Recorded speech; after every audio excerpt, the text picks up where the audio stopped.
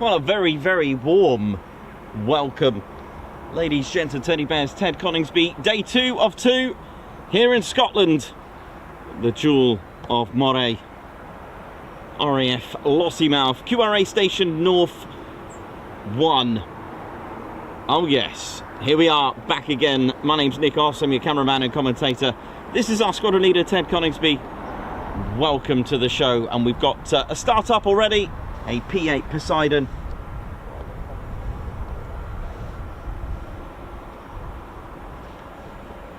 And of course, our Foons here as well as the P-8 Poseidon. And hopefully in the future, in a not too far distant future, the E7 Wedgetail will also be added to the Lossiemouth inventory. A QRA station, maritime patrol station. Oh yes. Welcome to the show. It seems nice and calm here, the weather-wise at the moment, but this is what it did yesterday. So let's hope it changes a little bit and gets us all good. Here we go. It's on the move now. Taxi now. What a great start to the morning, just like yesterday. The P-8 Poseidons. They do have nicknames. Just like the E3 Sentry AWACS of the Royal Air Force were named after the 7 Dwarves. The Shackletons had names as well, I believe from the Magic Roundabout.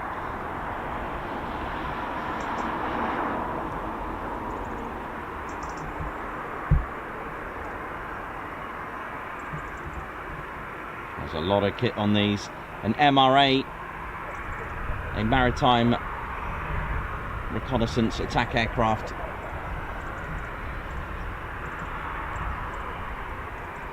Flown by 3 squadrons, 120, 201 and 42. Torpedo Bomber Squadron. Now you'll know with that they've had some history with torpedo bombing, but they're actually today they're an operational conversion unit. So just like 29 Squadron, 42 act in the training role for both the E7 and the P-8 Poseidon.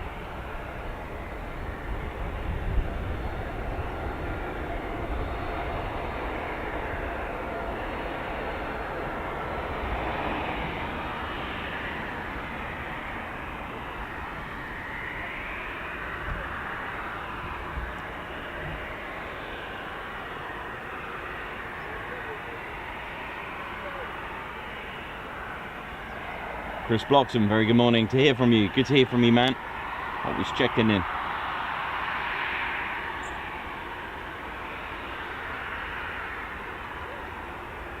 From the Shackleton all the way down to the Short Sunderland, the Maritime Patrol, even the PBY, the Catalina.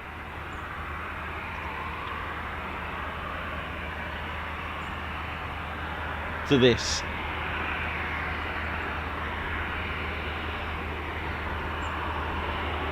And of course the Atlantique as well that we've seen at RIAT as well, not forgetting classics. If you know any other. What about the Ferry Gannet is another one. What about the Wyvern as well? Was that just trying to think. The Gannet was a reconnaissance, wasn't it?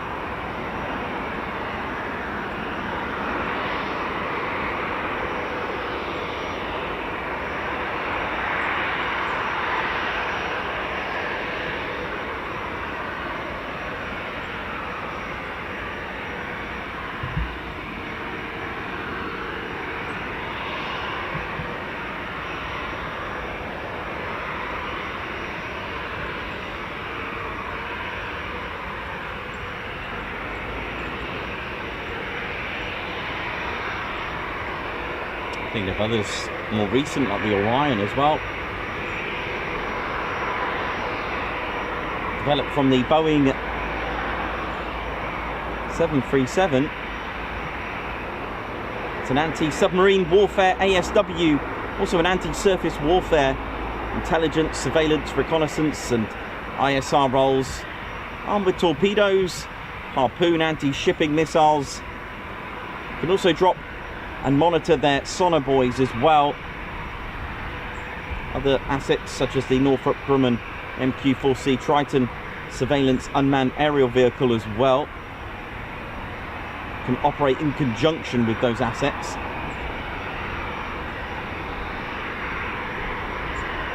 I believe it's really the answer to replacing the P-3 Lockheed Orion.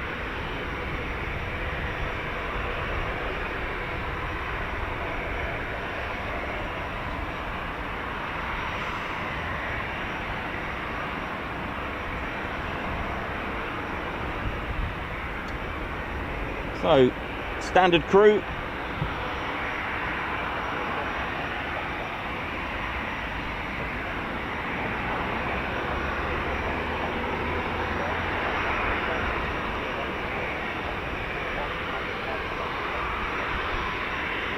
A crew of 2 pilots, a tactical coordinator, and 5 WISOs, weapon systems operators.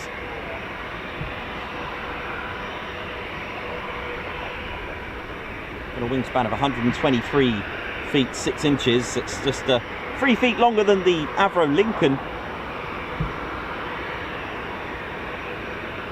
Speed of 564 miles per hour. Can cruise at 509. Service ceiling 41,000 feet. Powered by 2 CFM56 turbofans, smashing out 27,300 pounds of thrust each.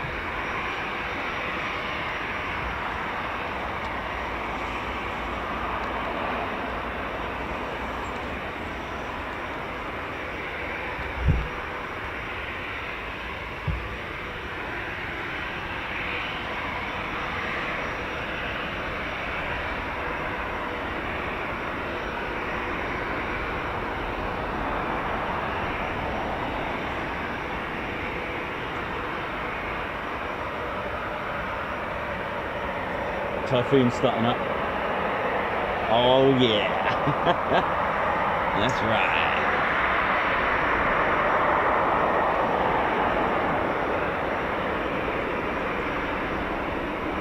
Welcome to RAF Lossiemouth, ladies, gents, teddy bears. Don't forget your stream checklist. Don't forget, please hit that like button. It will have a great effect on the channel and the stream. Hitting the like, you are cleared for a touch and go on the like button, so please do so. YouTube starts to get a bit excited once you all start hitting the like button. We don't want anyone to miss out. And of course, don't forget all the new viewers and viewers that we've yet to welcome. The ones that don't know. Imagine all these, yeah, Ted Coningsby potentials in the future that have yet to discover the channel.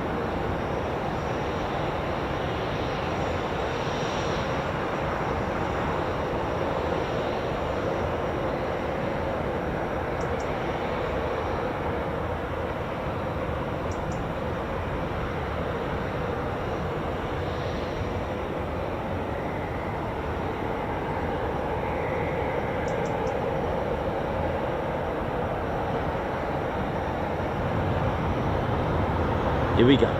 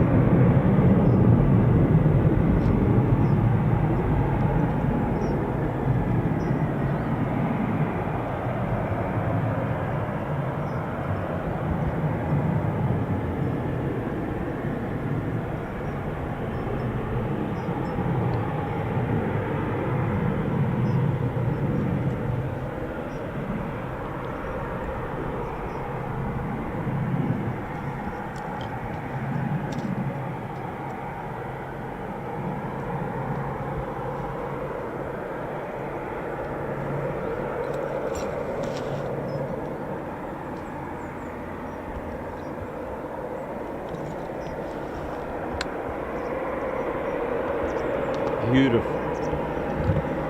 Lovely start to the morning. Welcome to the show. Hope you're all good and well.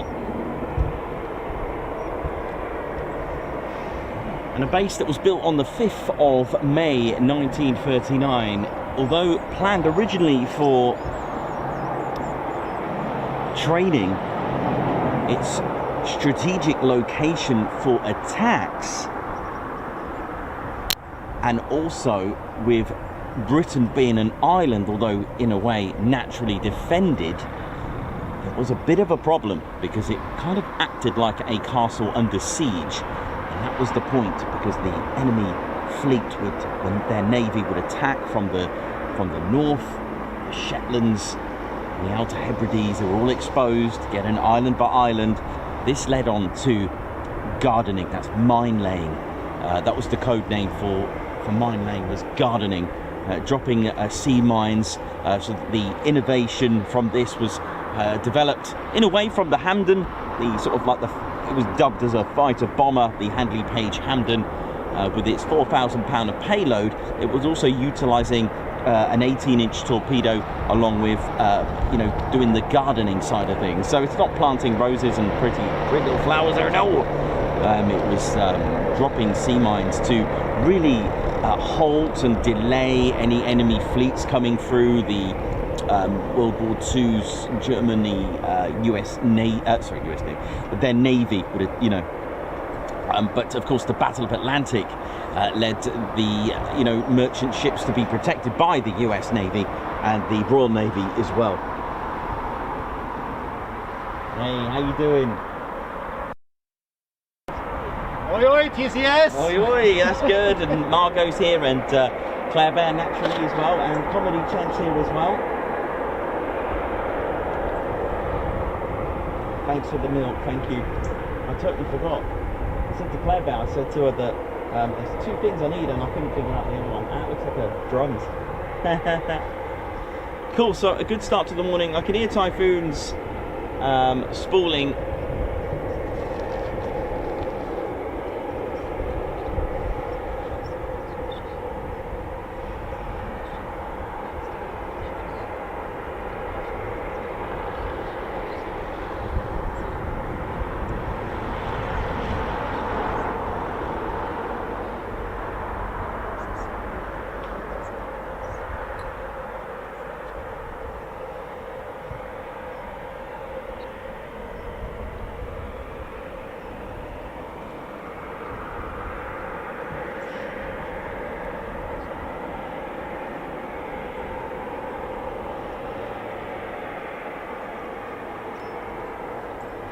So the P-8s have specific nicknames. So Zulu Papa, and then you got an 8-0 after them. So we got 01, 02, 03, 04, 05, 06, 07. I believe there's 08 and 09. However, I don't know if they've allocated, or shall we say baptized,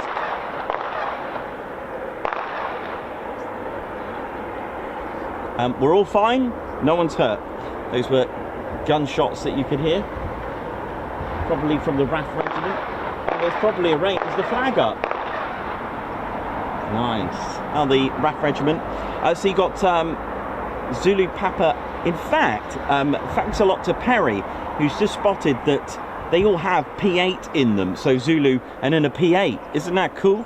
So ZP8, ZP802, 803. So we've got Pride of Moray is 01.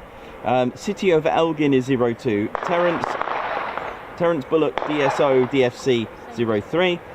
04 is Spirit of Reykjavik. 05 is Fulmer. 06 is Guernsey's Reply, and 07 is William Barker VC. And I just had a message from Perry, who's also put the serial numbers for the Wedgetail will have WT, that's Whiskey Tangle, for Wedgetail. Great spot, great shout, nice one.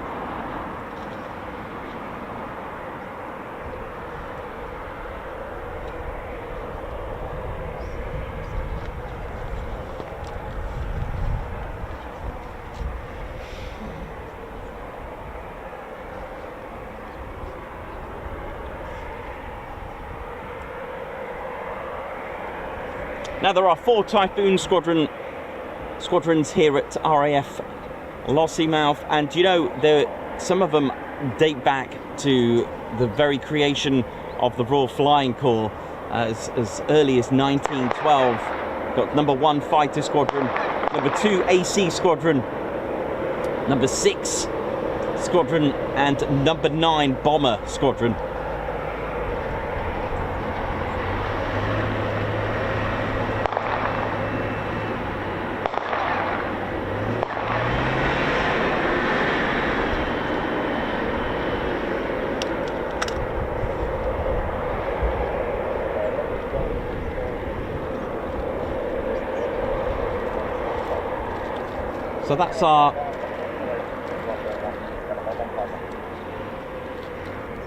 So that's our Typhoon squadrons. Like I said, we've got 120 Squadron, we've got 201 and 42. They fly the P-8, and we've also got 51 Squadron RAF Regiment. They're quite a hardcore regiment squadron under the number 5 Force Protection Wing. They're a multi-discipline squadron, so they're highly trained in dismounted close combat, ground extraction force, close quarter battle, and the CBRN, chemical, biological, radiological and nuclear operating environments. So they're forced to be reckoned with. The squadron is equipped and trained in a number of specialist capabilities, including the 81mm mortars, machine guns, anti-armour, such as the Javelin and next-gen light anti-tank, which Reggie has held. Here we go, Foon time.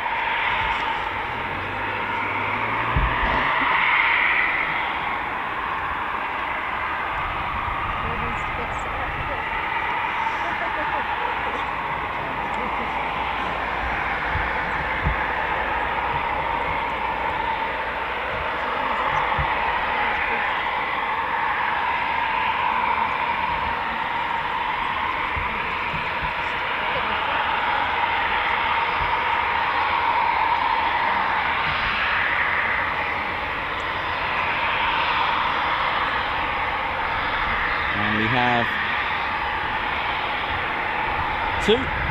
So these are the markings of number 6 Squadron, the flying can openers.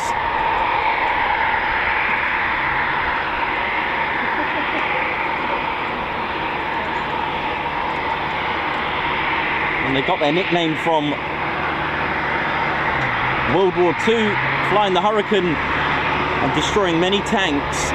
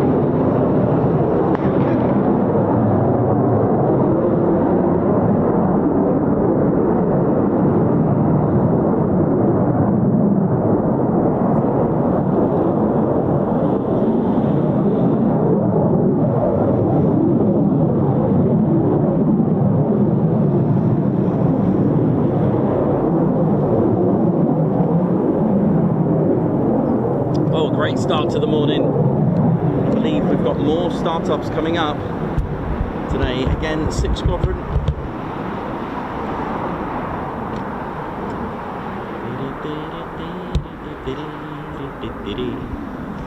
So yeah, we should get another, looks like another 2 there, at least. Looking good for today. A great start to the morning. Welcome to the show. And welcome to the Ted Coningsby channel. Great start to the morning.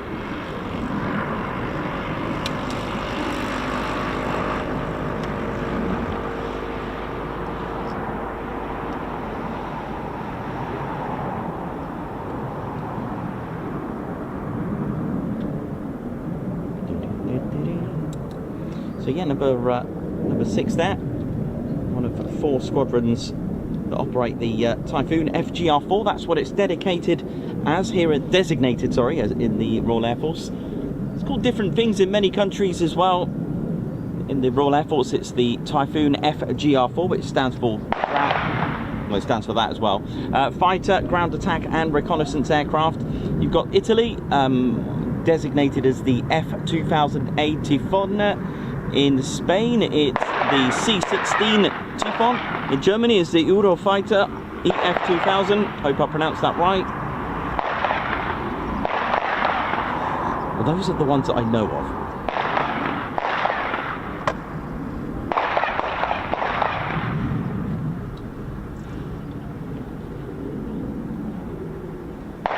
I believe the Hurricanes of number 6 Squadron had a Juliet Victor, if I remember correctly. Well, they can change.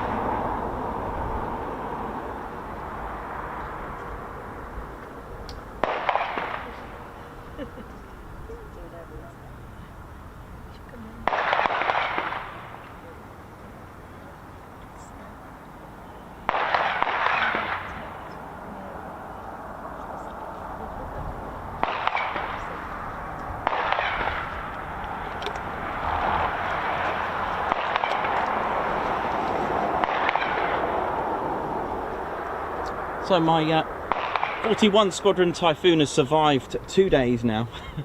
It's had both its 4 planes broken in transit, and this is our Typhoon demo, so we can give you a good idea of what the Typhoon can do. First flight 1994.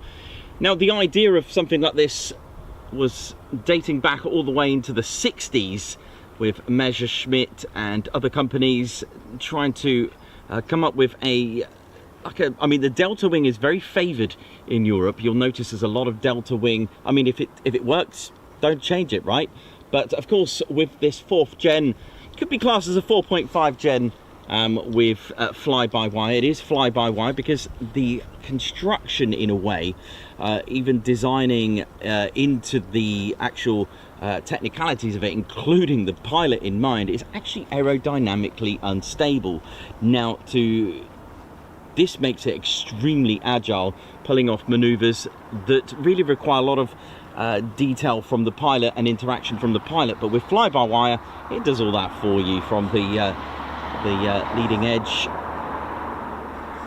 wing flaps, ailerons, and we'll talk about the 4 planes as well. So we're going to start from the sort of the point right up to the back to this. We're going to work our way, for those that are new to the Typhoon, like I said, official, it's the Eurofighter Typhoon project. Again, first flight 1994 with many prototypes as well. And inside the radome, lots of things going on here, and I'll talk to you about what, if I can remember all of them off the top of my head. Let's ride. So it is made of 85% carbon composite, which is a posh way of saying plastic. It doesn't have a lot of metal. Now, radars love metal. A lot of metal can be detected quite nicely with radar. So the Typhoon tick number 1 with it having a lot of carbon composite along with acrylic canopy. Okay, so it's not glass, it's acrylic. Again, a nice material there to use. So the left wing made in Italy, because it is made in 4 different countries. Left wing Italy, right wing in Spain, so that's Airbus Spain. The center section of the fuselage made in Germany, the cockpit section and the front made in Britain, and at the back you've got a mixture of Italy and Britain with the likes of Eurojet composite, with Rolls-Royce, Leonardo, BAE systems, again lots of BAE systems input. In fact, BAE systems play a major part in the ground course schooling, all the avionics, that kind of thing, all the software, all the fancy the mounted helmet display as well, all these fancy stuff, all the avionics, but they all contribute to make this wonderful multi-role. It is a multi-role, a swing role aircraft that can just change at a flick of a button, and it can be reconfigured at a switch, and it's absolutely fantastic. Hence we still use it today as our, you know, protector of our skies when our airspace looks like it's under threat. So we use the Typhoon for that. Inside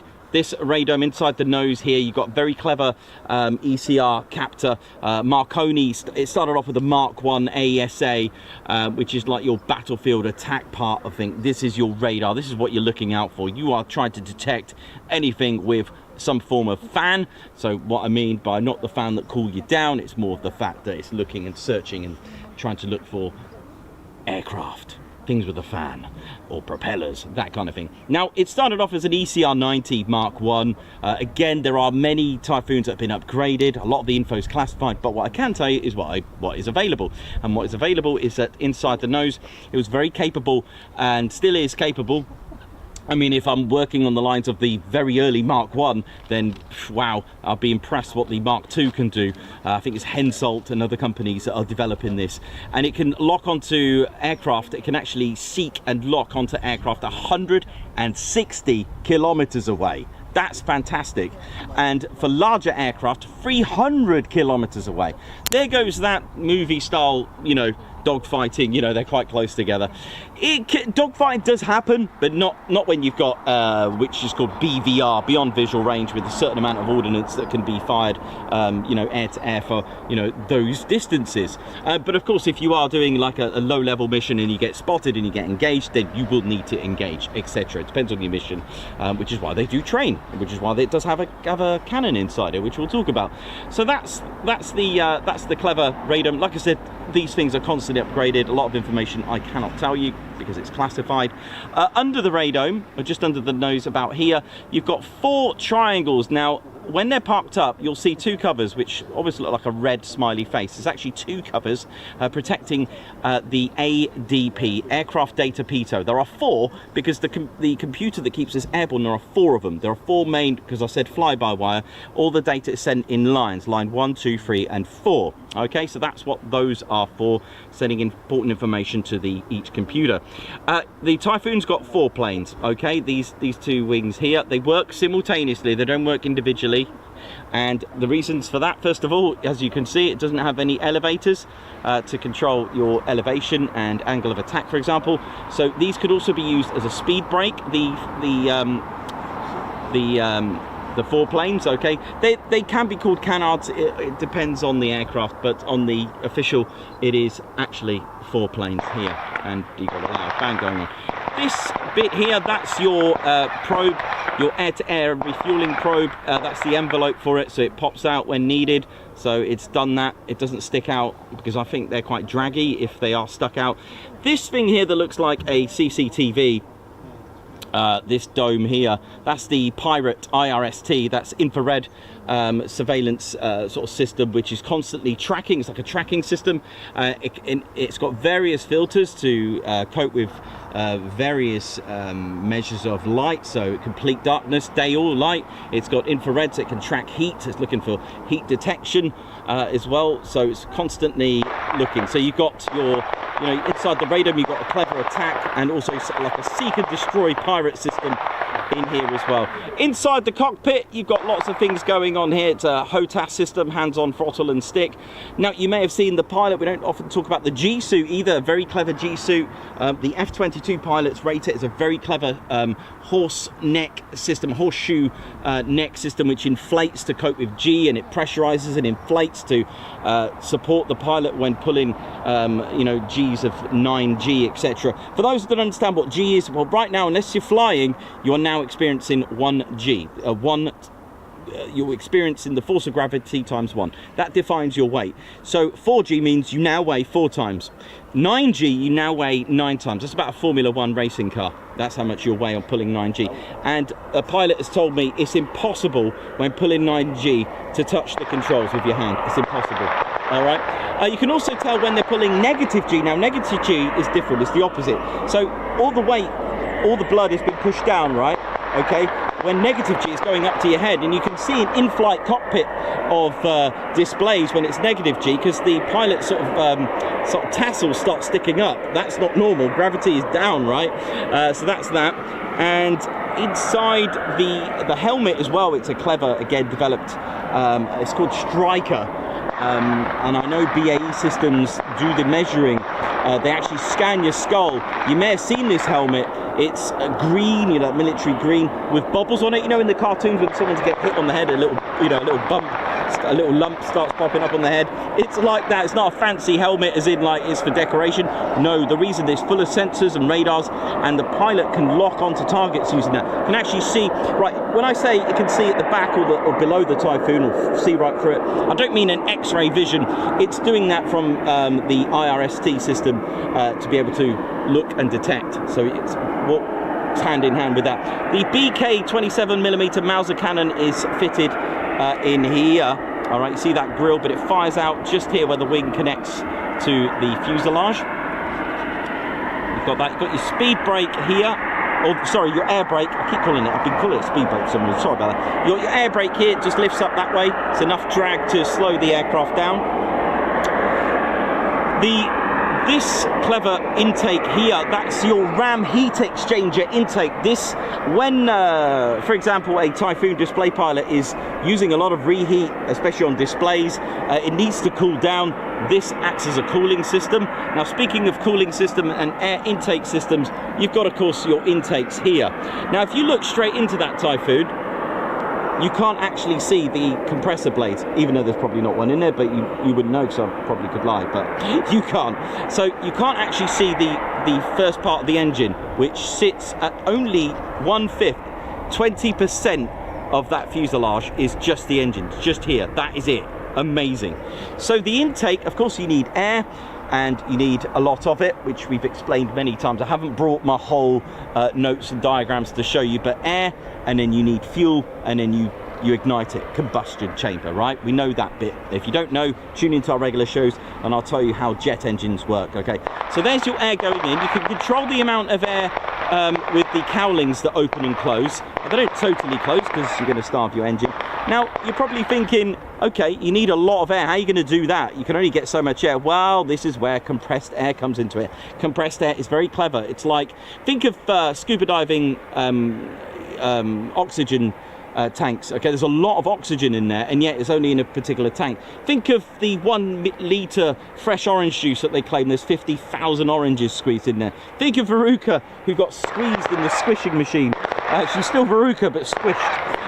To put it into perspective, the volume of a squash court can be compressed. That's about 325 square meters, I think it is, or cubic meters. Compressed down to that vehicle there, that just a family car, in 1.5 seconds. So that's getting sucked in there. Now, the reason for it being down here and the engine up here, this is a little bit of stealth, because there are radars that detect heat, okay, and movement. This protects it from detecting the heat that's created from the compressor blades. It's called an S-duct system because it's shaped like a letter S. The only problem here, if you've got air going in, you're then going to have drag. You're then going to have what's called a boundary layer. Boundary layer is very dangerous for an engine. So, to combat that, just like the F-16 has it, you've got this little splitter. Can you see the gap? There's like a splitter Bit like racing cars, or if you want to do up your Vauxhall Nova, you can put a splitter on like the Citroen Saxo. Do you remember those front spoilers, basically? They can actually act for different reasons on cars. They can have special braking, cooling systems. They can cut through the air better, create a better airflow, which is why Formula 1 racing cars have them. But this also creates drag if you don't have one. And the problem with drag, and I demonstrated it before, I actually used a flask, but if you were to pour water right now on this nose, you'd probably think naturally it will just fall along the edges, yeah? So it hits the water hits here, and the water just comes down. Incorrect. It actually sticks, which is what air does. And that is literally simulating drag, which is called a boundary layer in this instance. If the air's getting sucked in and you've got this draggy air hitting the compressor blade, you've also got your air that you really want, your high pressure. So you've now got high pressure and low pressure air going in and hitting that fan, which is actually one complete unit on a Typhoon. And that can actually damage your engine. So to combat that, you have a splitter, which is called a boundary layer diverter on the Typhoon, or splitter bridge. It's also got holes here, it's got a grill here, it's been drilled or whatever, to just suck in that last bit of draggy boundary layer as well. Okay, let's have a little bit more look. It does have an arrestor hook. Actually, I didn't realise it's got one here, look, it's got an arrestor hook there. You've also got this pylon here. This can actually jettison a decoy pylon. It's a decoy pylon, which actually connected via a lanyard or cable, if you want to call it that. It's actually got. I actually thought it was a blow-up Typhoon, but it's actually a radar. And the point of that is to fool enemy radar to think the Typhoon is somewhere else. I don't know how long it is actually. I like to ask that question. This here is your missile approach warning. This is like a defensive system for the Typhoon. This will detect if you've sadly been locked onto and threats missile approach. You've got if you've got a heat-seeking missile after you, you've got a selection of flares here that you can dispense. If they're guided missiles, then you've got your chaff dispenser here. Now, chaff is like bits of metal to fool enemy radar to make them think it's somewhere else, okay? So, very clever. Dating back from what I can remember is World War II. They called it Window. Operation Glimmer, have a look at that. 218 Squadron on D-Day. Really confused enemy radar. There are 13 hard points in total. There's one in the center. You can see this drop tank. I don't know if it's like the same as the Tornado, a 600-pounder. They are draggy, that's the only downside, but they do give you extra fuel. You've got another 6 hard points here and 6. Now, one of them on each side, you can have another drop tank on each side. So that's 3 drop tanks, leaving you with 10 hard points, 5 on each side for some tasty goodies on there as well. Let's have a look. The EJ200 engines can be easily dismounted, and they produce a whopping 20,000 pounds of thrust each with afterburner. It's about 15,000, I think it is, without dry, but it's giving you 20,000 pounds of thrust each. Now, to put that into perspective on an aircraft that weighs very little at just 24,000 pound empty, yes, a Typhoon or any aircraft can't really fly without any fuel in it unless you're an electric aircraft. The Typhoon, with its small weight and powerful engines, a total of just over 40,000 pounds of thrust. From brakes release to 8 seconds that we see, it is capable of rotating after 8 seconds. Depends on the pilot, can reach speeds of 185 miles per hour, although that does depend on the pilot. And then 22 seconds later, it can go supersonic. Now, what I mean by this is, from 8 seconds, it can pull up into a 50 degree, 60 degree, and a vertical climb. Now, here's the difference with the Typhoon. This has an excellent thrust-to-weight ratio. And what I mean by thrust-to-weight ratio is the fact that it actually produces more thrust than its fully loaded weight, which means it can actually accelerate after those 8 seconds, but wait for it, it can accelerate vertically. Not many aircraft can actually do that after 8 seconds and start accelerating. Now, you may see at Lakenheath, they go all the way down the runway. Now, they've got a bit of physics behind them. They've got speeds of 380 to 400 miles per hour. They can then kind of defy the laws of, well, not defy the laws of gravity, could be assisted by velocity. Because of the speed they've got behind them, they can easily climb with 400 miles per hour. Gravity will struggle to pull that down a little bit, so it's got that power to do it.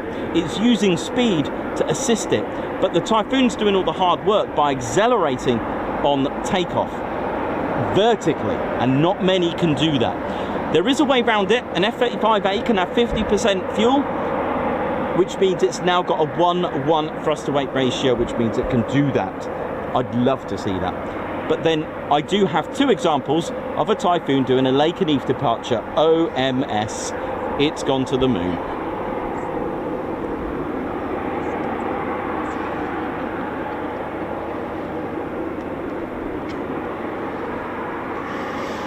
So there we go, and that's what's called thrust to weight ratio. Nice markings there, number 6.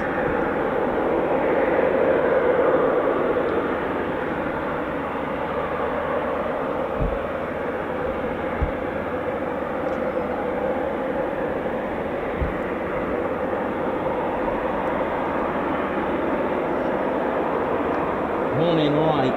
Oh, dear.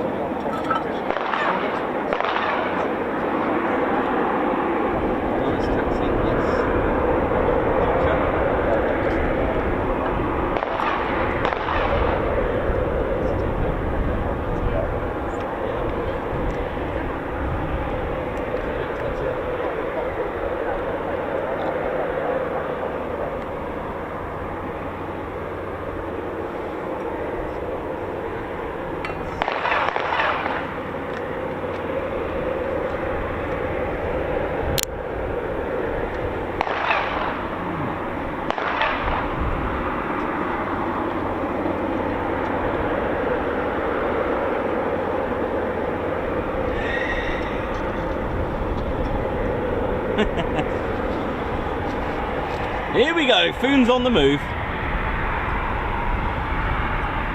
Again, number 6 squadron.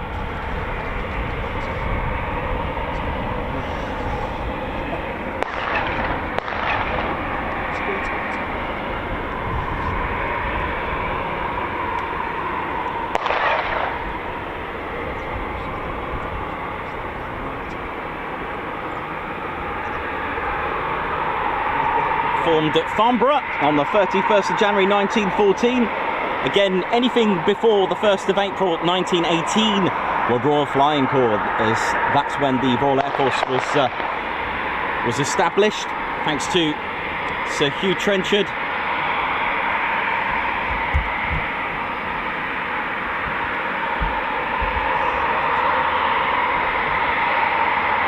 Started off flying the Royal Aircraft Factory BE-2s.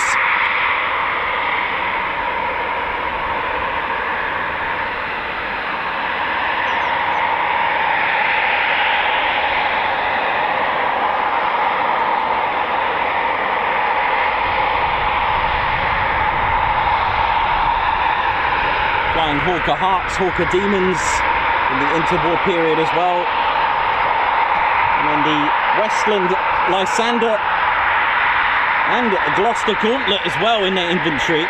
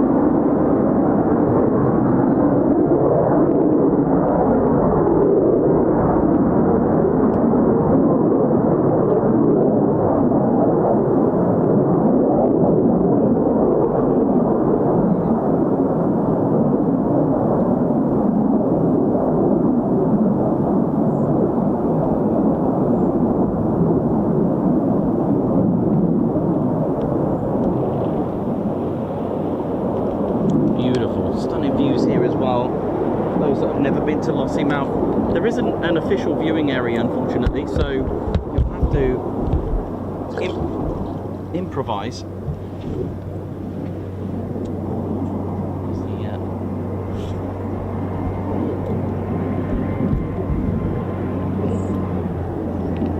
Cove Sea Lighthouse, beautiful.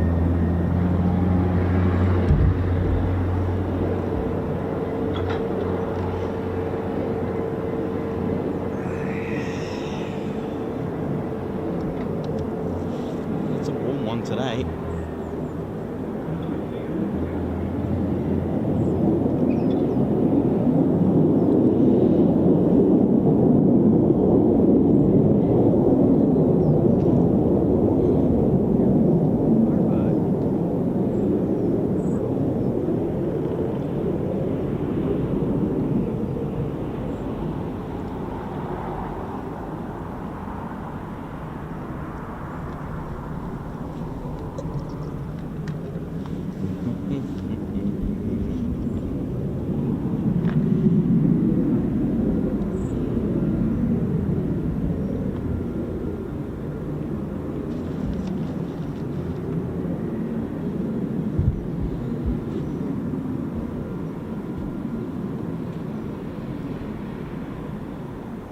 Very warm welcome to everyone that's tuned in. Thanks for joining us. A very warm welcome. Good day, good morning, good afternoon, good evening, wherever you are watching from in the world. And we've got our crew up here. We've got Claire Bear, we've got Margot, Daniel, Simon and Gerd. Oi, oi. And of course, Comedy Ted as well, who's also here. And Reggie, that you can hear in the background there, just using the range there. And very warm welcome to our viewers as well. You've got Righty, Chris Bloxham, Davey, Paul Mayers, Andrew, Tony Rivers, Hannah, Paul, Jenny B, Remco DeVray, Nick Knox, how you doing? Alan Gates, Lorenzo Lippi, Graham McRobert,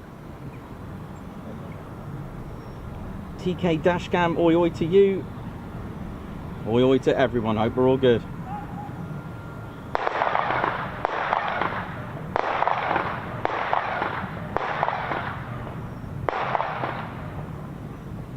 There is a fan spotters Facebook group, if anyone's interested to ask questions on various aspects. Again, like with anything, this is military, you just turn up, potluck it. I mean, we didn't know we'll get anything. It's just like that with military bases and places. You just rely on potluck. Just turn up, hope for the best, see what happens, and go with it. So enjoy. That's the way you apply that, and be prepared to see nothing, and anything else you see is an absolute bonus. So do enjoy. Hope we're well and feeling good, ladies and gentlemen. Welcome to the show. Background noise, don't worry, we're not being under attack or anything, so don't report it. It's the base using their range. Coningsby is quite a few, I believe they've got one on each base, like a 25-meter range base. And a very warm welcome. It is a lovely day so far. Fingers crossed, but a good start to the morning. 1 P-8 for Typhoon departures, and I hope we're all feeling well and good.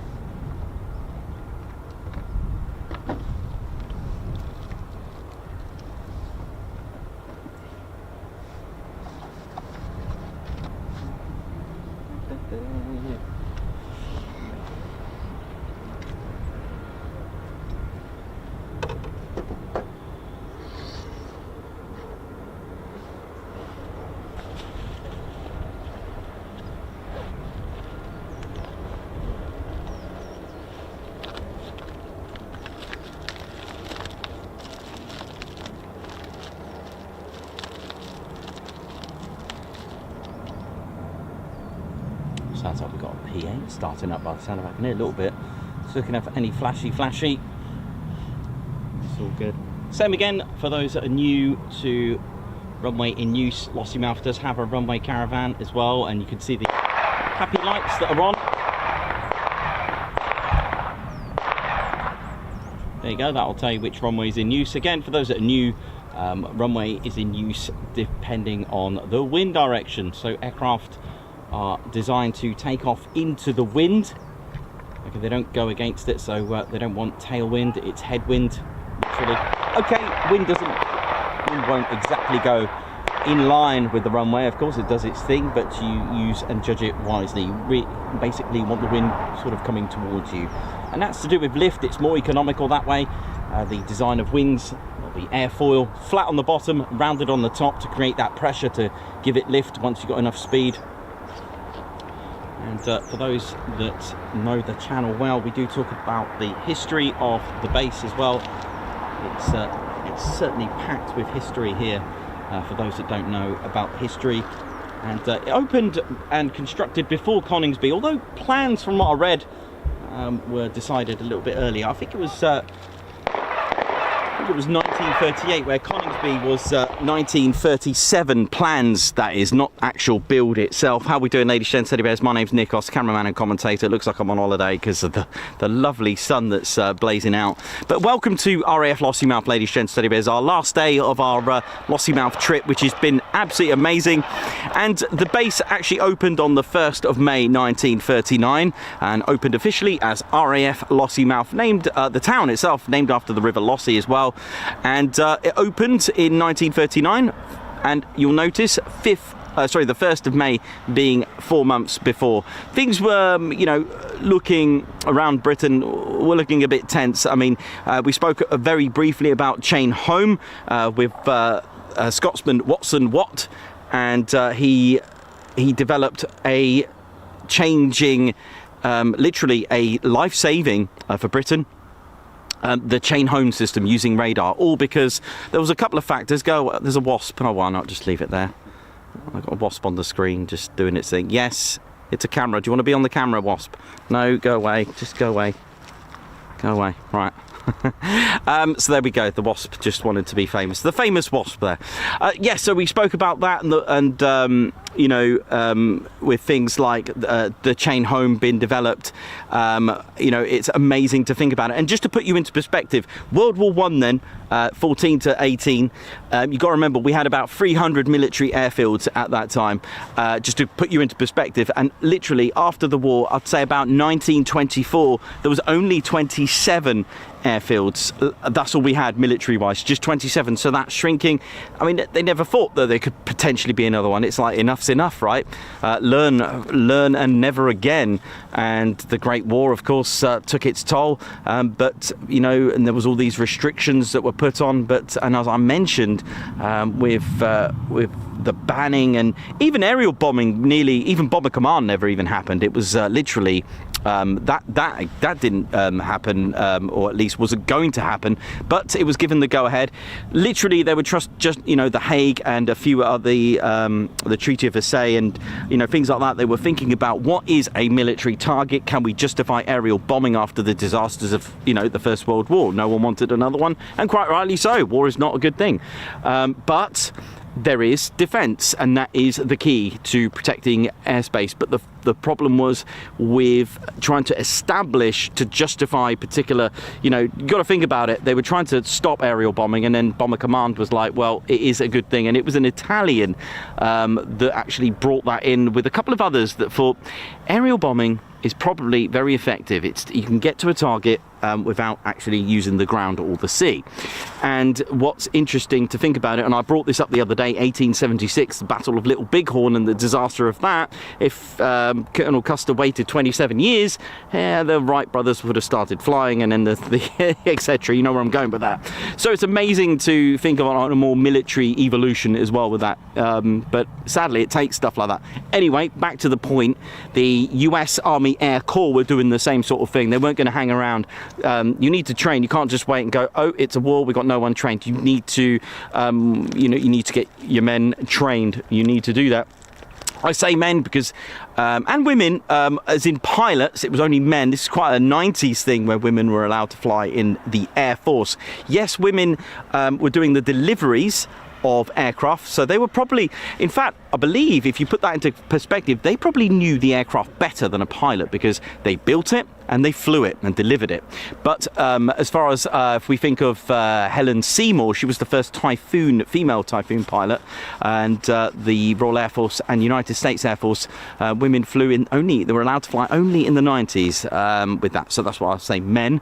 But there were various women in other roles. If you think about it, if you've seen movies where, you know, at certain hideouts where in Bomber Command Station, you know, you see a lot of women, Women's Auxiliary Air Force, because men were at war, and that's the saddest point. But the US were developing something called First Aviation Objective. They were getting prepared because on the 15th of January 1941, just using them for example as well, they were being prepared. And look what happened in December of that year. Okay, it was 11 months later, but you know, had they not trained and started building all their aircraft that they potentially needed, well, the disasters of the 7th of December 1941, you only need to know they were lucky that they had an Air Force ready just in case, and that did. And the thing is, you've got to also think about the location for here. We are very, well, right by the sea, very north of Britain, very north. But although Britain is naturally a defensive structure, being an island, it could also have its problems, because at the end of the day, the plan of being an island, well, all you got to do is think of the castle, put it under siege, and you could be in a bit of trouble. You'll be starved. And that's what Hitler's plan was, to starve Britain, because the fleet, the Battle of Atlantic, things like this, you only need to start taking out the merchant ships. Supplies of steel, supplies of food, but then we can only grow so much. You know, and this is the thing, I've always said it's a people's war as well, and it's quite fascinating to look at that side of things without even going into aircraft and thinking of the rations and thinking of, because I was thinking this the other day, it's like, could you, I know, sorry vegans, but this, you know, could you slaughter your own animal? Could you go and hunt one? There was actually a law stopping that from happening. Only the farmers could do that. Okay, you can, you know, like for example, going wild hunting, okay, which, you know, people do. And for food, this is what but that was stopped, because obviously if you're going to get everyone going a free for all, then it's going to cause a few problems. So there was actually a law on that. I only discovered that at where was it, Harrington, with the carpetbagger missions and things like that. It was very, very fascinating to look at all aspects of what would happen on what happened during that time. And then I was learning more about the phony war. Looked that up, amazing. But due to its location, it seemed like the perfect place for a training unit, Lossiemouth, and this is until the outbreak of World War II. Now the first occupants, let's start with Group Captain P.E. Maitland in 1939, 1st of May. He was the first CO, and it was number 15 Flying Training School, the first unit. And aircraft, you know how we like to give you the firsts that were here? That's making a lot of noise. Was it a V8 tug? Is it? Yeah, so the first, they were flying the Airspeed Oxford and Hawker Harts. Now, it seemed like the World War II's Germany, the Navy and her fleet saw weaknesses here, or at least saw a great position to attack from. Now, this eventually led to operational combat missions here and attacking fleets on Lossiemouth, which meant a disruption for training units, because what they found is that if you've got training units here, how are you supposed to, you know, they weren't fully qualified to go out and do proper combat missions. They were a training unit. So this led on to not far from here, about 6-10 miles, was RAF Elgin. You've also got another satellite station, Milltown, not far from me here as well. And this really disrupted the training unit, and a detachment of 99 Squadron arrived with the Vickers Wellington bomber to seek out the German cruiser here, the Deutschland, which was operating between Iceland and the Shetlands. That way. Is it? Yeah, that way. So, and sorry, it's back to front on my screen, which is basically 44 and 50 Squadron arrived with the Handley Page Hampdens, the very aircraft to innovate gardening. Now, I haven't brought my Hampden with me, because that's that one always appears on my Coningsby streams. Let me show you the Vickers Wellington. Here's our Vickers Wellington bomber. You know, had a good reputation, the Vickers Wellington bomber. Haven't got a Hawker Hart, maybe I'll try and get one. But this is the Vickers Wellington bomber, a fantastic aircraft, which was constructed and designed by Barnes Wallis, who built the geodetic airframe for this. There we go. It was the most produced RAF bomber of the Royal Air Force. They made over 11,460 or so, I'd like to say. And with all those, there's not one flying. It was the most produced, and I think similar situation to all the, I think something like 18,000 B-24s. There's not many flying, and what is it? The 12,000 or so B-17s. There's only just literally 3 or 4 in the world, is it? Something like that. I know there's only one in Europe, and that's our very own Sally B. Yet made in 16 different variants. The first one, Mark 1, had Pegasus engines. Mark 2 had a Rolls-Royce engine in it. And Mark 3, and especially Mark 10, had some really powerful Bristol Hercules engines. It could do something like 20,000 feet of service ceiling. Reach speeds of about 240. 240, but it was very good. The range was really good on this as well. It could carry 4,500 pounds of bombs. It had a good reputation, made in 16 different variants, and also a record breaker as well. Now, what is geodetic airframe? Now, on some of the models that I have of the Wellington, you can see here through the perspex what would have been. You can sometimes see this sort of like almost like the chain link fence. And it's literally, the whole frame was crisscrosses. All right, I spoke that there's not one airworthy, but there is one fully complete at Brooklands Museum. The one at Cosford is nearly complete. I think it's still got a few years to go yet, but it's very clever. Barnes Wallis making the geodetic airframe. He designed that to be able to be easy to assemble, to put together, and also to take battle damage, easy to repair. And I believe it was possibly lightweight then, possibly, because it was wrapped in, I think it was Irish silk or Irish linen. Again, keeping the weight down. Like I said, it had a good reputation. I think it retired in 56 or so. And for those that love the story of being the record breaker, yes, it was a record breaker. In fact, they were making this at a rate of 28 a week. About 3,000 men and women took part in the creation of that. And also the record-breaking aircraft took part in Broughton, that's right, in Flintshire. And what it is, Vickers Wellington and the crew at the Broughton factory decided to beat the world record of 40 hours of actually putting an aircraft together, assembling a bomber, right? This is the world record was in America. 40 hours it took to assemble a bomber and to fly it. They wanted to do it in 30, so when women worked overnight, literally. Now the pilot, the test pilot, was told, yep, give us 30 hours and you can fly it. Okay, fair enough. So they put this together in just 23 hours, 50 minutes. And I've seen a video of them towing it out from the back, and there's a man up the top just giving it a little last minute polish. The thing is, they were 6 to 7 hours early, and they had to wake up the pilot and say, we're ready. So the pilot came along and flew it an hour later. In fact, 2 of the hours were actually not of it being assembled. 2 of the hours were delayed, not delayed, but just to do the engine runs, because obviously they had to run the engine and test them out. So 2 of those whole hours of 24 hours and 15 minutes were because of the engine running to test them out. Amazing, right? What a great story. So they beat the world record by a good 15, 16 hours or so. Amazing. So that's our Vickers Wellington bomber. Quite happy bomber, and it did very well.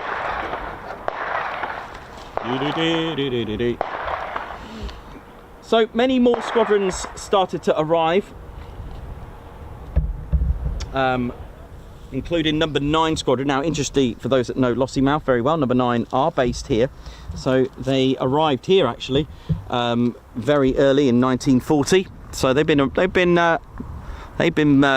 you know, having a long connection with here as well. Others included 107 and 110, but they operated the Bristol Blenheim, another one I like to add to my collection of aircraft. In 1940, 15 Flying Training School, they moved in April 1940, and Lossiemouth transferred to number 6 Group Bomber Command. And it was here that number 20 Operational Training Unit established. They actually were formed here and established, operating the Vickers Wellington bomber, which I just showed you. And that's interesting, because when we're at Lakenheath, I'm always telling you about 20 Operational Training Unit who were here, and then they moved to Lakenheath in 1941. But in June 1940, Lossiemouth Satellite Station, RAF Elgin, wouldn't want to guess, probably that way, opened in 1940 in June, and this eventually proved useful. Now, this is a satellite station. Remember, RAF Coningsby had Woodhall Spa. Very useful. And remember, any runways that were destined to be built, or at least planned to be built, from December 1940 were to be built, especially for bomber command use, they were going to be built with hardened runways. I'm actually not too sure when the hardened runways were put in here. I need to do a bit more research on that, but when I find it, I will let you know. This proved useful for operational training units and maintenance units such as 46 Maintenance Unit, who basically, number 46, were actually making and modifying aircraft ready for front line, such as the Hawker Hurricanes, Tiger Moths, and these aircraft were once just left on a field, so having a satellite station and putting them in hangars was actually quite useful. 26th of October 1940, the base was actually attacked for the first time by the Luftwaffe, which resulted in 1 officer and 2 airmen killed. 3 HE-11s also destroyed aircraft on the ground here, and one of the HE-11s was hit and destroyed, and it crashed on the ground right on the airfield here, and the crew are actually buried here at Lossiemouth in the churchyard. Hurricanes of 232 eventually moved to RAF Elgin to protect Lossiemouth, so they had like their own QRA station to protect the actual airfield itself. Bit like RAF Harrowbeer would be a defender of Plymouth, that kind of thing. In 1940, which is in Devon, Dartmoor, that kind of area. Well, Harrowbeer is, but Plymouth in Devon as a whole. In 1941, with more combat sorties being made from Lossiemouth, and from what I've read, the conditions started to deteriorate here. And number 20 finally moved to RAF Lakenheath in 1941, and then I now need to transport myself to Lakenheath and tell you the story of what happened there. From 1942, Lossiemouth was the base to launch attacks on the Tirpitz, and Short Stirlings of 15 and 149 Squadron, along with 13 Halifaxes of 10 and 76 Squadron, carried out the first attacks in January 1942. Lancasters also were sent on this mission with 44 and 97 Squadron, along with Halifaxes, armed with the 14,000-pounder Tall Boy. Now, this would mean a modified Lancaster, which I will show you in just a moment. I haven't got the modified one, but I can show you what they would do to it. So the first attacks on the Tirpitz happened here. Again, the very first ones were unsuccessful, but they were carrying a 14,000-pound Tall Boy to seek and destroy the Tirpitz. And on the 12th of November 1944, it was 18 Lancasters of 617 and 13 of number 9 Squadron, which I interestingly have a Lancaster with these markings to represent it. They took off in the darkness from Lossiemouth and Milltown airfields in northern Scotland, which is here and at Milltown and Lossiemouth, and they headed for the northeast towards the Norwegian Sea to the Arctic Circle on what was to be the epic flight in a duration and effect, because if I remember correctly, the thing is, I think they went straight down. I think they headed for Italy, and then I think, if I remember correctly, I'd like to say that some of them landed in North Africa due to its location. I'm pretty sure they did, but leave that with me. It's something I'm going to learn.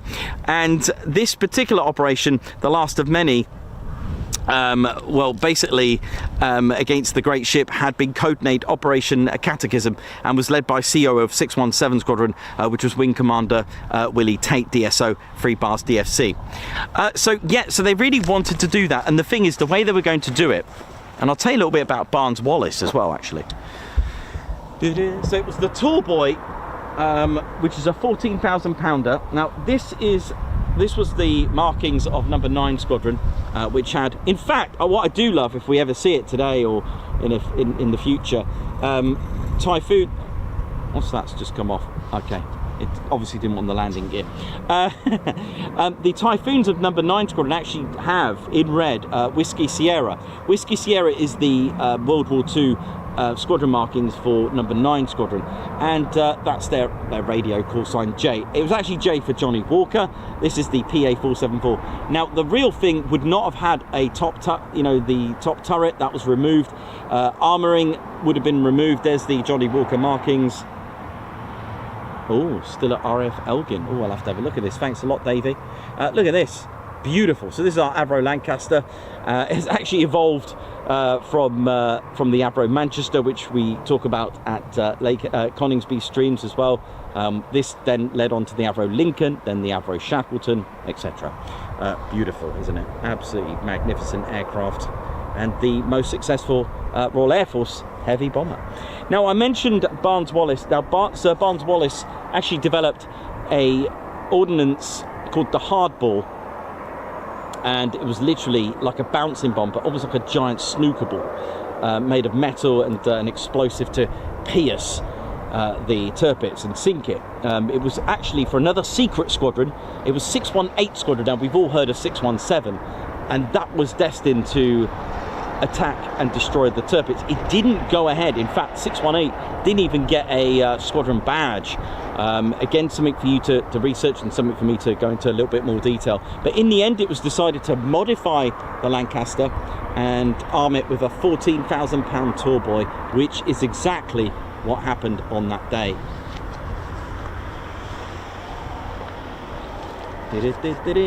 So the Lancasters had been specially modified.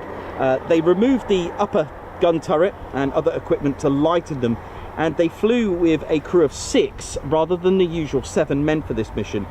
They carried extra fuel, 2,406 gallons each. That's 252 gallons more than the usual maximum fuel load for a Lancaster, and of course the tall boy bomb in the bomb bay. All in all, it weighed around 68,200 pounds. That's 31,000 kilos in new money on takeoff. Now, the Lancaster bombers were accompanied by an additional film unit Lancaster of 463 Royal Australian Air Force, fitted with 2 long-range 40-gallon capacity fuel. Absolutely incredible that they actually did that. So amazing to think about that. Here is where it all happened, of the sinking of the Tirpitz. Now, oh, you're right there. Now, with tanks in the bomb bay and cameras to record the results of the raid, the Tirpitz was hit by at least 2 tall boys and possibly by a glancing blow from the 3rd one.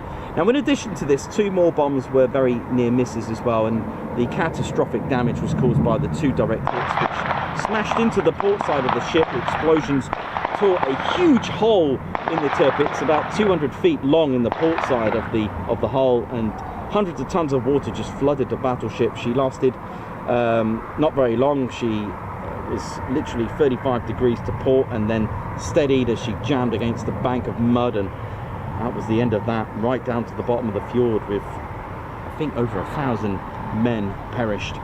Now, the near misses probably cratered the seabed as well and took water away from the side of the ship, aggravating the situation, and the ship's list increased to about 60 degrees. It was at 8:51 GMT that there was an enormous explosion in the ammunition store beneath the sea turret, which blew a 700-ton turret up and out and arcing 25 yards into the sea.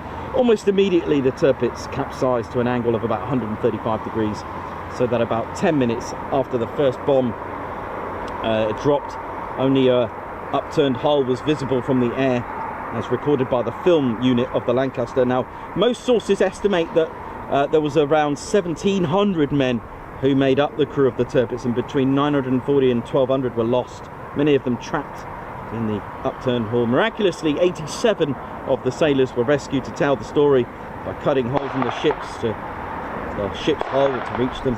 One of the 9 Squadron Lancasters, LM448, was hit by flak and was unable to make the return flight, and she landed in Sweden, where the crew was interned. And these are the markings representing on a Battle of Britain memorial flight. PA474. They change the livery sort of around every 5 years, so you never know what's the next one. I think that one was in the 90s, that one. But what I find fascinating, ladies, gents, teddy bears, as we look on into the airfield is when we talk about squadrons which we relate to in our streams, such as Coningsby and Marham, Waddington, you know, it's amazing to, you know, Lake and Efe, and to interlink all the stories together. It is quite fascinating to do so. 20 OTU took part also in the 1000 bomber raid as well, on the 30th to the 31st of May, and the third raid in June, which actually got the vote from the participation of Coastal Command. Now, can hear a Foon in the distance, which is good news. And you may be wondering why an OTU was involved, and Coastal Command finally took part in the third raid of 25th of June and 26th of June 1942. The reasons for that is because Bomber Harris wanted to send a message, and that was literally, "We shall not be bullied." And he called it, or was dubbed as, the 1000 bomber raid. But the problem is, we didn't have 1000 bombers in the Royal Air Force. So he went about by asking Coastal Command, which declined the first two raids, but OTU made up of a lot of men, so he used OTU, and if they weren't qualified, he used them anyway. If there were a few weeks, he said, "You've got your wings already."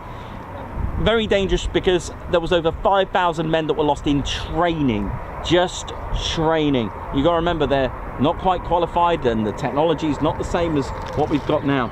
After the war in 1946, Lossiemouth became HMS Fulmer and the Royal Naval Air Station Lossiemouth as part of the Fleet Air Arm, and once again became a training base for the Fleet Air Arm. 766 Naval Air Squadron arrived with their Supermarine Seafires in 46. The runways, however, were about to be upgraded, and in early 1953, Lossiemouth's runways were upgraded and extended to their present lengths during the time aircraft temporarily operated at RAF Milltown. The Naval Air Fighter and Strike Training School transferred to the station in 53 and used the new runways, and between 67 and 1970 the base was commanded by famous Captain Eric Winkle Brown, the most decorated pilot in the history of the Royal Navy, who still holds the world record to this day of the amount of variety of aircraft flown. And on the 28th of September 1972, the base reverted back to RAF control, becoming RAF Lossiemouth. And once again, it was D Flight of 202 Squadron in the helicopter search and rescue role, along with Jaguars of 226 Squadron, began operating from the station. Those squadrons were soon joined by Shackleton, the AEW aircraft from 8 Squadron, who came from nearby Kinloss, and from 1978 to 1980 it was number 2 Tactical Weapons Unit, operated the Hawker Hunter here as well. 1978 we saw 48 Squadron RAF Regiment move to Lossiemouth, equipped with the Rapier surface-to-air missile system, and a year later 2622 Highland Royal Air Force Auxiliary Regiment formed here at Lossiemouth, providing a dedicated ground defence capability as well. And now really we're going to start to get to the more modern times, and in 1980 12 Squadron moved here from RAF Wellington, where they operated the Buccaneers, literally the lower than a Moa aircraft, and they were joined in 1983 by 208 Squadron. In 1991 all 3 Buccaneer Squadrons based at Lossiemouth were involved in Operation Granby in Gulf War 1, and in 93 12 Squadron began to operate the Tornado GR1B from RAF Lossiemouth. And with the last of the Buccaneers withdrawn in April 94, with 208 Squadron disbanding, 617 Squadron also transferred to Lossiemouth from Marham with the Tornado GR1B. In 1999, 15 Squadron began operating from Lossiemouth as the Tornado GR4 Operational Conversion Unit. 2 years later, it was 51 Squadron RAF Regiment who established here, joining 2622, and the 51 are still here today as under the 5 Force Protection Wing HQ. Now in 2011 it was announced that QRA-1 North would move from Lucas to Lossiemouth, and although the announcement happened in 2011, it was actually in 2014 when this was implemented, and it was number 6 Squadron who moved here in June 2014. 1 fighter moved in September 2014, and number 2 AC Squadron moved in January 2015. Now while all this is going on, meanwhile 9 years previous at Coningsby, they were already transitioning to the Typhoon. I guess that Lossiemouth wouldn't let go of their Tornadoes. I think they just wanted to keep them. And the time was coming for the Tornado though to be replaced by the Typhoon, and like I said, Coningsby already using theirs, and that happened on the 19th of May 2005. But in preparation for this transition to the Typhoon, 12 Squadron and 617 Squadron disbanded on the 1st of April 2014, leaving number 15 Squadron as the only remaining Tornado unit at Lossiemouth. Now, the first Typhoon unit arrived and operated at Lossie with the flying can openers. Number 6 Squadron, who arrived from Lucas to Lossie with 9 Typhoons, and on the 20th of June 2014 in a number 6 formation as well. So we're getting there. Number 1 Fighter Squadron followed on the 8th of September 2014, while responsibility for QRA North was transferred from Lucas to here. The 3rd Typhoon unit to arrive was number 2 AC Squadron in January 2015. They also arrived with mounted rescue teams as well, who moved from Kinloss to Lossie. And 15 Squadron disbanded on the 31st of March 2017. And finally, the Greenbats arrived as the final Typhoon Squadron, that's number 9 Bomber Squadron, to make Lossie the new home. And that was in 2019, who formally re-rolled from Tornado at Marham to Typhoon at Lossie. In 2020, Lossiemouth's new runway system scheme began when it finished in 2021. Reason? Because of these, the Poseidon.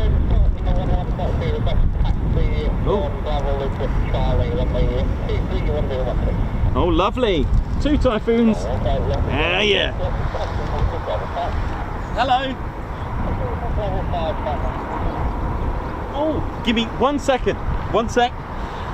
Yeah, so we it was ZP 801, 802 and 803 arrived at Lossiemouth for the first time. That was in 2020, and finally in 2023, 42 Torpedo Squadron became the OCU for the Wedge Tail when it comes, and the P-8 Poseidon. See ya. Hello.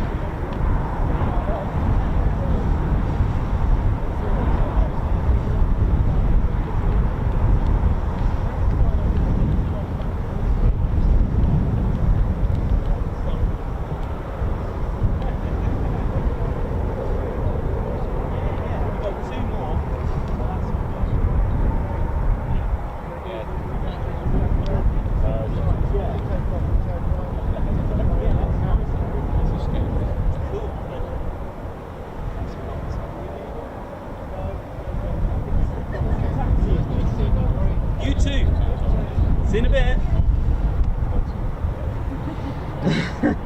Did you say comedy, Ted? Going on? Oh, comedy. Here we go.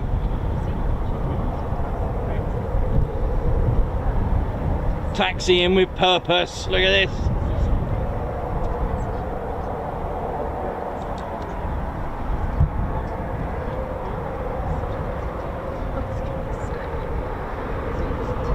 Shout out to Dave there.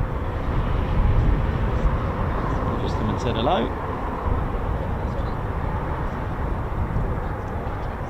Got 2 Foons.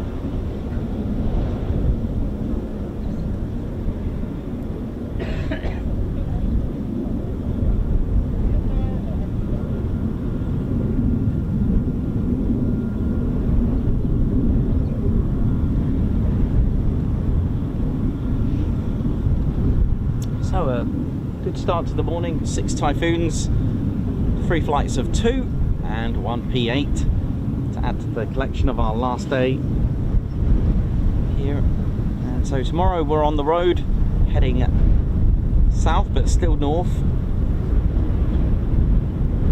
Looking forward to that. See what adventures we can get, although the weather isn't looking good for Thursday and Friday where we are, so unfortunately I cannot guarantee a show. I'm afraid it is pretty ghastly. Thursday thunderstorms, we are hitting the lakes on Thursday and Friday. That's where we're heading to, but it doesn't look great, but we will still be there. If I can't do the show, I will be at the ready with the camera, knowing that I don't have to worry about all the kit getting wet and packing it in the wet. So because we are exposed out in the open, that's the only trouble with that. But nevertheless, we're there anyway, booked it, we're going to have fun, we're going to do a few videos and see what we can get if we get it. Let's see, because for those that know, being exposed out low level areas in the rain isn't exactly a nice sight, but you can still have fun. Just bring lots of tea.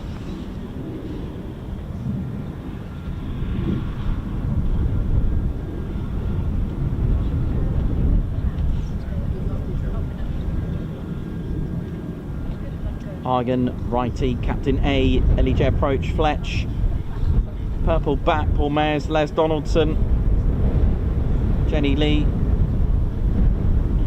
wee Stevie boy, how you doing? Sylvia King, Mike A, Alan Gates, hope we're all good and well, feeling good.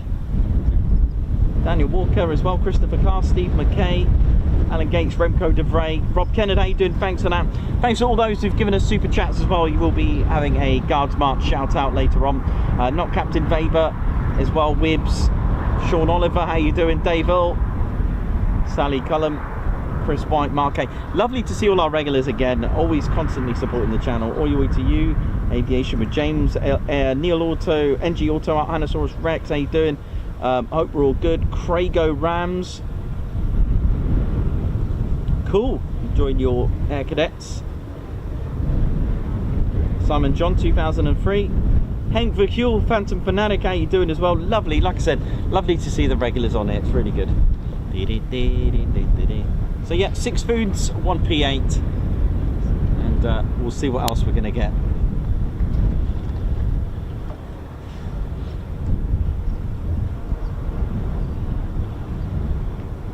David Smart as well, how's it going?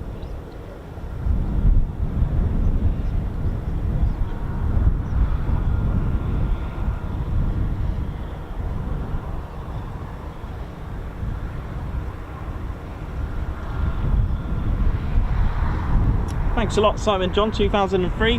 Glad you're enjoying the filming. Any PTOs yet? Mark Moody, no, not yet.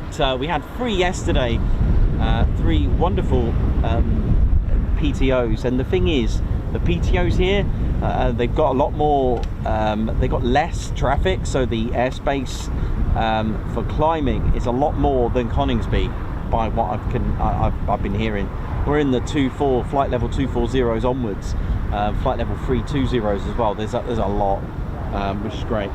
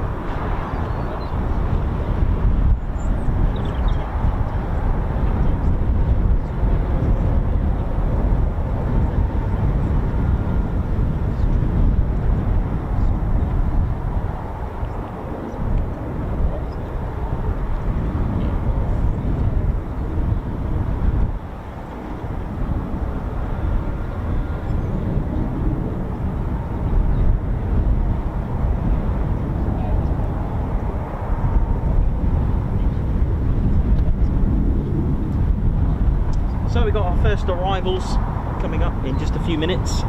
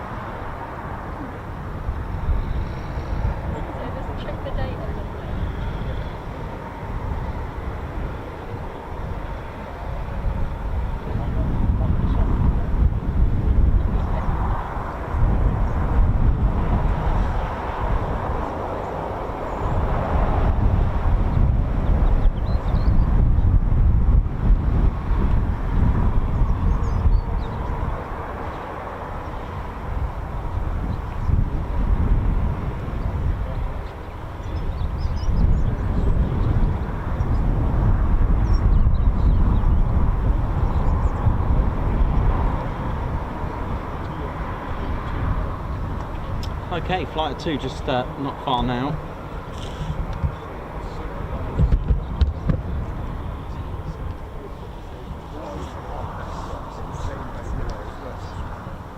Lovely to see see us have a look at Lossie over there, look.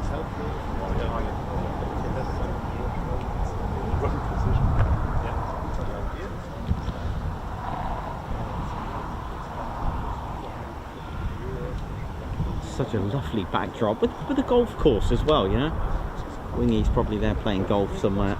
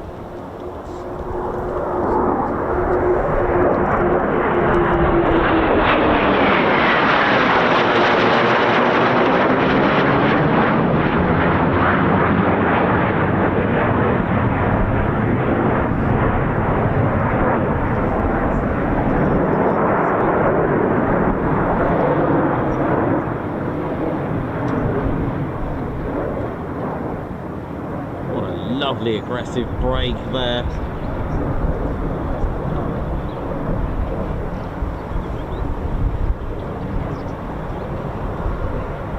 Number 6 Squadron, the flying can openers.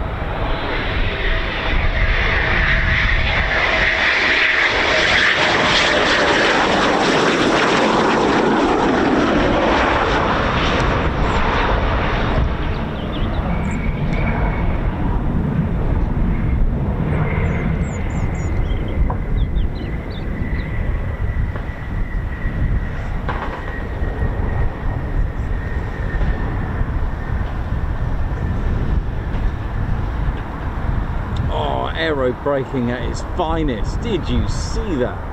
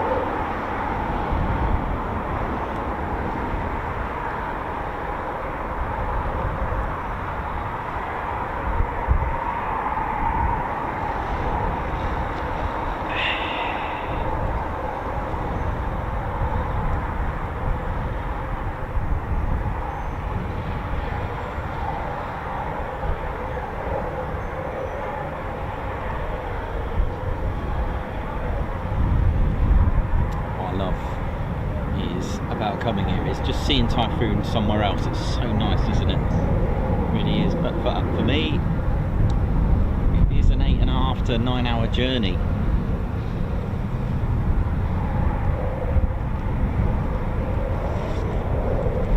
Nevertheless, it's always worth it to give you a variety of content and scenery, backdrops, planes. Yesterday was a nice variety. We had the although we see it at Coningsby, it's nice to see the Embraer here, and also a Texan from Valley, which is amazing.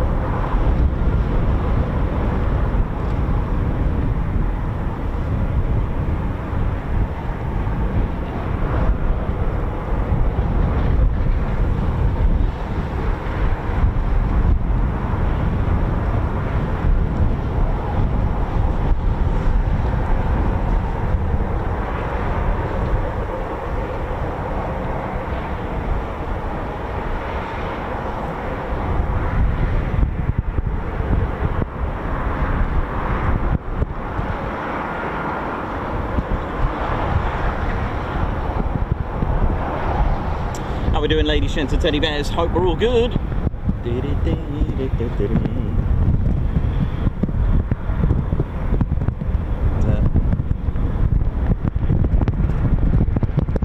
Welcome to the channel, and if you've been kind enough, generous enough to give the membership, take out Ted Coningsby membership, super chat, super sticker, we'll get you. We'll give you a treat. Ted's Guards March shout out. Paul Mayers, thank you so much for the super chat. Guards March to you.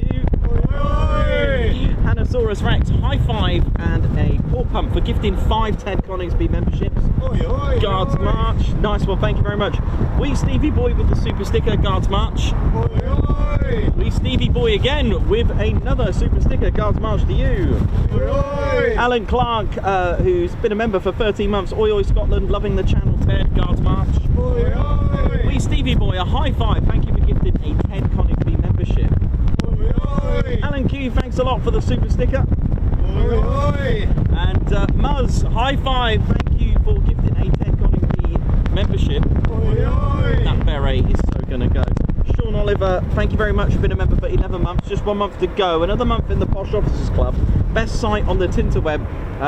Fantastic family vibe. Guards March. Alan Clark, thank you very much for the super chat. Guards March. Righty72, member for 13 months. A big oi oi to the Point Charlie crew. And regards, Ted Coningsby. Oh yeah. Nick Knox, a high five and a paw pump. Thank you so much for gifting 5 Ted Coningsby memberships.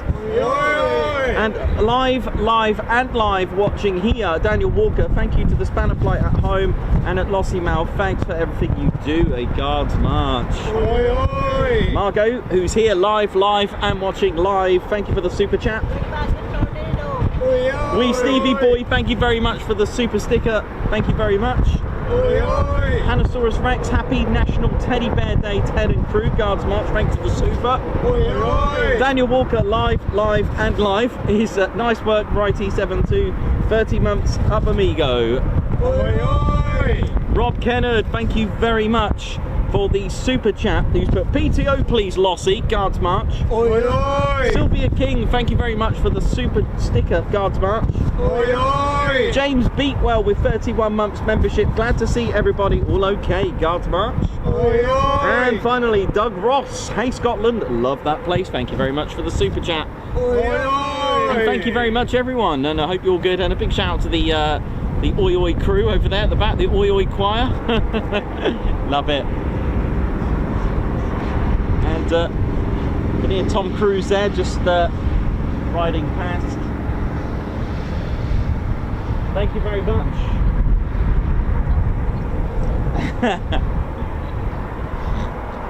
Right.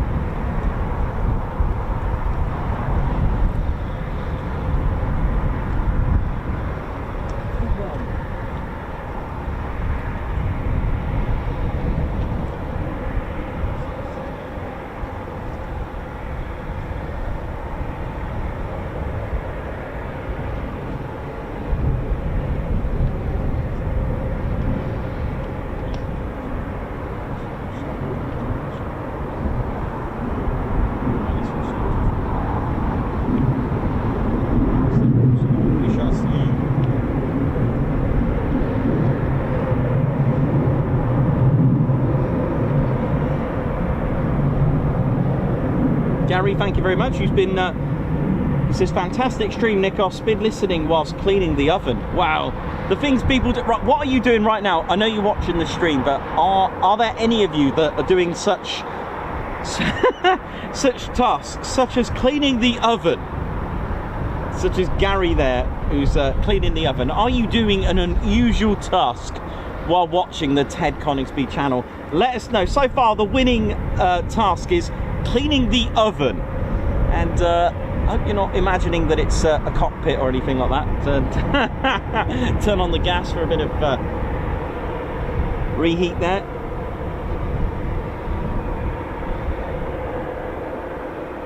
Purple Bat demanding the background as a ringtone, the Oi Oi crew.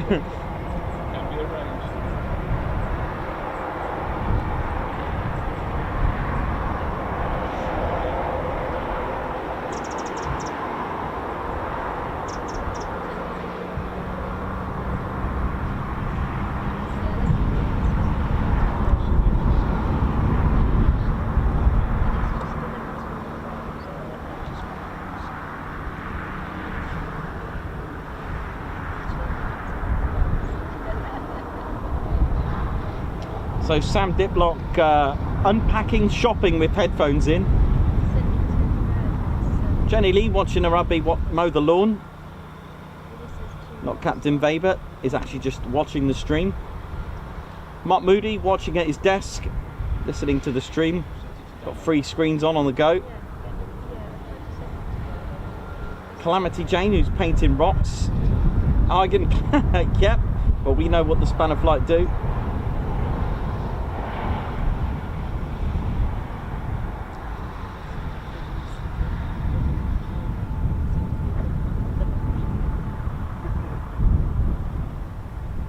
Lindsay, who's changing her shower curtain.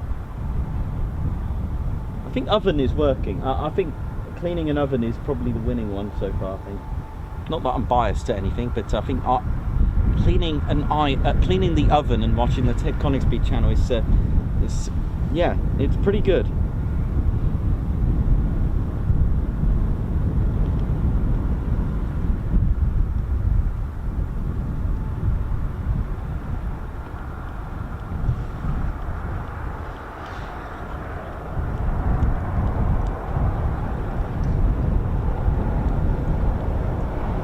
Neil NG Auto Art, who's planning 3 Ford Mustang drawings.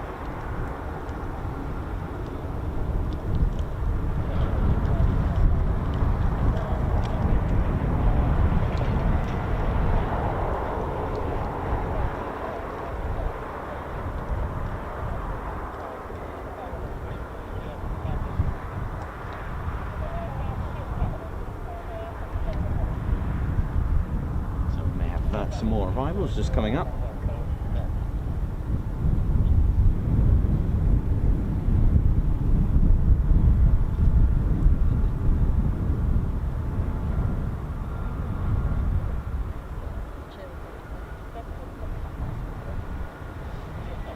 You know, Comedy Ted, yeah, he's Comedy Ted's here. Comedy Ted want to go up. Comedy Ted said, can he come on the live?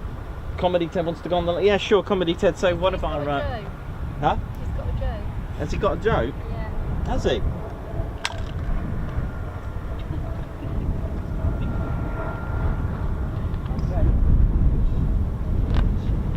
He's got a little joke, has he? So, of course, one of our stars of the show is, of course, Comedy Ted. Here he is. He's Comedy Ted. Comedy Ted. Comedy Ted loves... Are you enjoying it here, Comedy Ted? Yeah, you good? That's right. And I do love your joke yesterday. It was very good. It was very, very good, really. And I thought it was amazing. For those who didn't hear it, keeping it themed with the golf course there, Comedy Ted went to play golf with some of his friends here, and they asked him why he was taking 2 pairs of trousers, and he said that in case he gets a hole in one. So I thought that was very good, Comedy Ted. Comedy Ted. And then Comedy Ted was telling me that he's when he was living in America, he was working for a forestry commission company that would knock down trees and plant trees. And what's that, Comedy Ted? Really? You've cut down 32,561 trees? Really? Well, how did you keep count of all that? You kept a log. Comedy Ted. That was very good, Comedy Ted. That was very good. I'll tell you what, question for you, mate, because I was looking for it this morning, Comedy Ted. I went downstairs and to my shock, I didn't find something. Comedy Ted, did you eat the leftover salmon in the fridge? No, you ate it on the couch. Very funny, Comedy Ted. Comedy Ted. What's that, Comedy Ted? Oh, this one's a little bit complicated, is it? Okay, well, we'll do our best to understand it. Oh no, Mrs. Comedy Ted is not happy with you. Oh no, what's happened? Okay. So Mrs. Comedy Ted is upset because Comedy Ted's telling me that, what was that? That you never buy her flowers. You didn't know she sold flowers. I like that one. Comedy Ted. Comedy Ted. That was very good, Comedy Ted. What's that? Okay. Oh right, okay. So Comedy Ted's got a couple of little cubs, and his eldest came up to him and he goes, "Daddy Comedy Ted, can you can you explain a solar eclipse? And Comedy Ted replied, no, son. Comedy Ted. Comedy Ted. Very good, Comedy Ted. Nice one. Round of applause for Comedy Ted. That's very good. Very good. Comedy Ted got his first applause, I think. Very good.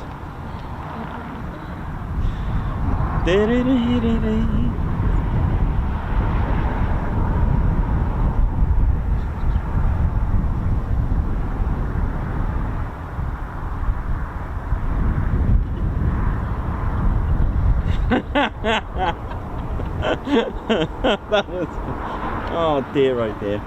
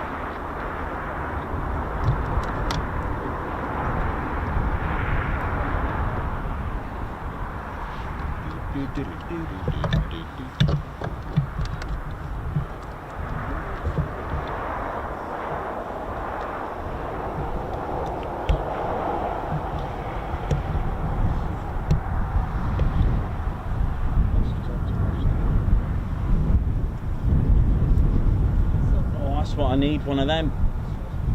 Get the kit on there, job done.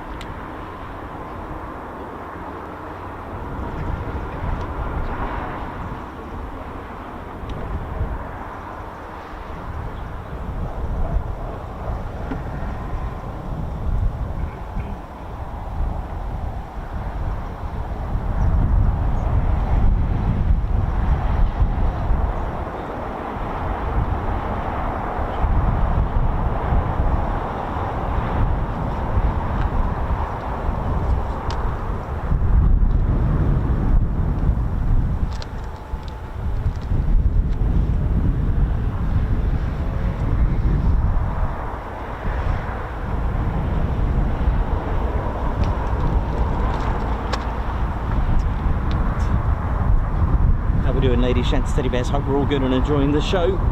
It's been a great couple of days here. It'd be sad to go, but it's been great. Another year, and of course we still got Valley Mac Loop to do, which I'm trying to fit in at some point this month. Sorry, next month or November. We'll see.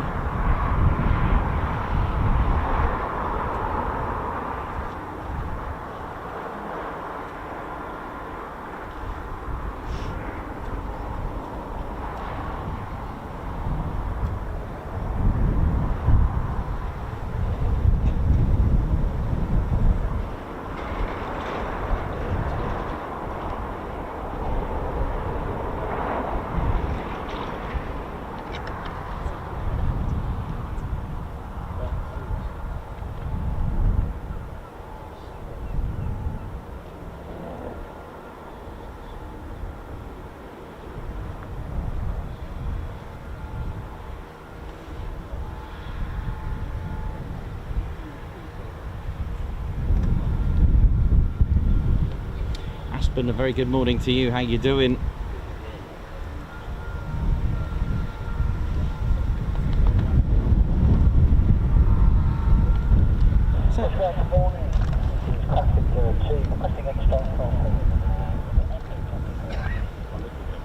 Kraken, what a call sign, Kraken.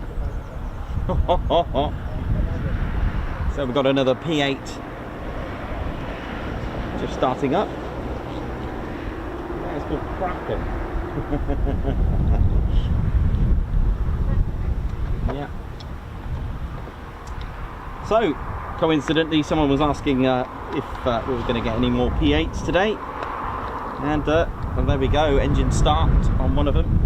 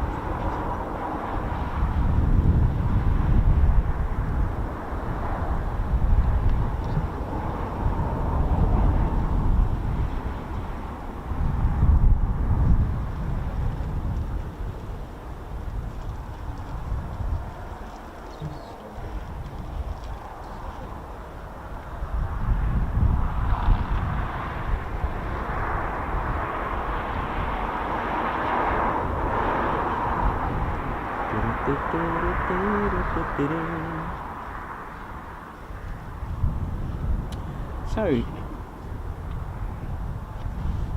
welcome to RAF Lossiemouth. Now we do have a P-8 Poseidon, an MRA-1, that's Maritime Reconnaissance Attack Aircraft, the Poseidon MRA-1. There are 3 squadrons that operate the Poseidon here at Lossiemouth, and those are 120, 201 and the Operational Conversion Unit 42 Torpedo Bomber Squadron. They still retain their initials Tango Bravo, Torpedo Bomber. They are an I-Star Operational Conversion Unit based here at Lossiemouth, and the squadron currently trains the aircrew and engineers. Don't forget, OCUs will train also the engineers and all the crew that go with it, not just the pilots. But they're an operational conversion unit for the E7 Wedgetail when it arrives, and the P-8s that we see here.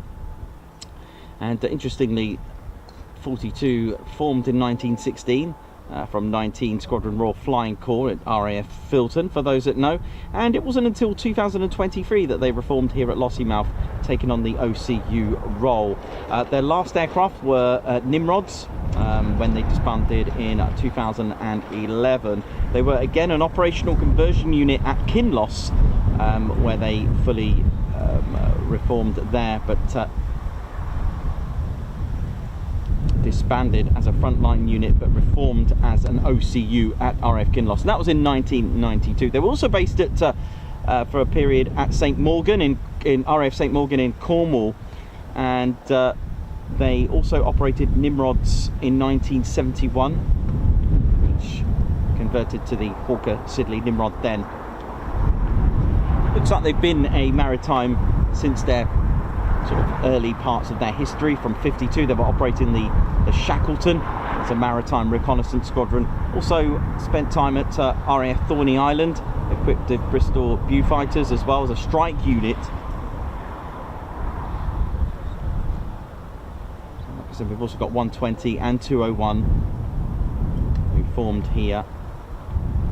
In fact, they formed in 1918 and stood up on the 1st of January in 1918 as a Royal Flying Corps station at RAF Cramlington in Northumberland, until it disbanded a year later, but they came back. Also known as CXX, using the Roman numerals. It's a tradition. It's not symbolic to anything. It's more of a traditional thing. So after 1919, they formed back in 1941. They've been flying the Avro Lancaster, the Avro Shackleton, eventually Nimrods as well. And in 2017 was announced to become the first Poseidon. So 120 became the first Poseidon MRA-1 squadron, receiving its initial example in 2019. Based on the 737, the Poseidon that we can see is the UK's Poseidon Maritime Patrol aircraft, hence Poseidon, god of the sea. A little bit of background: Neptune is the Roman name for Poseidon. Of course, Greek mythology came before, hence I've always believed that with the Roman adapting Greek mythology, it's kept it alive in my eyes. The Boeing Poseidon is a versatile maritime patrol aircraft, and it's designed for anti-submarine warfare, surveillance and search and rescue missions. They are armed. They do have some interesting tasties, and the role is simply a maritime patrol aircraft, and they arrived at RAF Kinloss Airfield on the 4th of February 2020, ready to protect our UK and interests by patrolling the seas, detecting hostile submarines and supporting the UK's nuclear deterrent.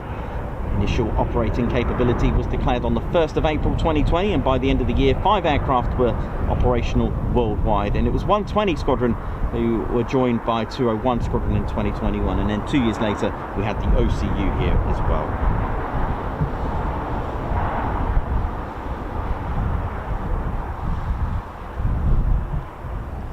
Based on the civilian Boeing 737 Next Gen, took its first flight on the 25th of April 2009. It was introduced into service operationally in November 2013.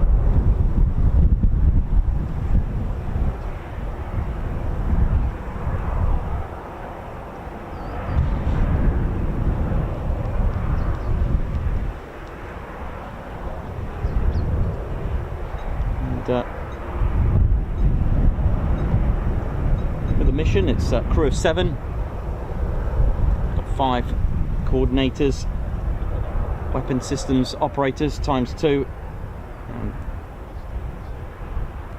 2 pilots. It's got a length of 129 feet 5 inches, that's 39.47 meters. Wingspan 3 feet wider than the Avro Lincoln at 123 feet 6 inches, that's 37.64 meters.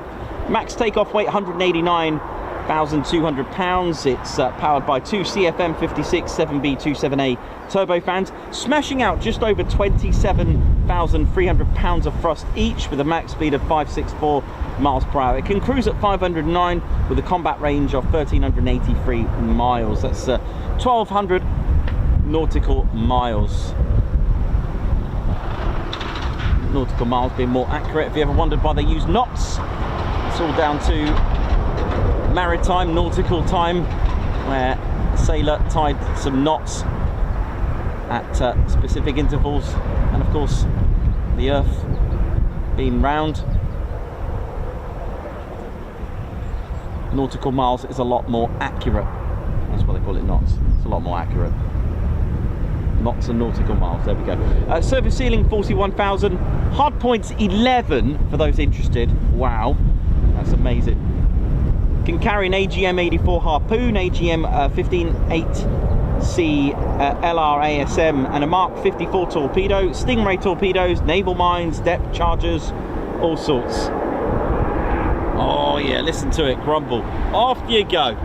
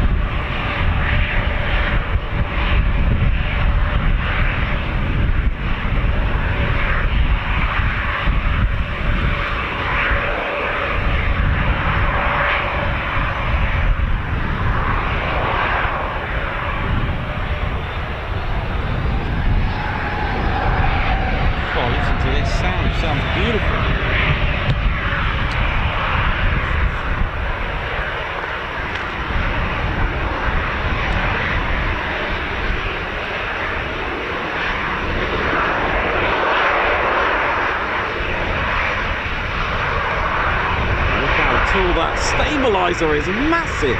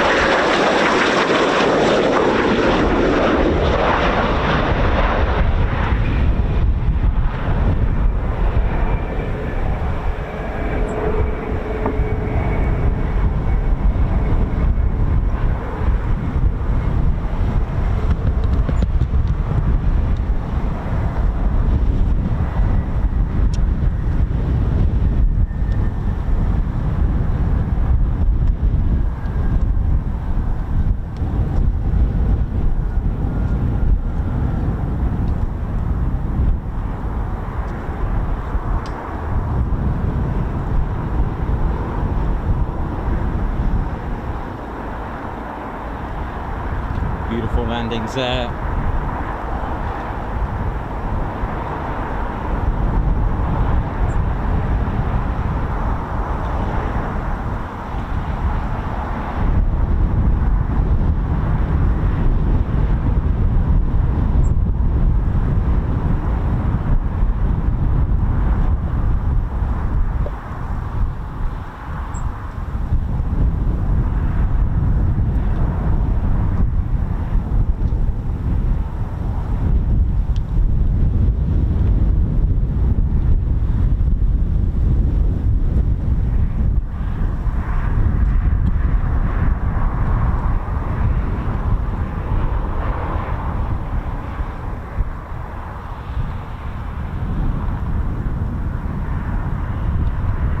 Smooth as salmon, those landings, beautiful.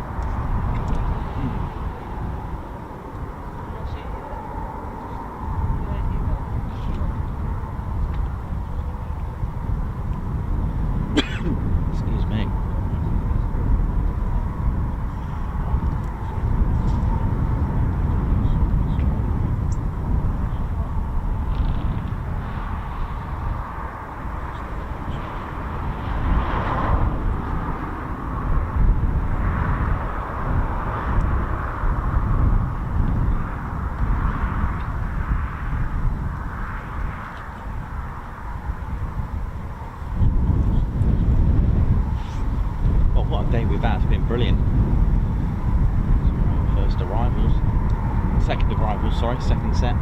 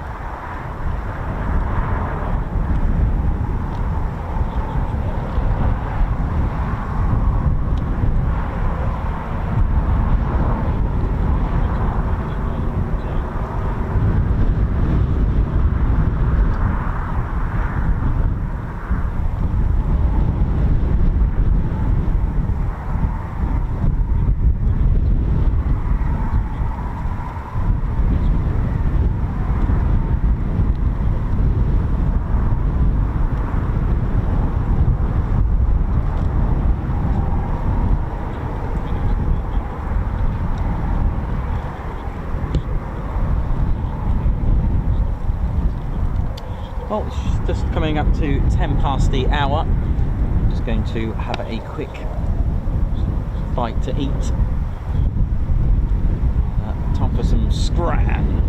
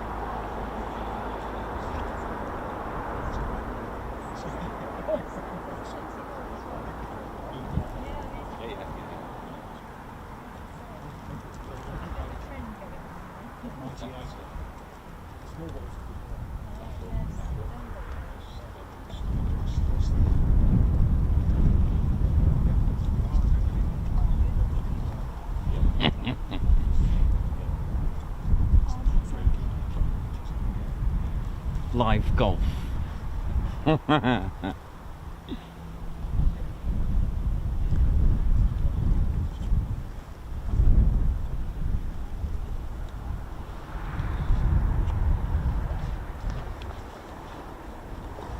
going to go for it. He's going for it.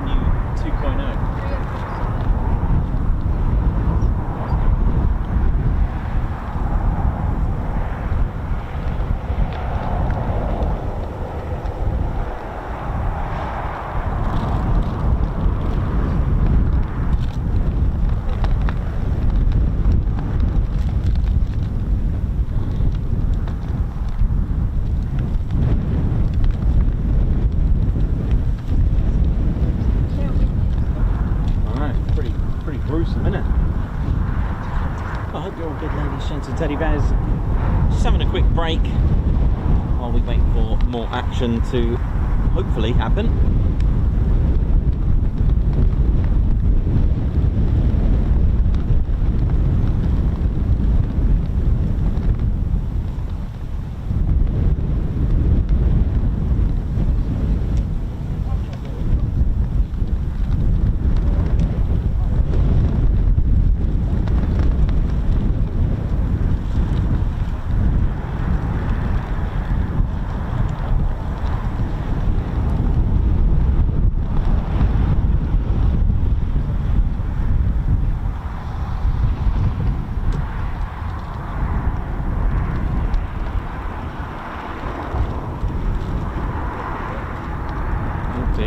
That's gone all the way over there.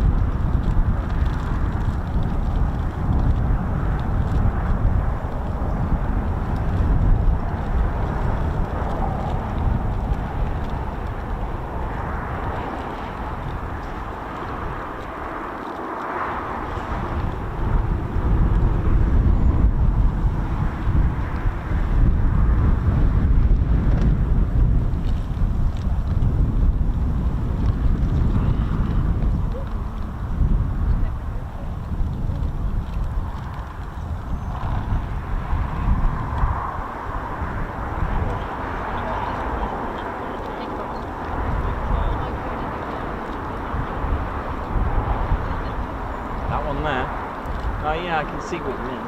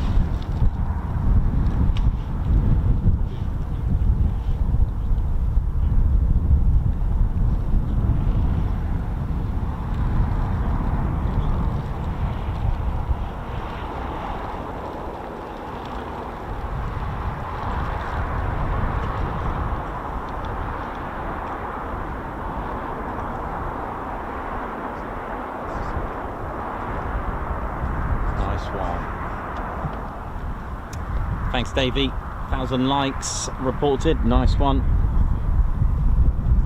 Don't forget you can visit the Cove Sea Lighthouse, and of course there is a Royal Air Force and Royal Navy Heritage Centre associated with it. And it's situated here on the outskirts of Lossiemouth on the Moray Firth coast, and it is breathtaking, and you can view typhoons from there. Of course. Oh, is that on its own now? Yes, sorry about that. Sorry, I'm just looking at one of those golf caddies, and it was just moving on its own. It's like a remote controlled one.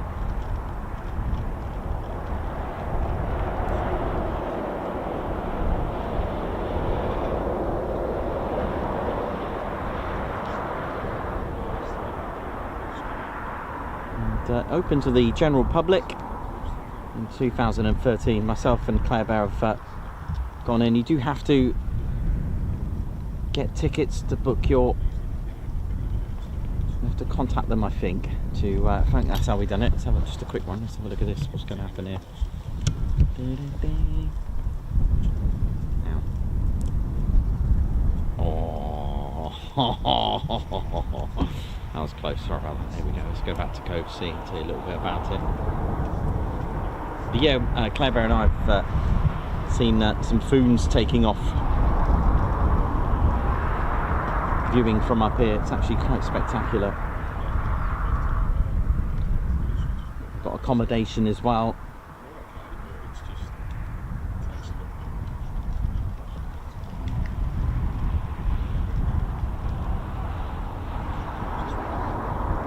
It was originally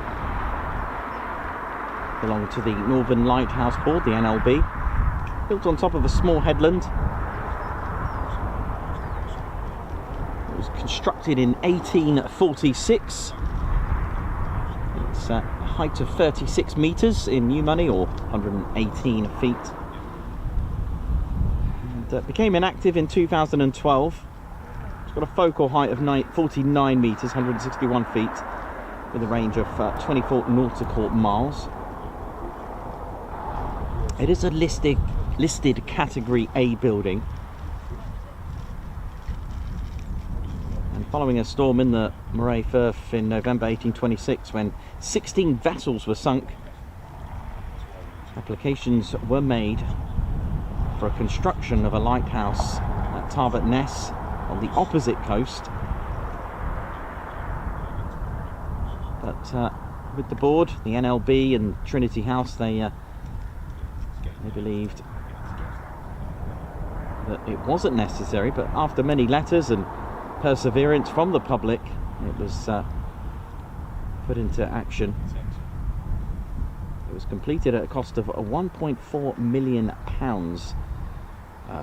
of equivalent, so it was actually £11,514 of that money in 1846, which is today's 1.4 million or thereabouts.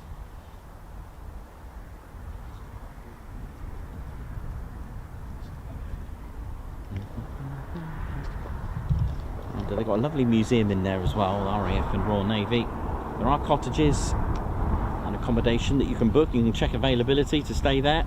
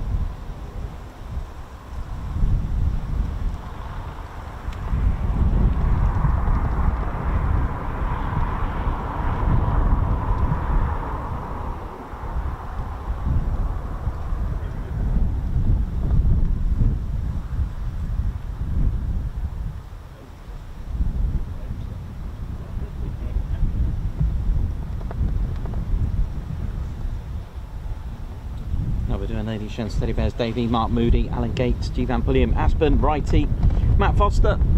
Oh, I'll have to check it out. I'll have a look at this photo you've got of a tornado. Oi, oi. Denzel, Philip, Goodfellow, Border Raider, how you doing? Remco DeVray, hope we're all good. Sounds good, Matt. I'll have to check that out. He's posted a picture of a tornado. And of course, don't forget you can support the channel through membership as well. From just £1.99 a month, be able to access an array of Ted Coningsby perks. We do travel, as you know, around Britain, everywhere to a military base and place, so we can give you amazing content and an array of military aviation, a nice mix from air shows to military air weapons ranges, low flying areas to bases and places. And to assist, we do have a membership that you can support the channel through our YouTube membership. It's done through YouTube. There are 3 levels of membership, and you do get perks back as well, and they're very good as well. But the idea for the membership is to fund the channel, which you are doing so well with that. Thank you. We couldn't do it without you, all the members, so thank you very much for your support. It really does mean a lot. We couldn't be able to do this. We do need accommodation to stay far away, and you know, we've got fuel to put in the van. You've got to keep it legal, you've got to keep it roadworthy, change tires. Fuel ain't cheap, it's the way it is, but you know, to get you to see an array of bases, scenery, locations, aircraft, you know, to do that we do need to travel around, get equipment, repair equipment, maintain it, the van, like I said, keep it legal. And the way to do that, you can support the channel through membership every month. So thank you to all those who are members. A big shout out to all of you, because you do help fund it, and we give you something back, like I said. So from the fun to the real cool quirky stuff. So for example, you'll be able to get and use our emojis, which is why we always recommend to you know, use emojis where possible if you're a member. It does help so much by doing that, because we get non-members going, oh, that looks like a good emoji, how do you get that?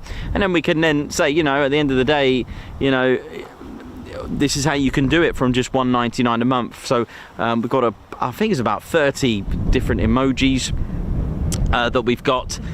You know, a little bit of fun, but it does help, but it makes it look pretty, doesn't it, right? So you got that, and we give you something back. So for example, there are don't forget to visit our merchandise store, our online store, so you'll be able to get discount on our online merchandise as well. So so just to say thank you, to give you something back, so all members get discount on our official Ted Coningsby merchandise, which you can visit on tedconingsby.co.uk. It does, again, you know, purchasing our merchandise again helps the channel grow. Why? Because it's, you know, a chance to you know, show off your you know, from patches to clothing. It is, you know, it is what it is. You're showing off the Ted Coningsby brand elsewhere. So again, that's massive support. You know, people go, oh, I like the t-shirt, oh, Ted Coningsby, and then, you know, you can start a conversation if they've never heard of it as well with that. So it's a really good way of doing it again, and you know, it's still a way to fund our channel and to keep us going and flowing.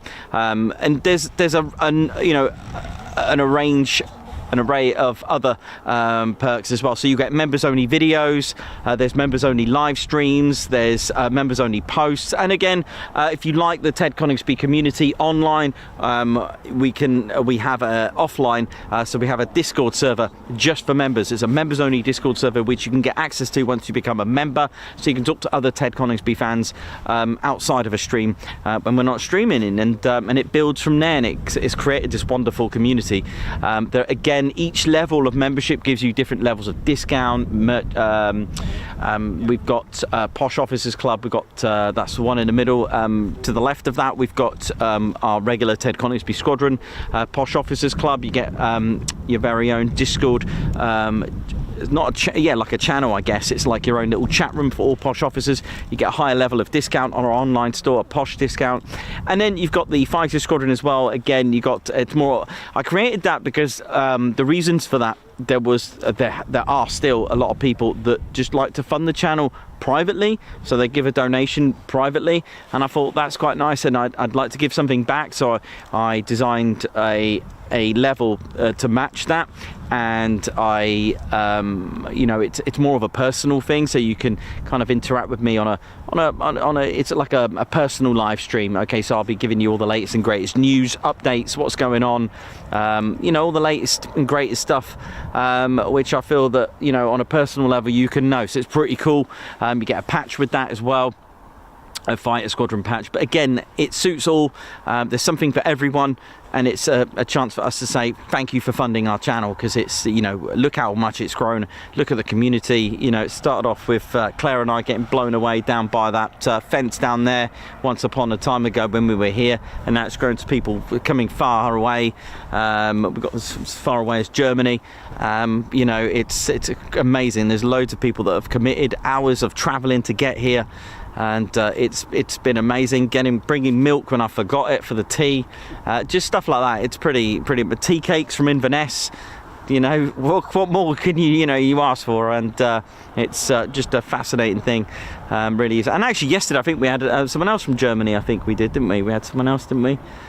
So it's magic. It really is. You know, the community's grown. Like I said, from standing down there, Claire and I getting that jet wash, like, you know, the umbrellas going flying on a rainy day, to being up here with 8 people, 8 fans. It's just it's amazing, you know. And the story continues. This is I didn't realise that when I saw my Facebook, you know, when you get Facebook memories, if you've got Facebook. I didn't realise it was this is my second year full time doing the channel. I just dropped everything and went for it. It was a bit of fun at first, but then I thought, shall I? Yeah, I went for it, and here we are. Yeah, cool, pretty good, huh? And but yeah, thank you for all our supporters for that. It's really, really amazing, and all the other support that we got. We still got tickets to our Ted Coningsby party as well. TAT 3.0 at the Petwood. I think we've got about 10 or 15 tickets left. Don't miss out. They're £22, T's and C's, etc. Do check it out, but includes a buffet.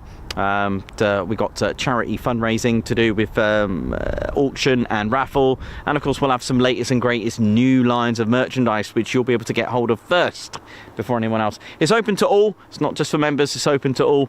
So if you're not a member but you want to come and see what it's all about, there's 10 to 15 tickets left. 30th of November this year at the Petwood in Lincolnshire, Ted's county. Actually, Ted is from Lincolnshire, that's right. And he's looking at me thinking, what? Yeah. And yeah, so yeah, we usually have VIPs. For those that have been before will know that there are some amazing VIPs that we have there. Again, they're not guaranteed, subject to operational and whatever that is that they do. I can't say too much. And yeah, so enjoy. It's great. What a community. That's all I can say. It's amazing. Really is good. And so thank you all for the support. Big shout out to all of you.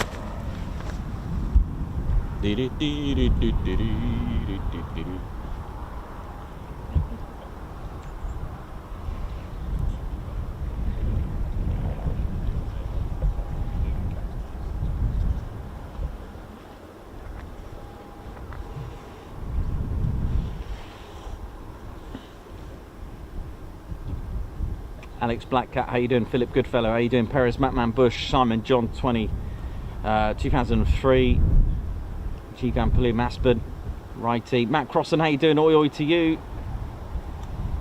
Oh, Matt Crossan's mentioned Lost Airfields. There's 2 episodes this month. They're coming out very soon. There's 2 back to back. So one on one. When you see the episode 12 on one day, episode 13 will be on the next. Oh yes.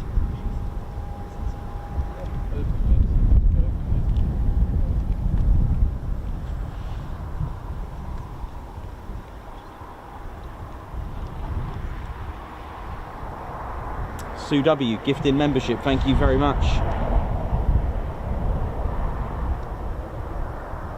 Thanks a lot, Philip Goodfellow. Righty, how you doing? And again, the channel's evolved into, you know, following that, you know, as the channel's got bigger, we do have a team of moderators called the Spanner Flight. They look after the channel, making sure that the chat is sweet and neat. As we've always said, got to keep it sweet, got to keep it neat. You know, check out the guidelines, have a look, familiarise with yourself. If you've never done it and you've been well behaved, have a look anyway, just to see what's involved, you know, with keeping the channel a family one. I totally understand that with military it does kind of go, you know, on a parallel with politics. I get that, but we've filtered it out. It's worked, it's gone. Because at the end of the day, you come plane spotting, you bring a camera, not politics, just leave that behind. It's a neutral zone where you can come and enjoy, and the Spanner Flight team look after that to maintain it in that way. There are other rules such as no face, no place, no departure details. We're only here to see planes take off and land, and circuits and any surprise visitors. No need to know anything else due to the sensitivity, because that's how it is. If you want to find out why, how, when, what, join the Air Force. There you go.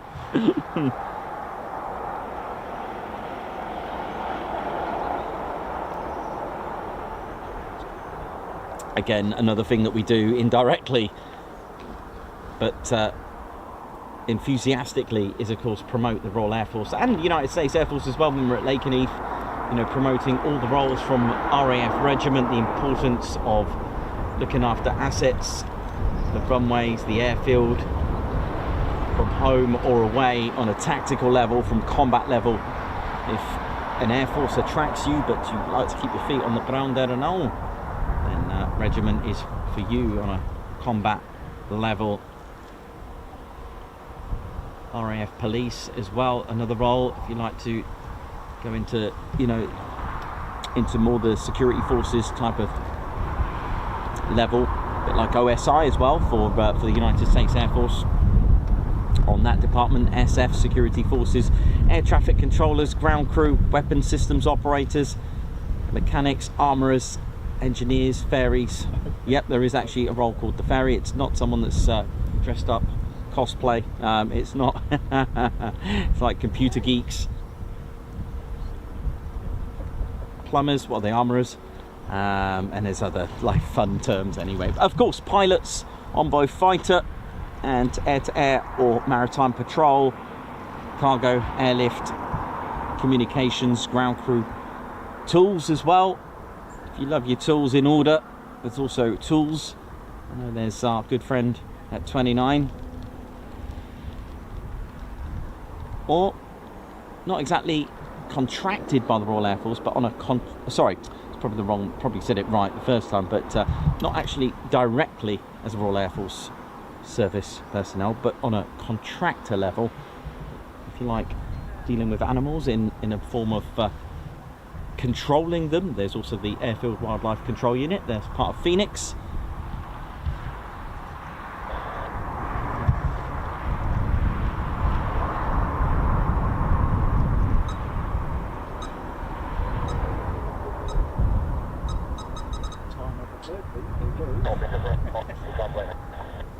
And of course, cooks. And of course, if you like cooking, chef, cooks, cleaners, admin, staff. That's it, exactly. And I've always said in a more loose way, you know, as in a jokey way, but chef is the most important, right? It all starts with the chef. It really is. And you're probably thinking, what? Yeah, it all starts with the chef. If the chef is late, then no one gets their breakfast. If no one gets their breakfast, the ground crew are late. If the ground crew are late, there are no serviceable aircraft. If there are no aircraft, flight plans are cancelled. If the flight plans are cancelled, air traffic controllers are going to be annoyed, and they has a knock-on effect. So if you're planning to be a chef, it's all on you. Just kidding. But it's true. Every role is what I'm trying to say. It's like a metaphor. Every role has a knock-on effect if it ain't done properly, is what I'm saying. So they're all as important as each other. So it's a fantastic thing. I'm sure one of the Spanner Flight have put in a recruitment link if you're thinking about it.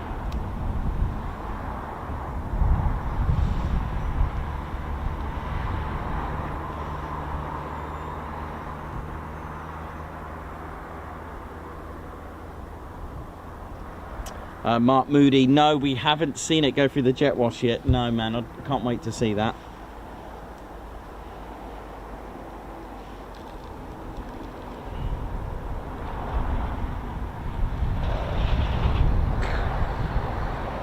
And of course, don't forget, we've got maintenance units and transport as well. Something I do forget to mention is the transport, fire and rescue teams, crash teams, medics.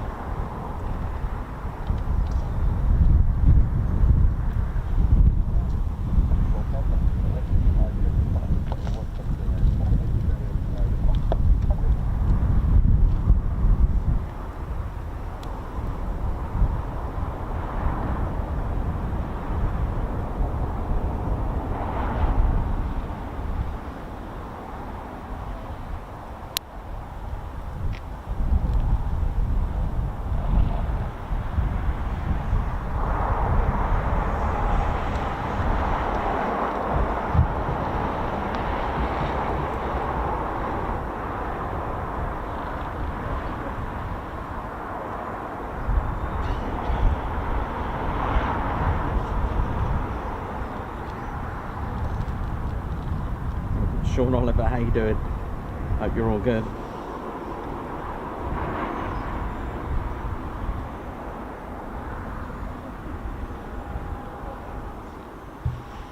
Looks like Dread 2-1 flight. Approaching, but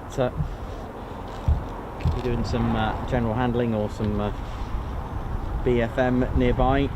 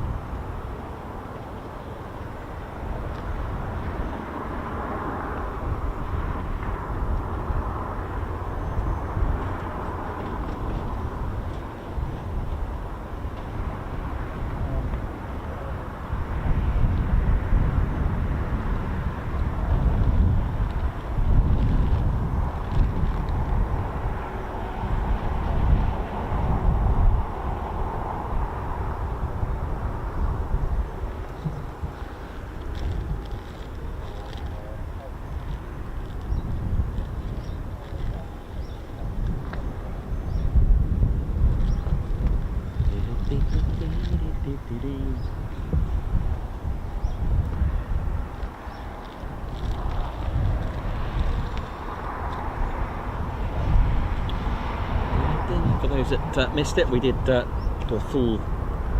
full tour of the Typhoon, the Eurofighter Typhoon. If you've got any questions about the Typhoon, I'll do my best to answer it. So we started off from the radome, the nose, right down to the back, down to the underneath, and the top, of course. 20,000 pounds of payload, that's 9,000 kilos as well, from a wide range of Meteor or AIM 120s, JDAM, Storm Shadow, 13 hard points as we mentioned as well, 5 under the fuselage, 13 in total. If you've got any questions about the Typhoon, let me know. I'm just going to double check that Dread 2-1 is not just going to run in. But if you're all happy from earlier today, that's fine. This one doesn't have the added blue tack for landing on desks.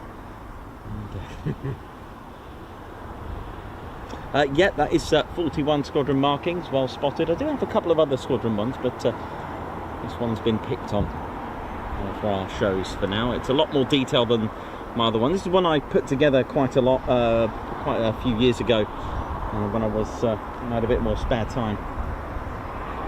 But an amazing design.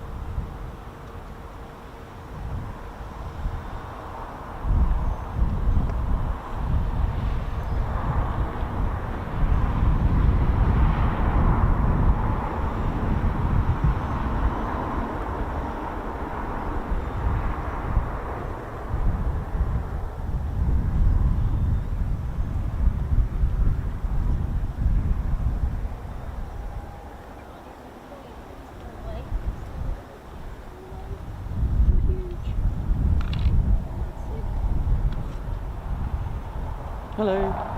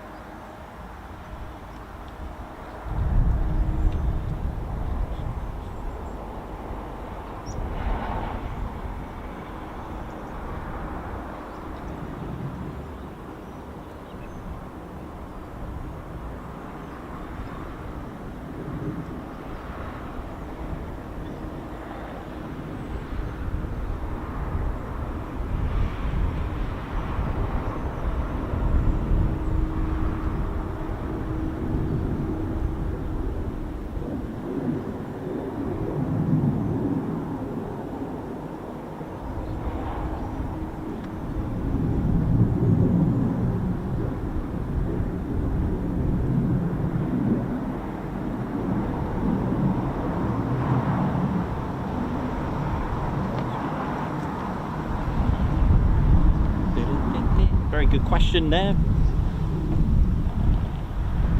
Excellent question. So when you fly, use basically the use your hands for flight, with the exception of the rudder, of course. But when you want to taxi and steer, you use the rudder pedals. It is a combination.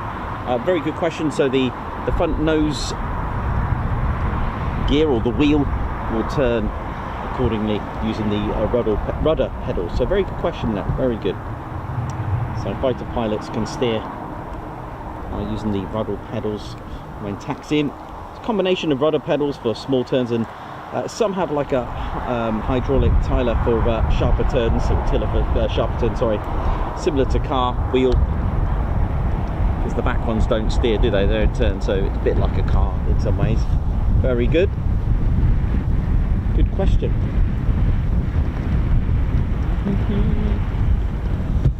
Get it there.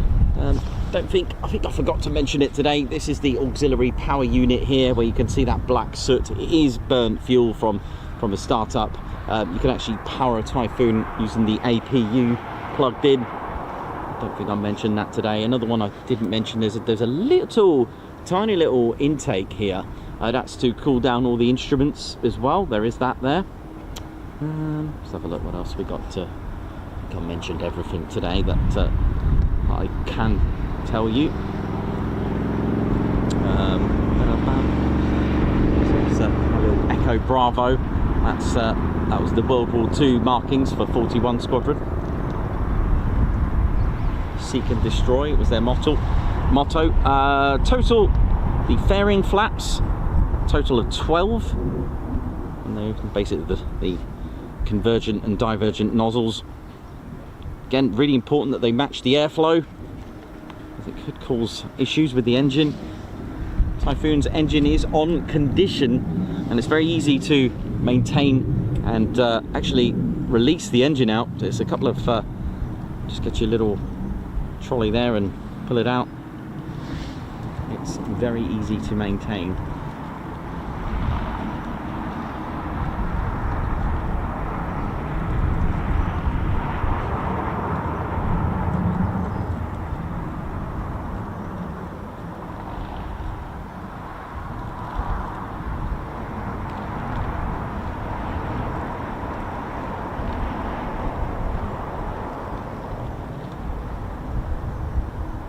David Smart, who's asking squadron markings. The one I'm making at the moment, you'll be delighted here, is Blackjack. Yep, Blackjack indeed. And as we spoke about on many times on our Coningsby streams, 29 Squadron are usually the selected pilots for the Typhoon display team, but it wasn't always like that. I think it was number 6 Squadron of RAF Lossiemouth that used to have that role as well. So the markings on here is 41 Squadron there. You can see the Saint Omer cross. So if you've got any questions about the Typhoon, if you're wondering what certain parts are, let me know.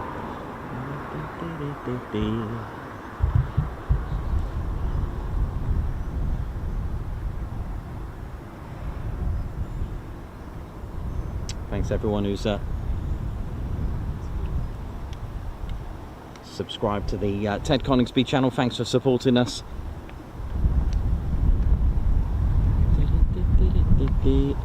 Here's something you may not have noticed or would have noticed here. I don't think I've seen one jet here without them.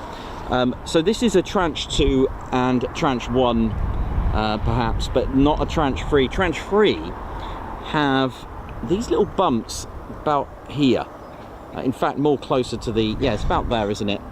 About there and there. There are 2, and it looks like they got like maybe 3 holes. I've never seen one up close or took notice too many of how many holes there are, but it's actually for potential future for conformal fuel tanks. Conformal fuel tanks are a way of increasing your range with added fuel without being too draggy. Hence, they kind of follow the curves of the airframe itself. And it's quite important to mention the curves because on original designs this was flat and straight, and they notice a lot of drag was being pushed to the left and to the right, so they opened out here to make less drag. Hence, if you look at F-16's conformal fuel tanks, the way they hug, and even F-15, the way they kind of curve, it's done for good reason. So you'll notice that, and if they have those 2 bumps about here and here, they are tranche 3.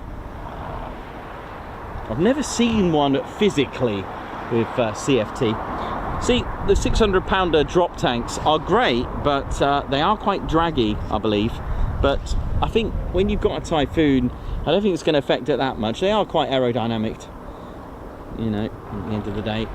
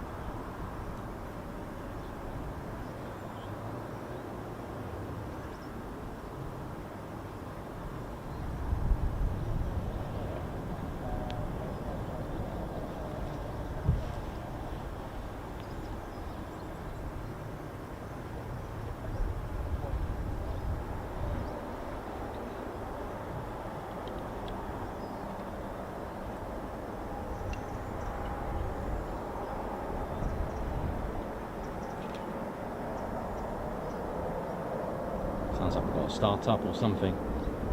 Something spooling in the distance.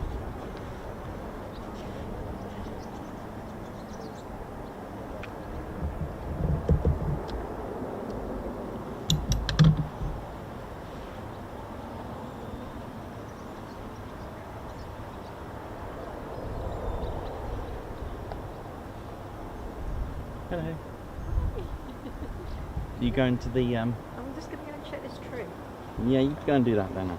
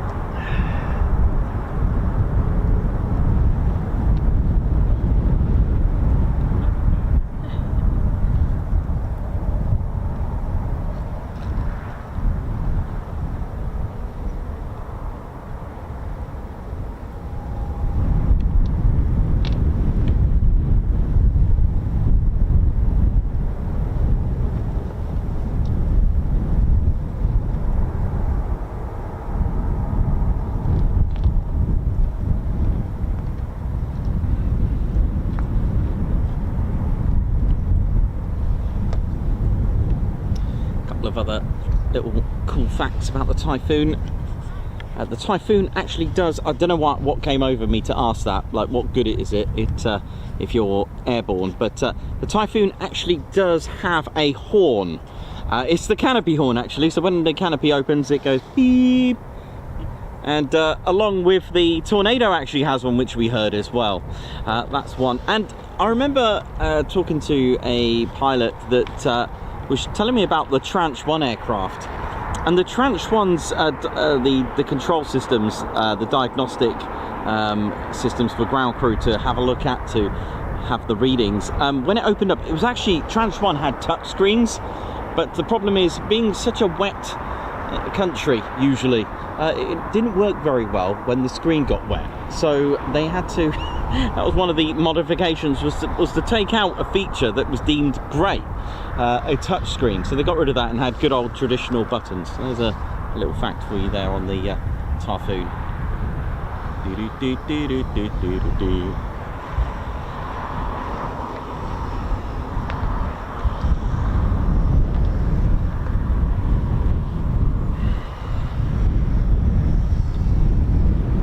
Big Al, how you doing? John Probert, how you doing as well?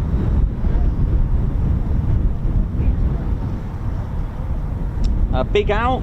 Okay, so the F-16s sweep only if they have the Pratt & Whitney's F100 family.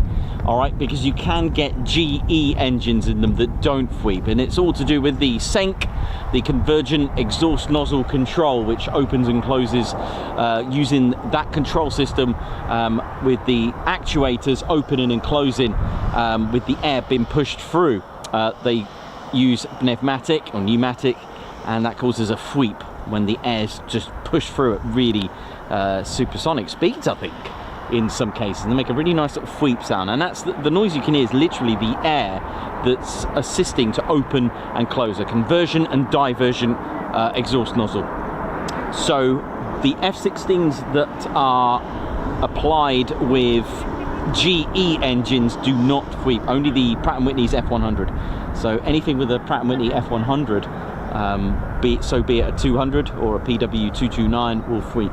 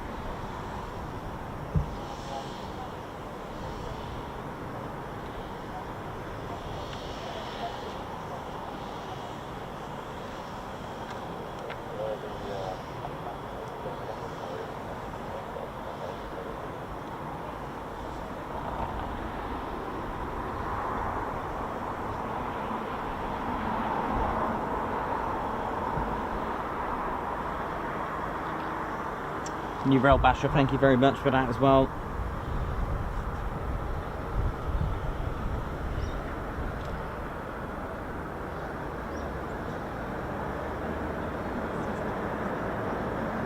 Big Al, thank you very much. Thanks for that, very nice of you to say. Big Al says every day is a school day and every live is a education lesson. That's why I love being here on this amazing channel. Thanks very much. Sounds like we've got an engine. Sounds like we've got a bit of flexing going on. The flex of the EJ200 engine in the background there.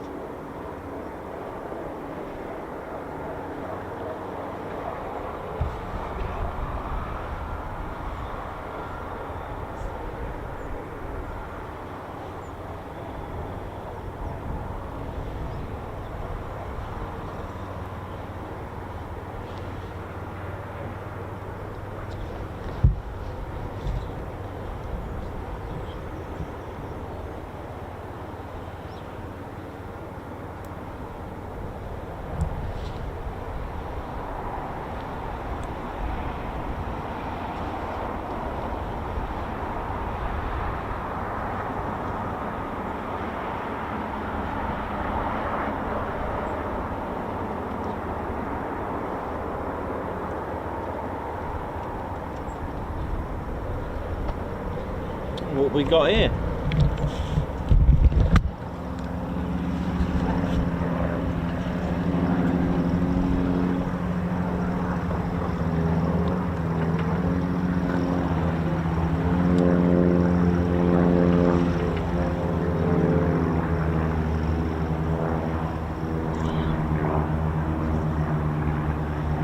Anything to be on the live stream, right, on the Ted Coningsby channel. Pilots just wanted to fly past.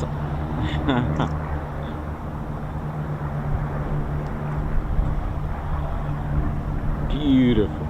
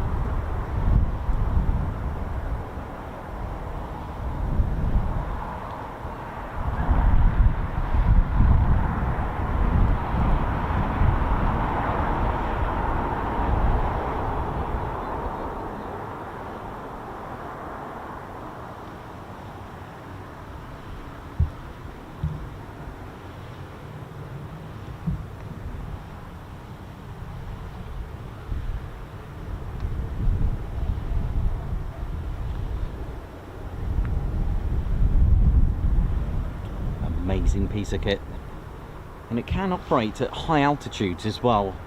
Someone was mentioning the magnetic anomaly detector being at such high altitudes, and exactly what Aspen said, it was deemed not literally, as Aspen said, not needed, especially with high altitudes, of using acoustics with that.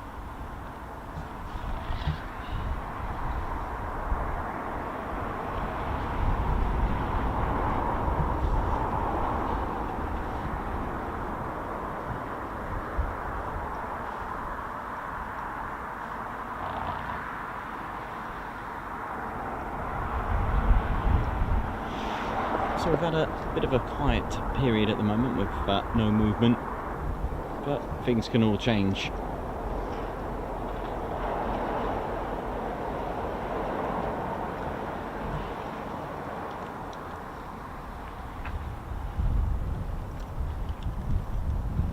Ted said he's got another joke. Oh, is he? Yeah.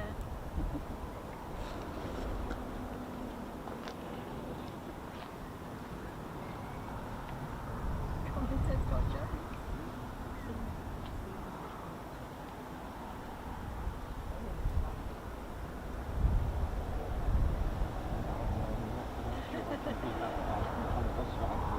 Ted said he's feeling quiet. Wants to make people laugh. Okay. Well, I could do an old joke, I guess. Do an older one.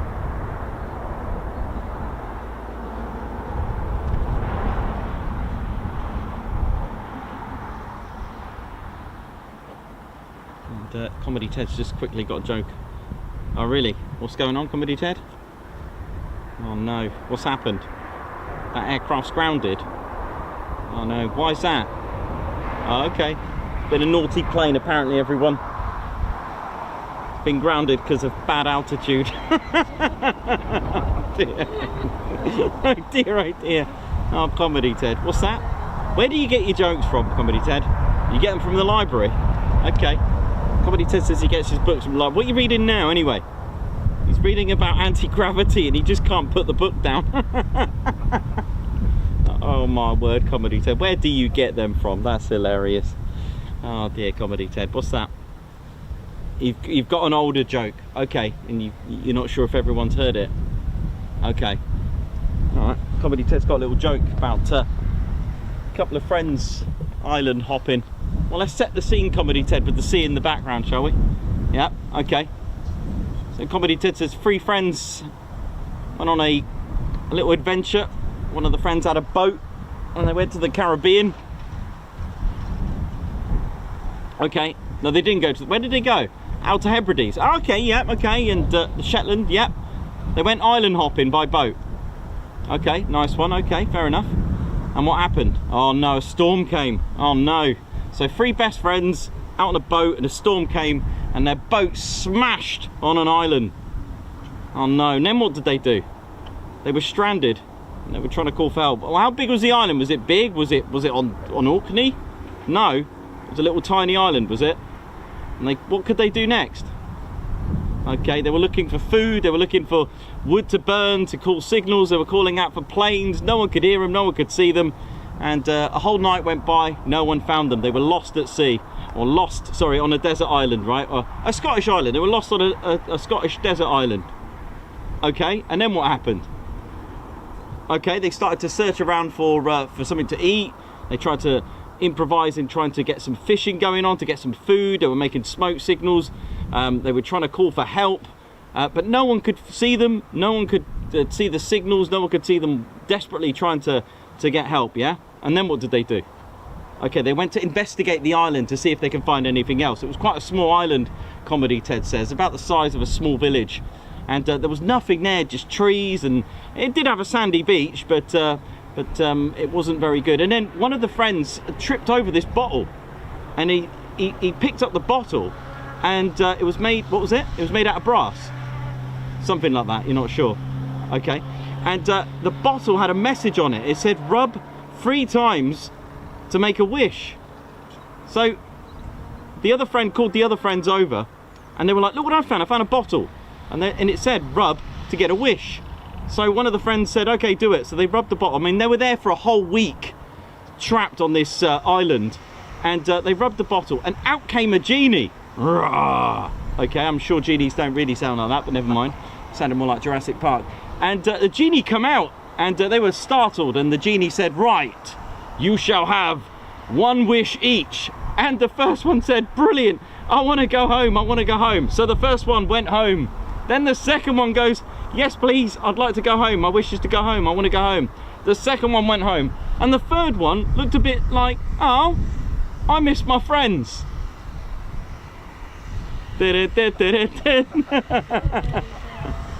Okay, an old but gold one from Comedy Ted. I thought I'd keep it themed with the sea in Scotland.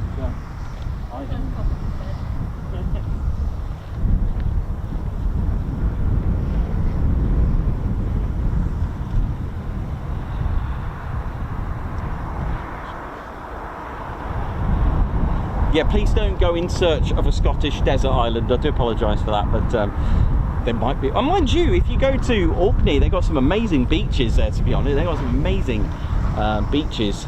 I'm sure Lorraine can tell us all about it.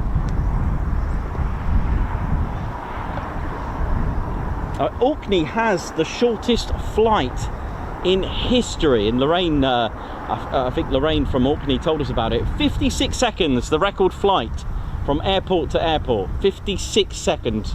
So if you thought, I mean, there was one in Greece, one of these sort of tiny little islands, I think Antigifera, I forgot, Kapathos, that's it. It's one of the little islands, and I think it's like a 6-minute flight to Crete, I think it was. It was something really fun. And but 56 seconds, an official and registered record.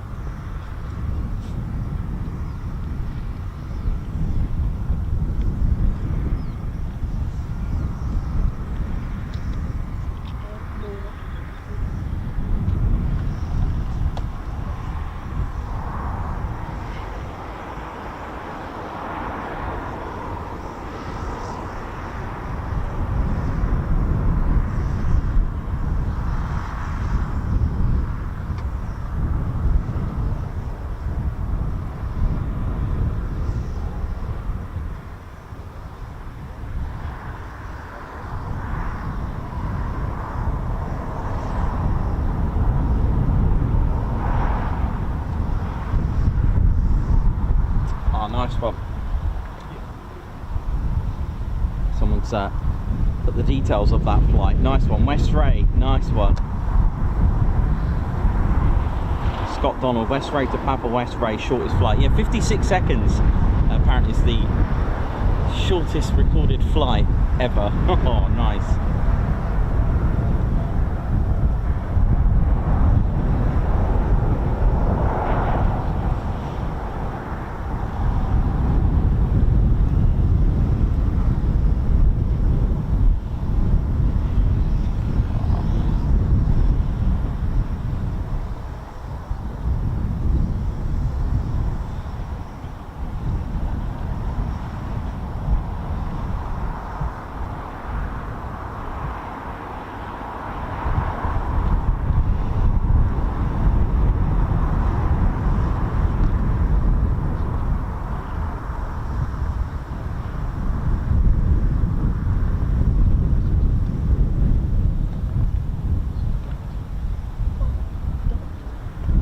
Doctor's here.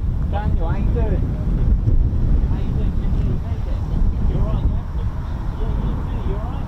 You doing okay?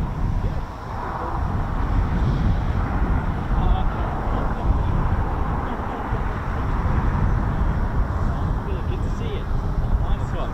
Thanks, man.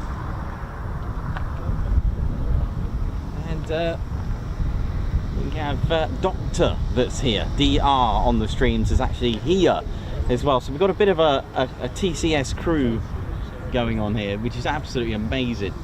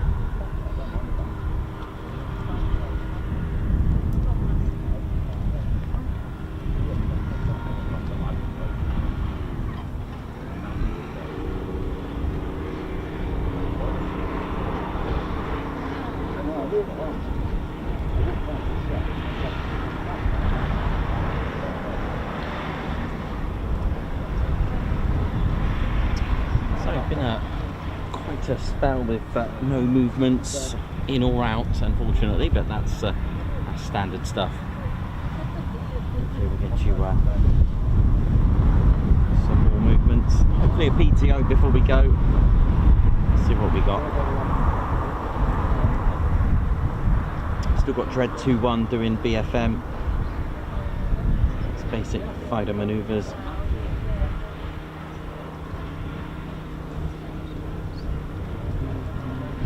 Once it's finished. Banana Dread 2-1. Looks like it's had a good time doing BFM. Looks to be heading east.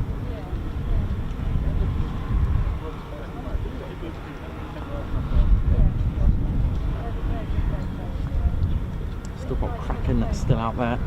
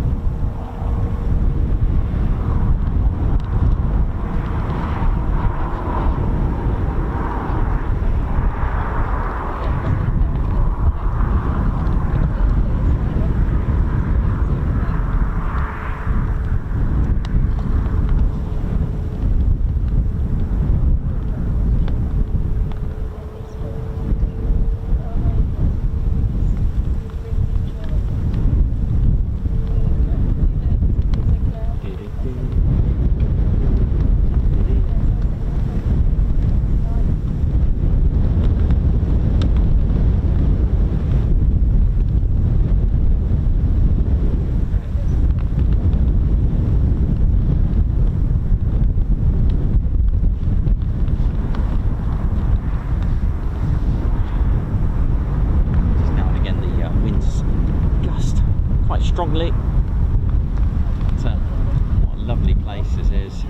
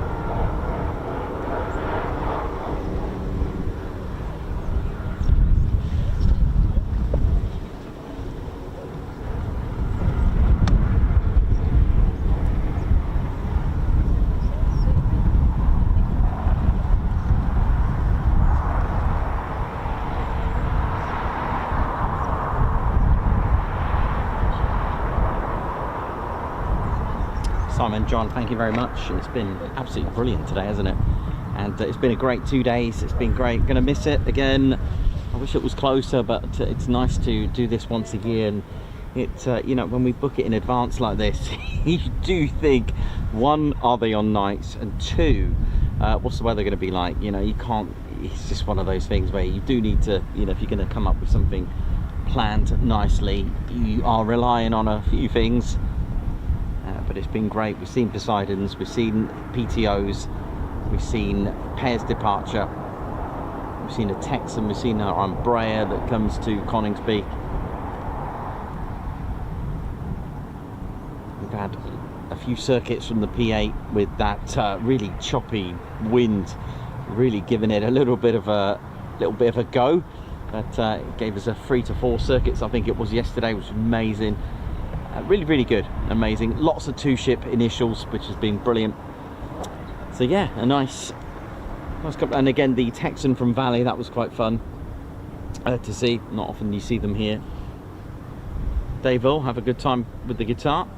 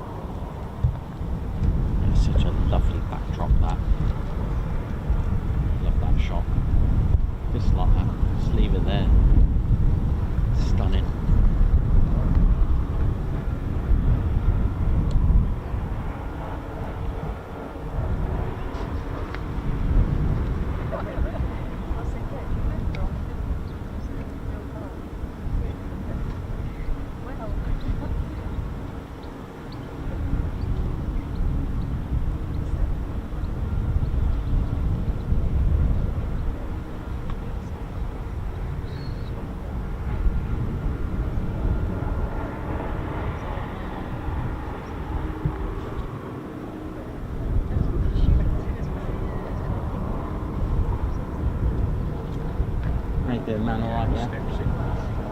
Carry on. Chaps in. Better, more reliable.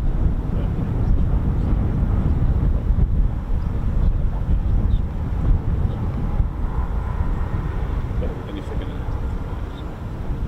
that's for that, they're going to be doing most of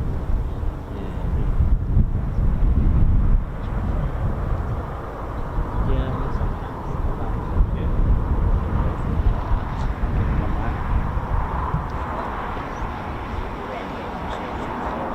yeah, I might do that. I might cap and go back after that.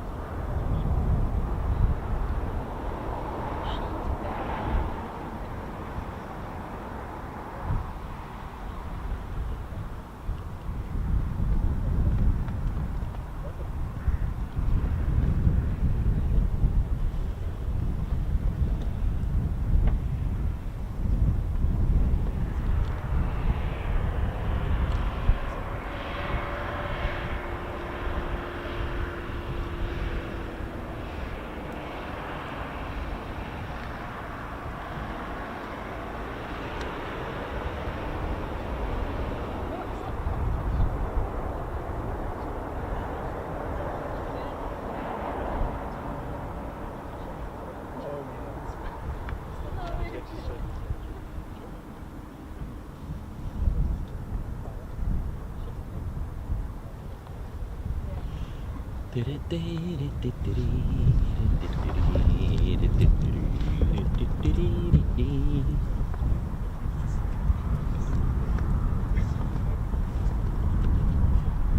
up for the shot there.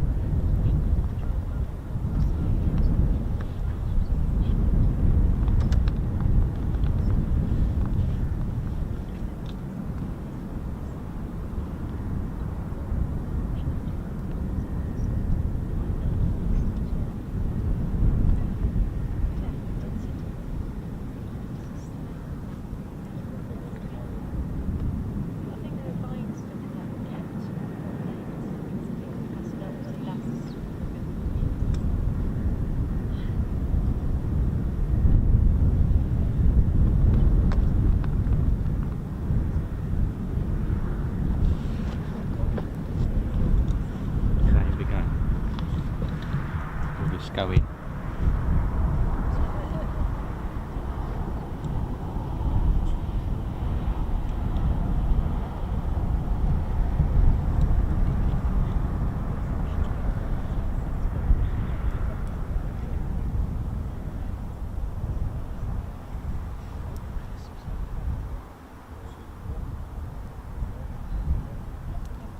Oh, that was so close.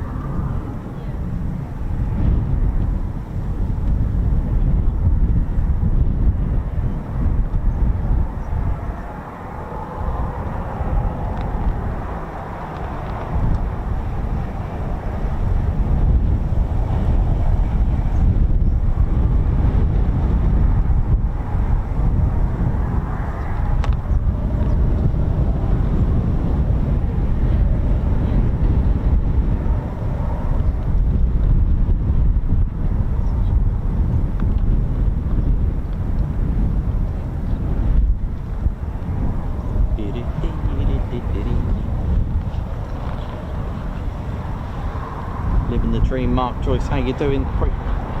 Break at work, hope you're all okay. Yeah, we are, man, hope you are too. Thanks for keeping our roads safe.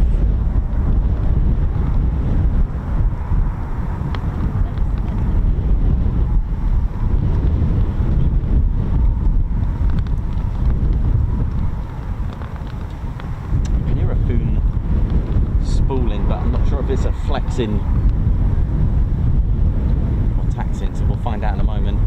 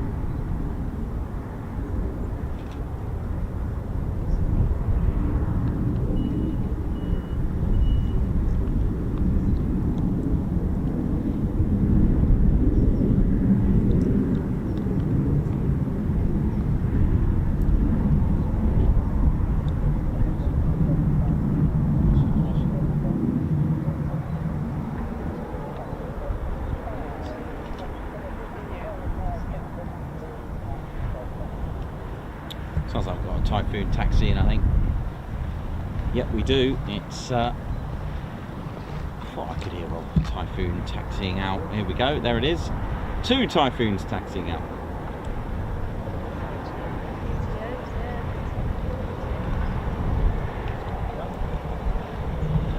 One out, 2 in. Hang on, is that even more? Hang on. Or if I just... No, it's 2.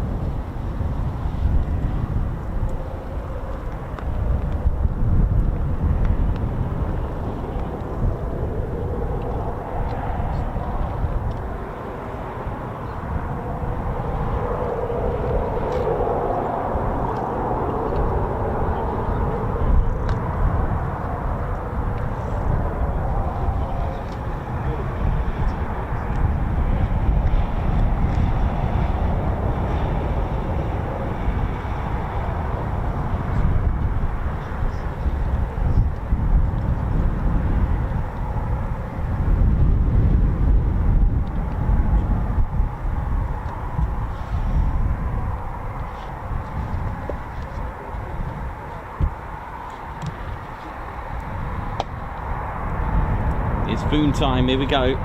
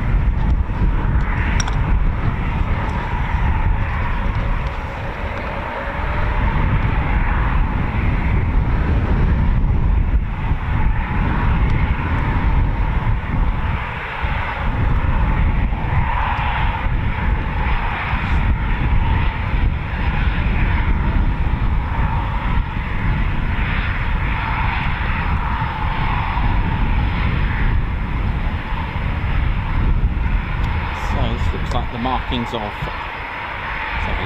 Squadron. Yep, 2 Squadron. You can tell by the triangles there. Very historic as well. One of the original squadrons. If you get the first sort of 1, 2, 3, 4, 5, etc., you'll notice that when they formed very early in the Royal Flying Corps, they formed in 1912 at Farnborough under the Royal Flying Corps. Moved to Montrose Air Station in Scotland in 1913, so spent many of its infant times there, and in 1931 and 1916 are prominent dates regarding their markings. 1916 saw the squadron's aircraft first painted with black triangles to act as a means of identification from friendly ground forces, and this was then adopted as the squadron symbol and used to this day. In 1931 the squadron badge of the Hereward knot was officially approved. 1944 they brought back the first photographic images of D-Day landings.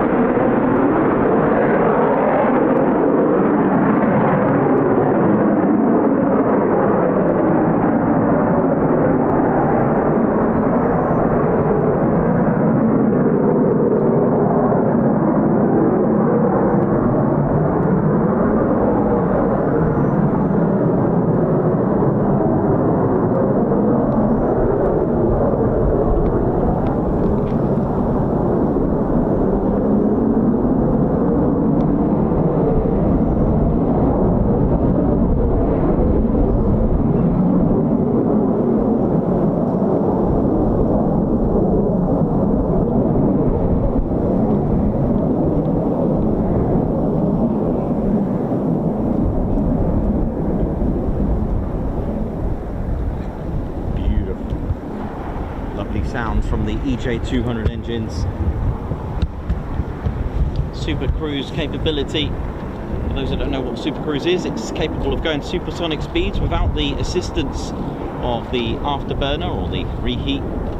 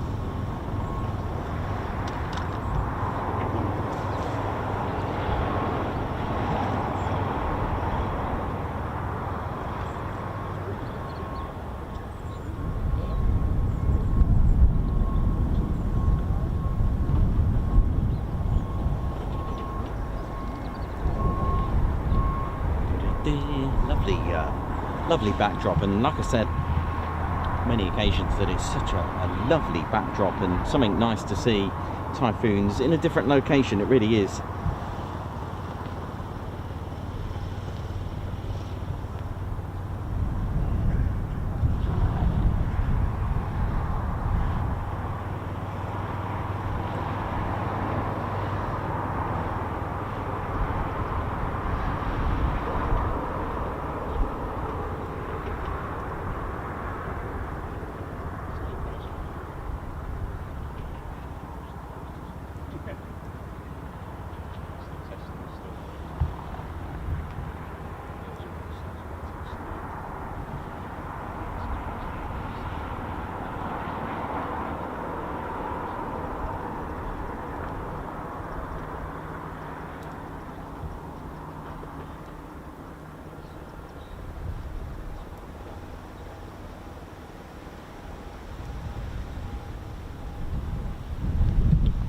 Oi to you from Estonia. How you doing? Border Radar, how's it going as well? Alex Black Cat. When we Claire and I visited the Moravia Aviation Museum, it was pretty amazing. They've got an AN2, an Antonov 2, for those that don't know what that is. It was pretty spectacular to go in one, and they've got one there for those that know what an Antonov AN2 is.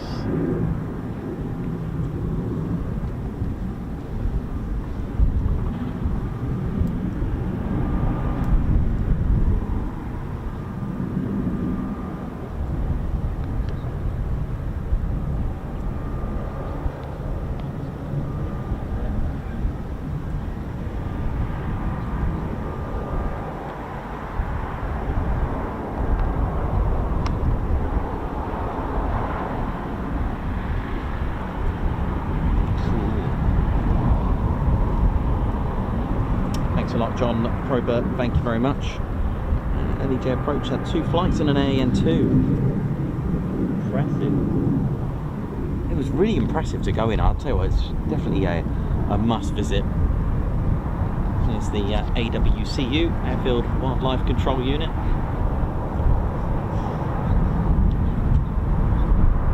From rifles to flare guns to flashing the lights to chasing them off with the vehicle. Different coloured flags, red, yellow, black, white, to scare off whatever works. Playing the horn, playing distress recordings that are played via the speaker system.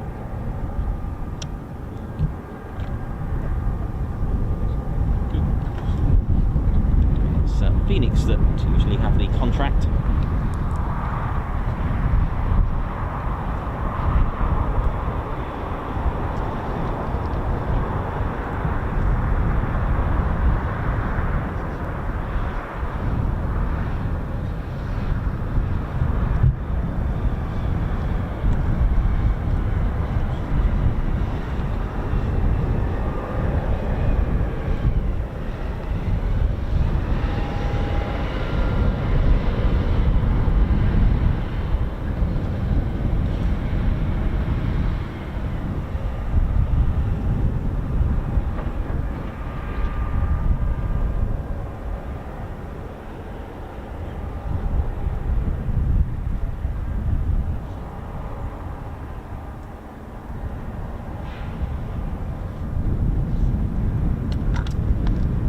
Flight of 2, dread flight. Flight of 2 just on the approach now, won't be too long.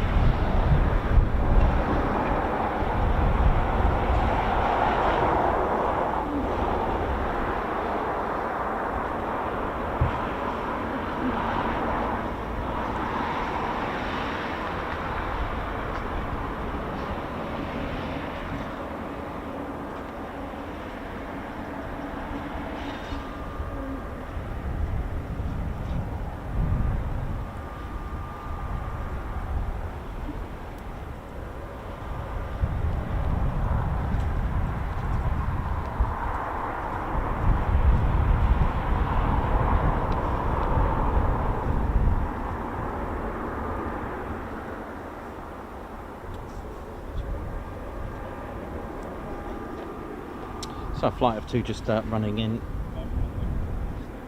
Very shortly, should catch them in just a moment.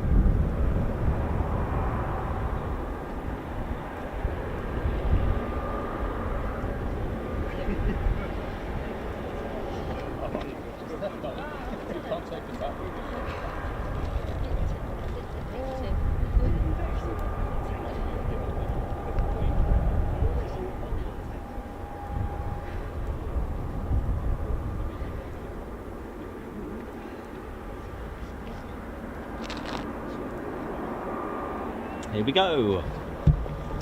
Dread flight. shoutouts as well? No. Sid, please, on approach. Okay, thank you.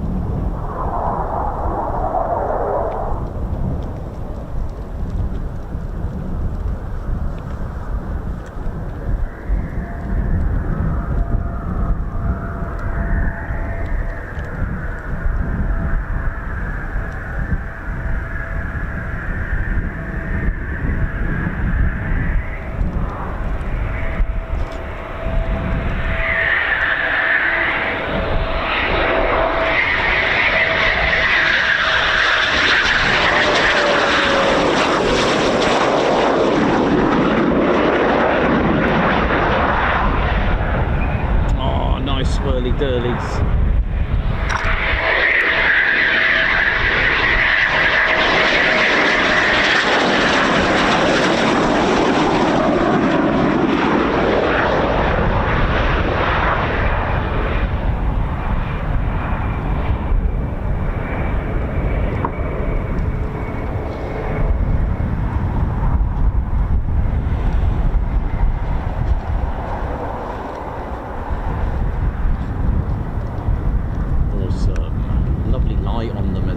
To land. I really do like the light.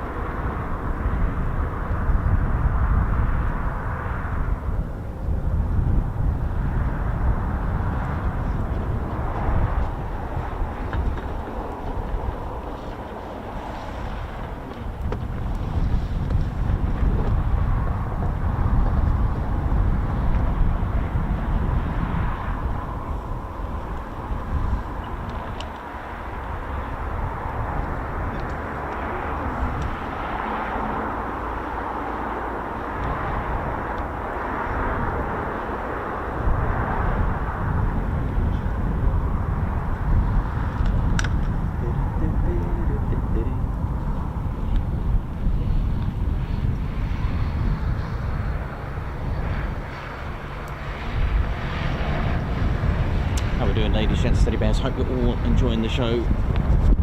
And Ted's enjoying it. Hope you're all enjoying it. It's been pretty impressive.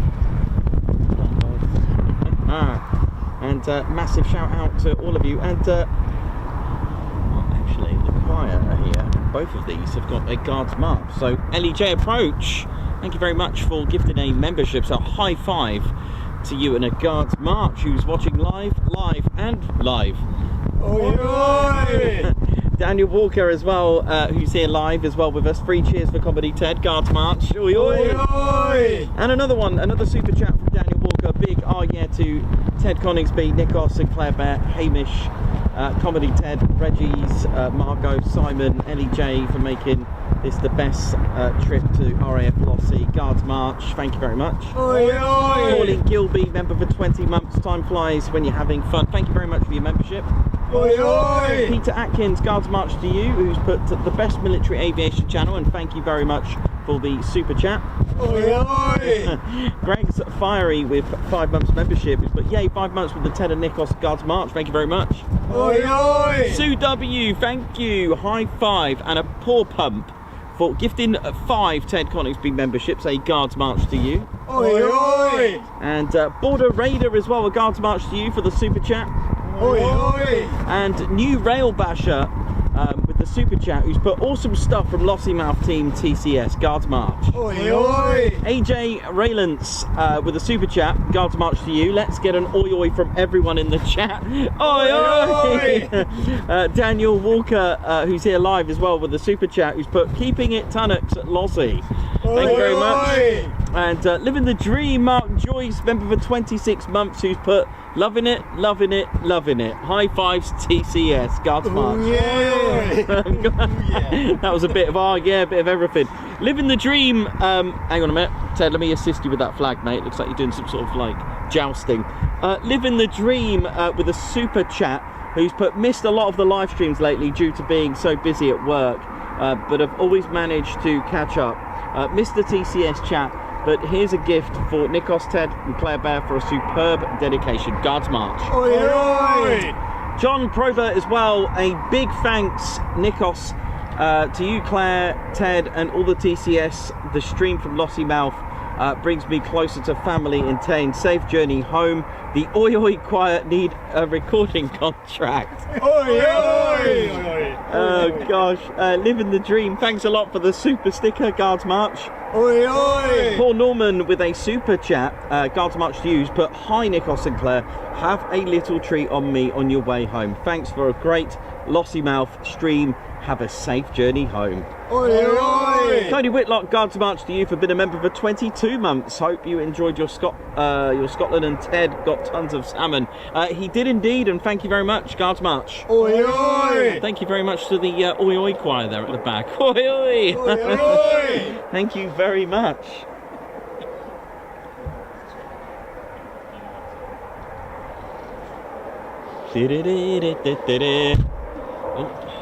Oh, don't walk into the tripod.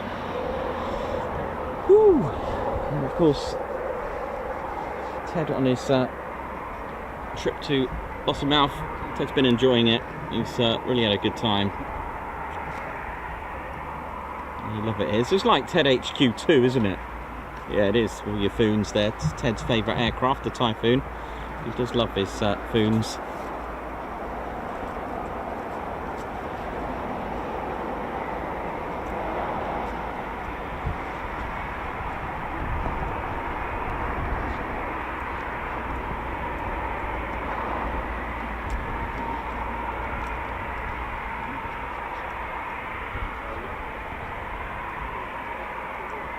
Thanks a lot, Caledonian Sleeper, who sent some photos of us. Yeah, sure. If you've got any photos of us, do send them in to our social media, or you can find our contact details online at tedconingsby.co.uk. High five. James Connolly, who's put, please can you give a high five to my wife, Kathy, who loves Ted. High five.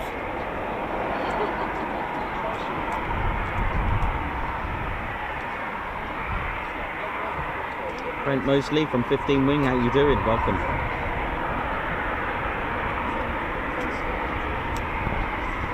Thanks a lot, all of you, for getting the Teds out.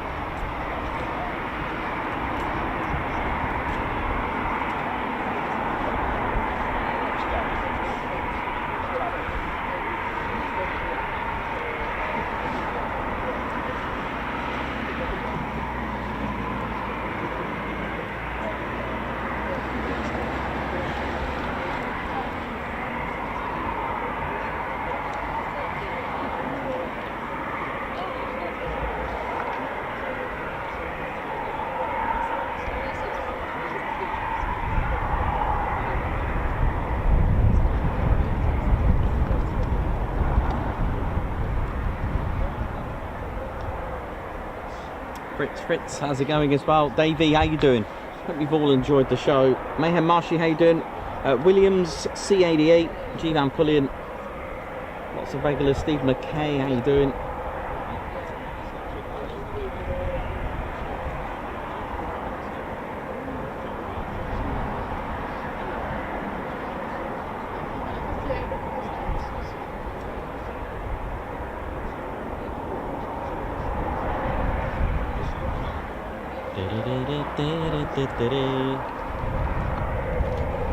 Right, time for a cup of tea.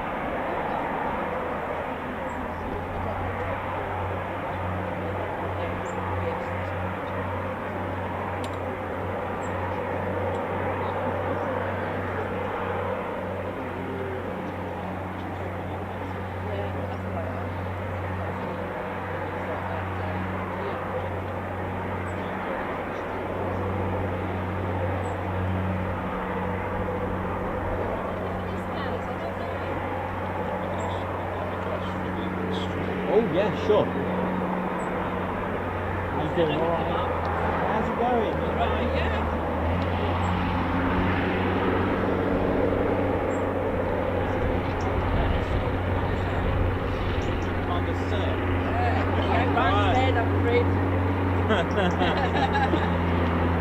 Okay, so we've got a guest bear, Squadron Commander Ted. How you doing at your service? How you doing? He's constantly listening out for aircraft like that. He's always listening. He's very good for plane spotters. He can detect aircraft from far away, a bit like the sound mirrors actually. Very good, got his medals there, nice one. Well, good to have you on the show and welcome. Oh, what's that? Hello. Very posh, very good. Thank you. I'll tell my cadets tonight that to look on the channel because Here he is. How are you doing, brother? Here we are. I thought I recognised that. There's only one oi. You're right, man. Not bad, look, come in. Come on. You're right, yeah. Hello. yeah. I didn't realise you were coming. Yeah, well, you know what?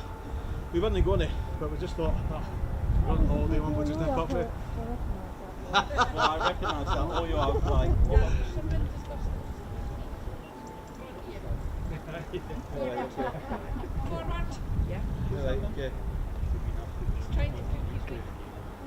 Oh right, yeah. There is a bit you can probably get up on this. But have you not been up here before? Aye, aye.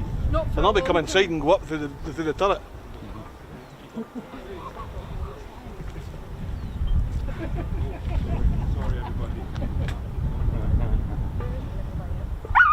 Ralph, shut up!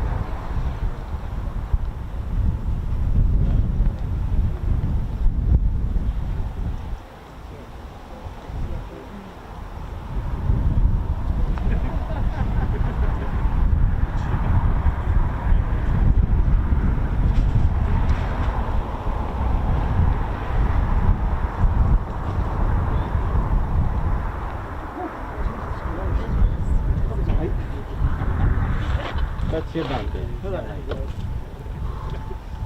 Over my sofa this afternoon. Type in P-8. We're going to finish at 3, but if we go, we're not on the back, so it stays on. Yeah. Extended play. It's our last day, so. Yeah, not able to as well. Here he is.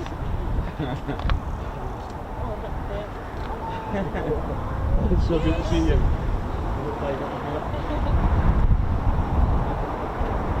Coming that side.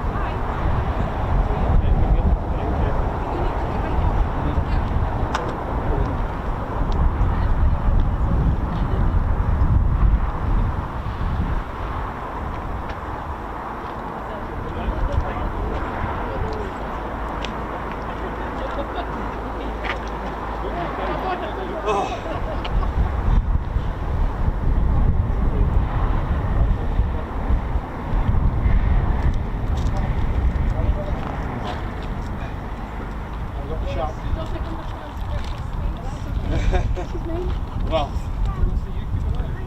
Aye.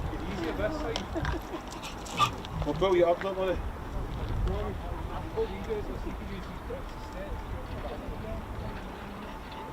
Stay still, stay still. Right. Stay still.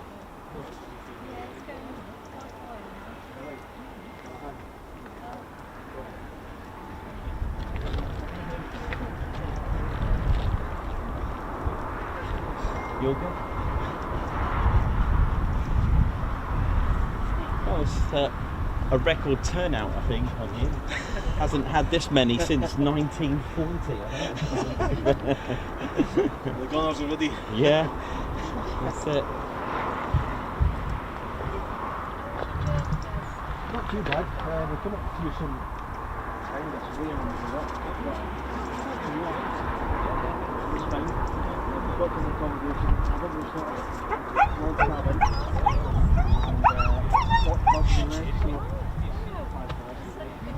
No, he's looking at you.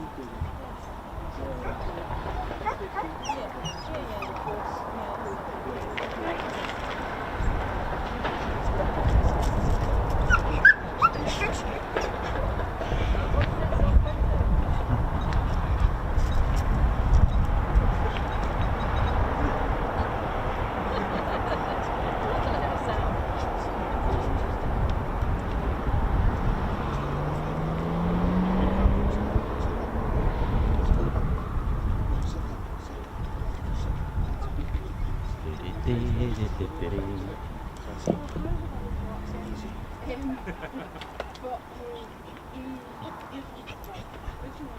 sending that so you know. You know where that's going, don't you? I brought the land shark instead. Oh, you did. I thought you actually brought it, and I was like, oh, this is going to be an I brought the episode. land shark Well, instead. bless, that's cool. So, how are we doing, ladies and gentlemen? So the only thing we haven't seen is the jet wash when the P-8s have landed, but of course that's done on condition, and what mission it's been on or what training sortie it's been on.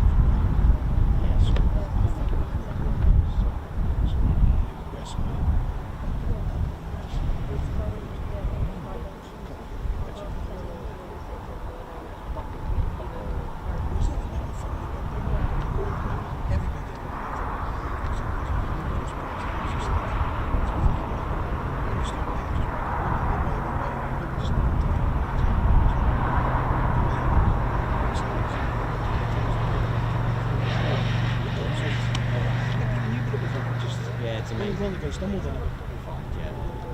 That's amazing. Yeah, in the junior imagine the green stayed all day for years. It's quite a nice thing. Especially with the taking off this minute.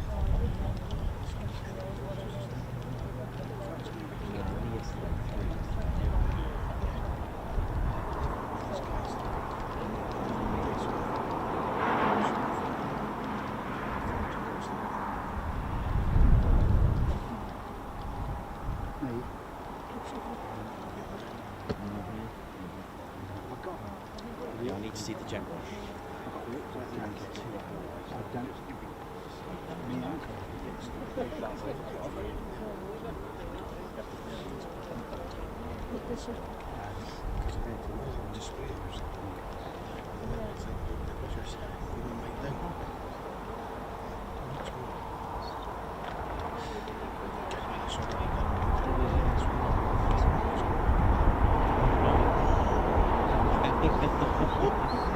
Okay.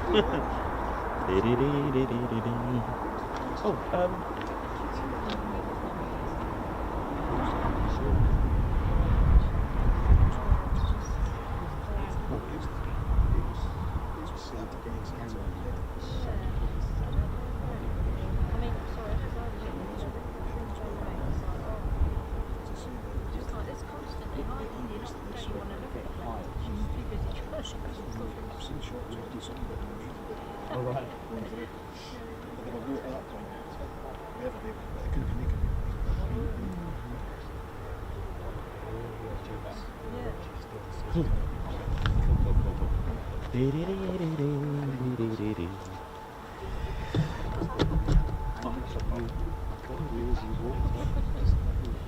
How we doing, ladies, gents and teddy bears? Hope we're all good. Welcome to the Ted Coningsby channel. We're live here at RAF Lossiemouth. Hope we're all good and well. It's just quiet. The pace has quietened down now, but you know how it goes with military aviation. Things can just change just like that. Still got some lovely dramatic skies going on.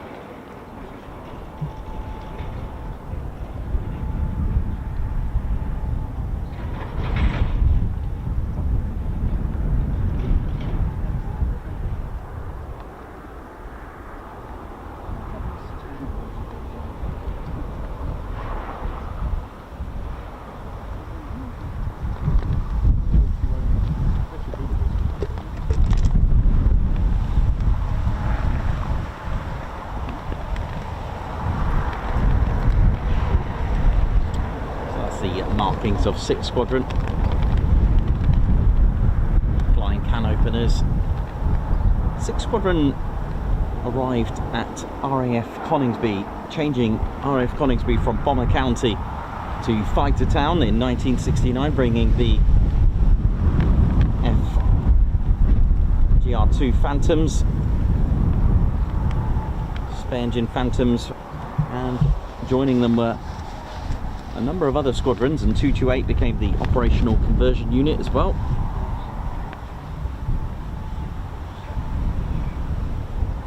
In fact, it was number 6 Squadron. Our legend Sainty was with before going to 29.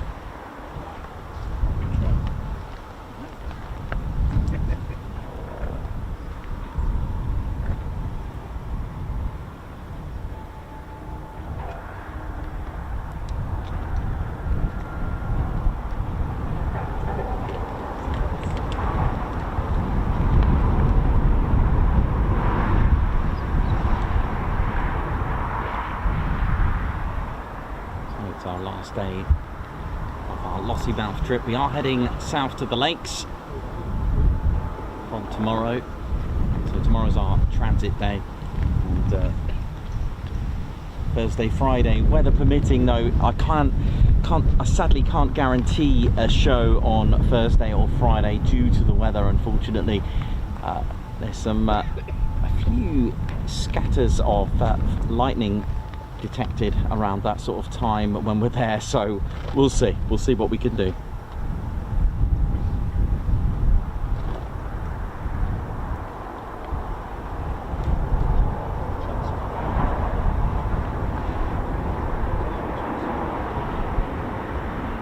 Triple 5 Triple Nick, how you doing? Johnny B, Robert Brassel, David Harwood, Alex Blackcat, how you all doing as well?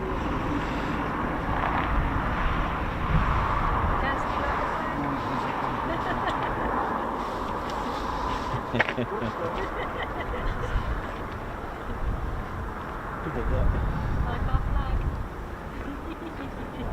do need a bigger one so they can see.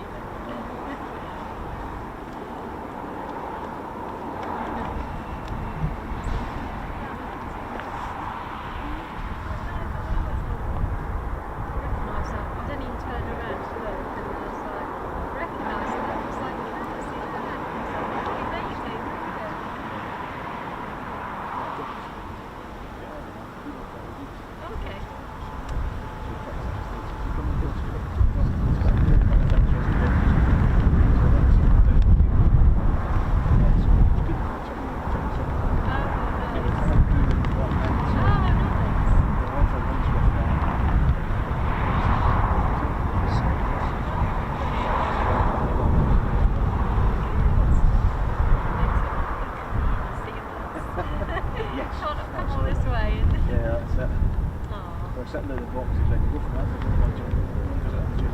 Yeah, nice.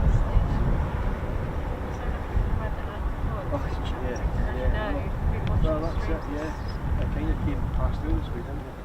So I'm just sitting here like... Horrendous weather. The thing is, see when you come here to the little things, the cons, the good ones, it doesn't go away, and it's the weather is just like... Yeah, yeah. Days where we travelled up.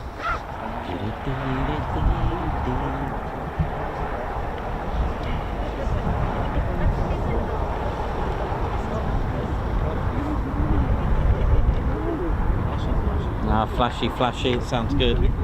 Oh, that's a nice momentum on that, isn't it?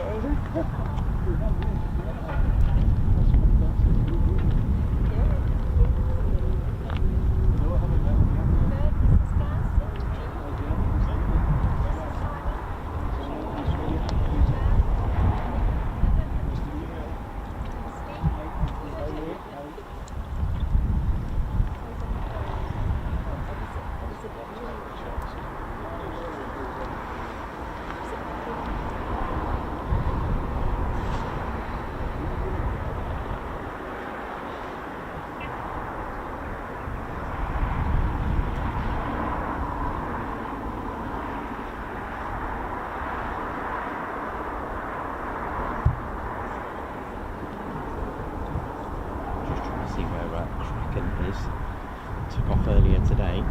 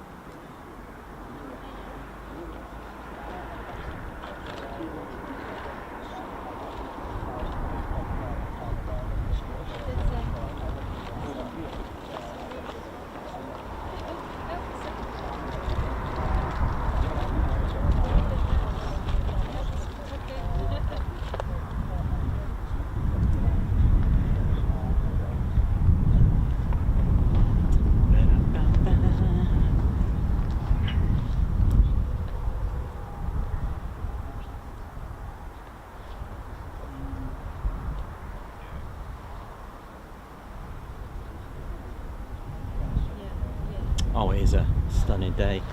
Just to take in the vastness. And the sky is absolutely beautiful here.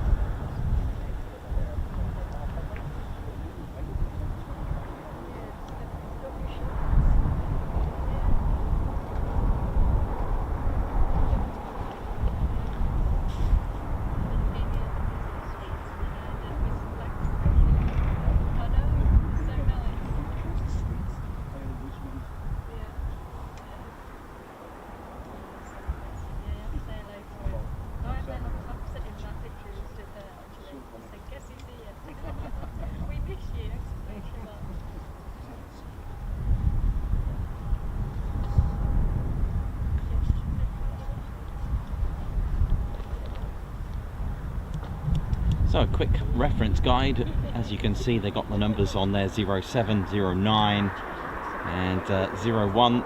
Forms part of the serial number. All you need to remember is Zulu Papa 8 for P8. Zulu P8 01. We can guess the serial number for this. Zulu Papa 809. There you go. Easy as that, right? Cool.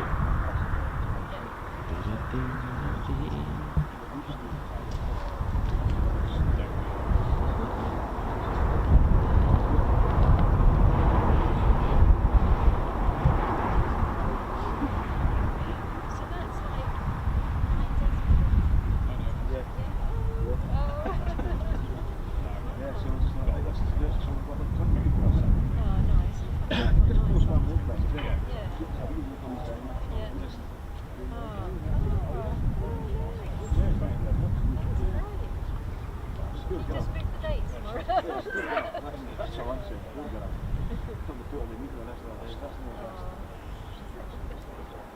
That was her. Yeah, and there's a bit up in the car with dogs.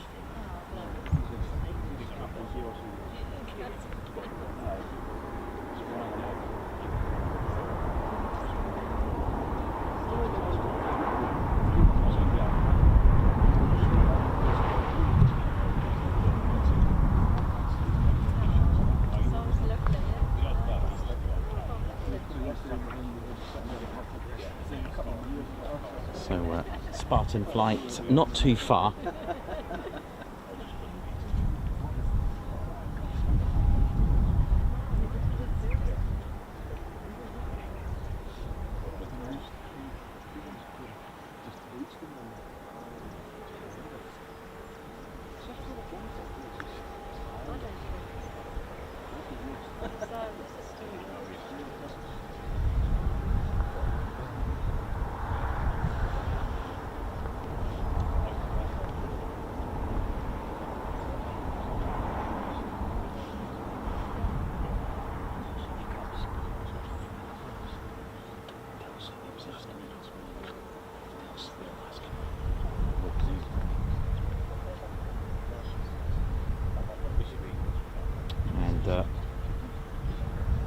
Gaz is wondering where Sonny D is.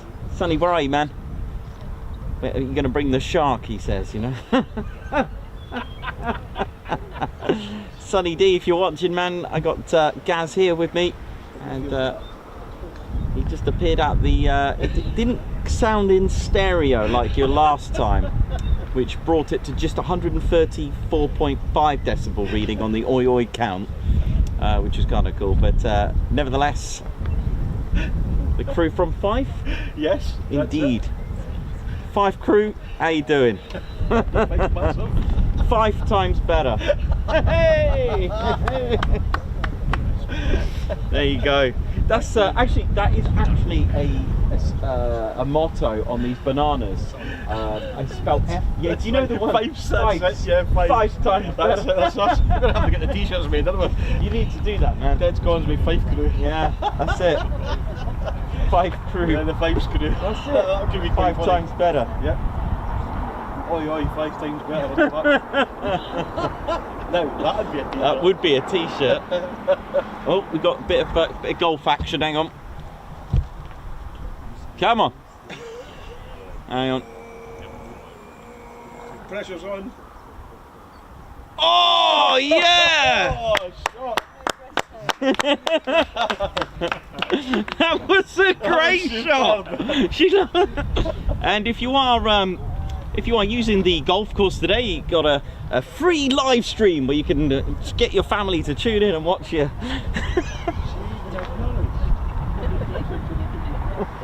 Under pressure there to acknowledge that. That was brilliant, but she didn't know that at the time until it went in. It looked like a tennis ball. Oh, no way. I don't know what that was. Bless. That might. Oh, it's the bloody Good shot. It's amazing. That's our first one of the day. She can watch that live. Oh, it's the bloody here, son. Oh yes, that was that.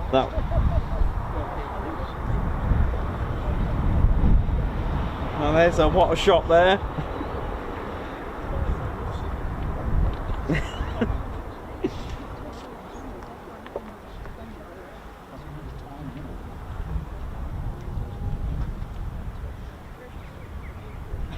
There you go, our first successful part of the day that we've seen on the show.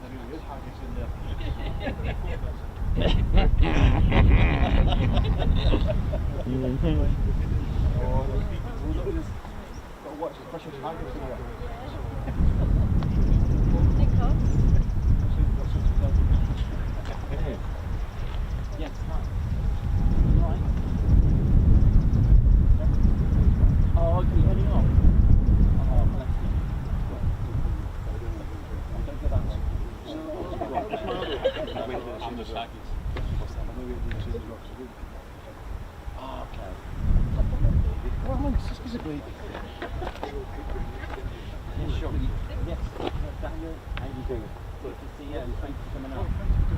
That's all right. Yeah, we did it.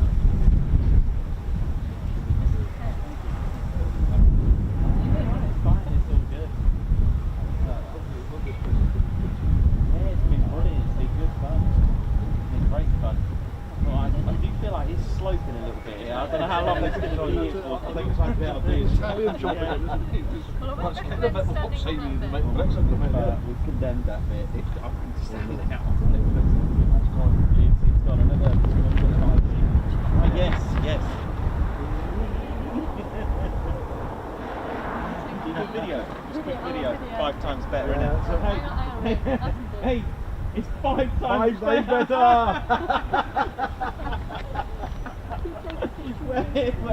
Oh man. Oh, that's all about the bananas. Yeah, wicked. Cool. Alright man, well, good to see you man. Yes, take care bro. And thanks for all the tips and stuff. Yeah, sure. We'll see you. Take care. Thanks see you for soon. coming to see us. Thank you. Okay. Yeah man. That'd be brilliant. Okay, no worries. Thanks a lot, Dan.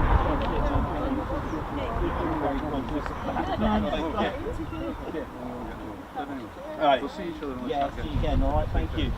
Right, this is going to Operation Gaz get back to here. Operation Gaz departure. Here we go. Bye, guys.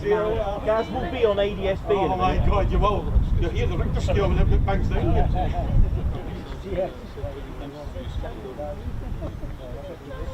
I think you are better off going backwards like you're doing, I think. Alright, take care man, yeah?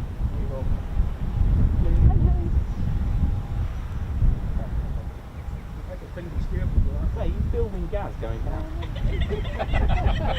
That's unfair. I've had the camera anyway. This is down in London.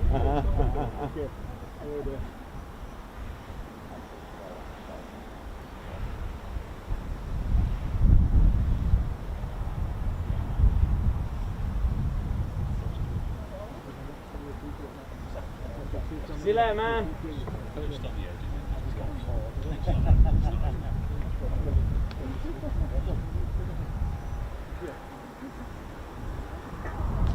Thanks, Sean. You know what's going to happen when you get there, do you? Oh no, he's going to do it. He's going to do it. See you later, guys. See you later, man.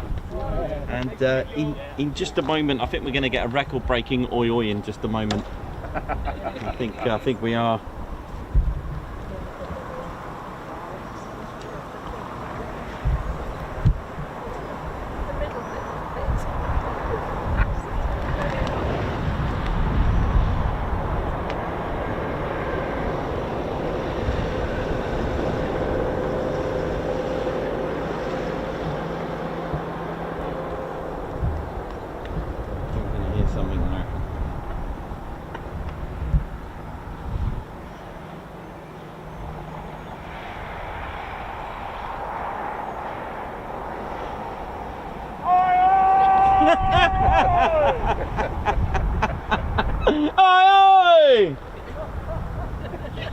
There you go, 5 times louder from Fife.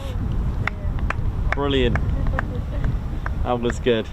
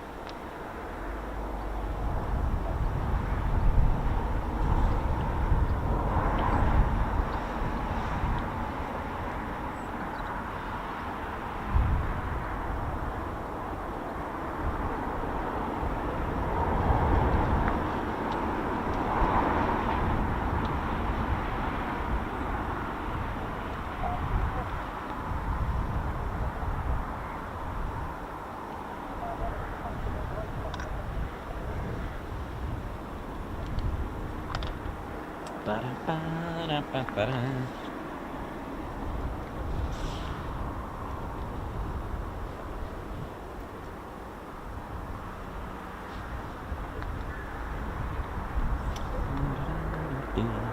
those markings there you can see there, 6th Squadron.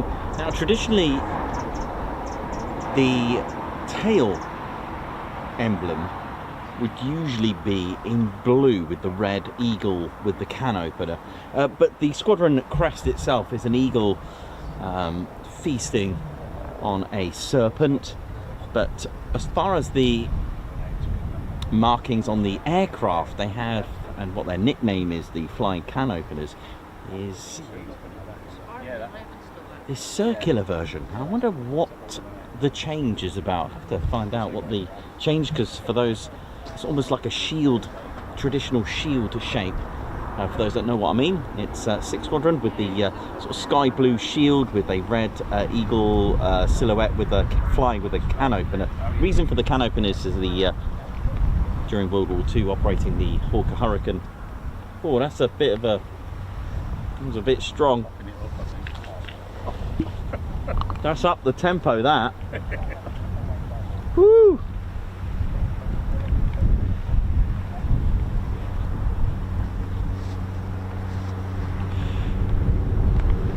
Yeah, so yeah, the amount of tanks that they destroyed.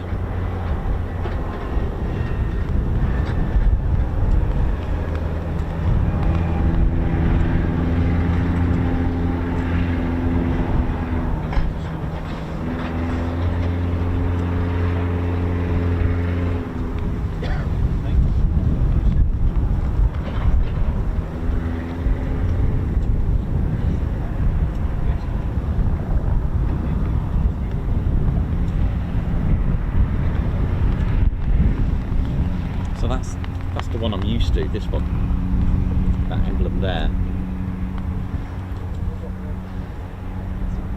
And now on the tails it's like a circular version of it in white.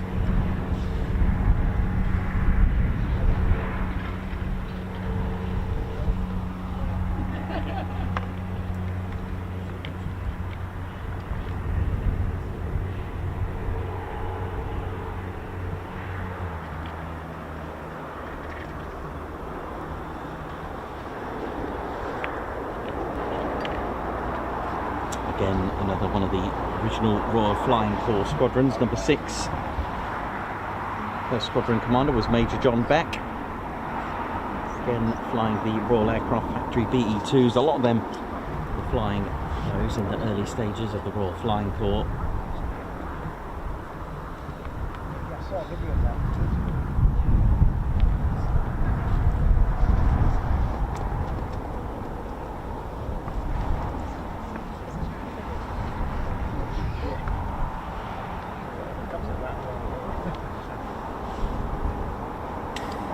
So Spartan 1-1 flight looks to be heading back.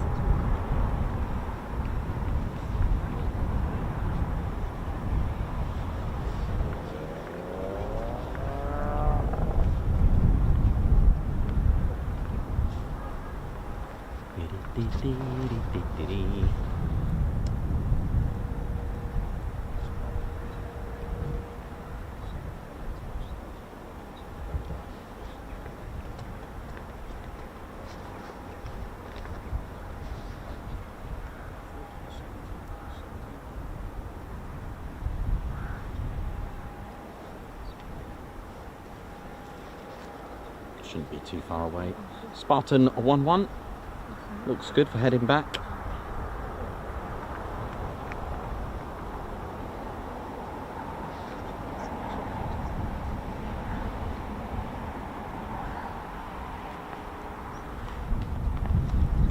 Never get a chance to really show you a primary radar. There we go.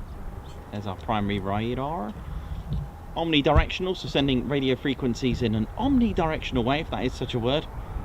Basically, all directions. But that doesn't use mode S on a transponder, so depending on your radar cross-section is what you return back to a PSR, primary surveillance radar, which then goes on to an air traffic controller's radar.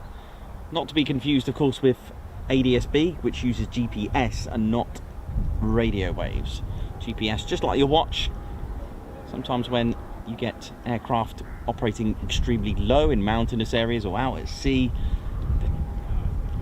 or with formations of aircraft close together, sometimes they just show us one. There's also the risks of GPS jamming, which can be extremely dangerous as well if you are relying on GPS to navigate, which is why aircraft do have a good old traditional compass.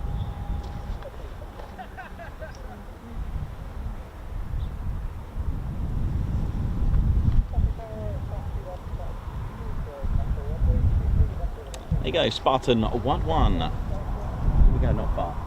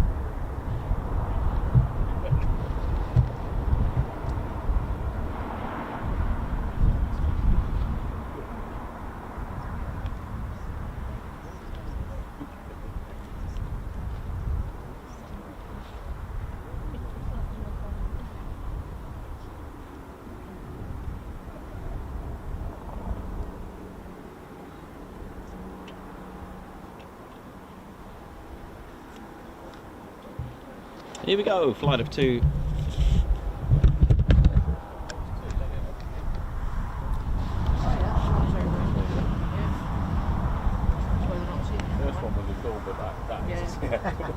That's why you're not seeing them on radar, because they're one under each other. No. Just saw something drift across there.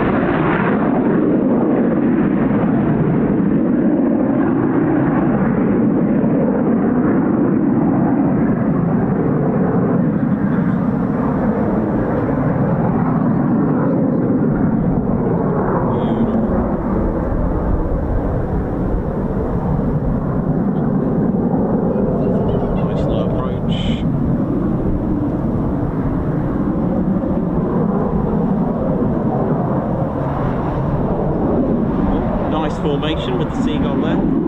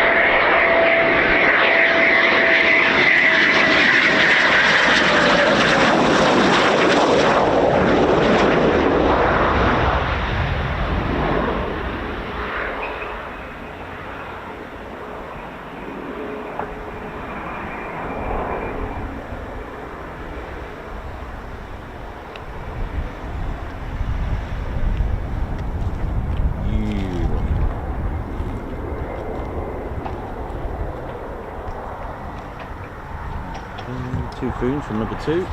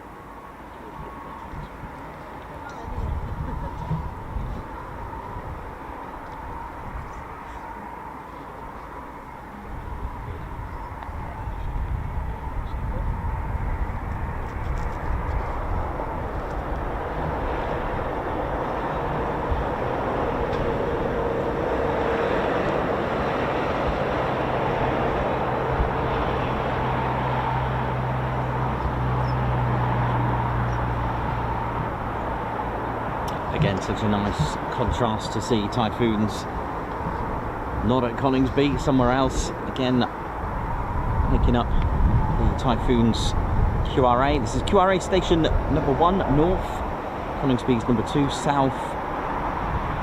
4 Typhoon squadrons here, number 1, 2, 6 and 9. Coningsby's got 5. Number 3, 11, 12, 29 and 41.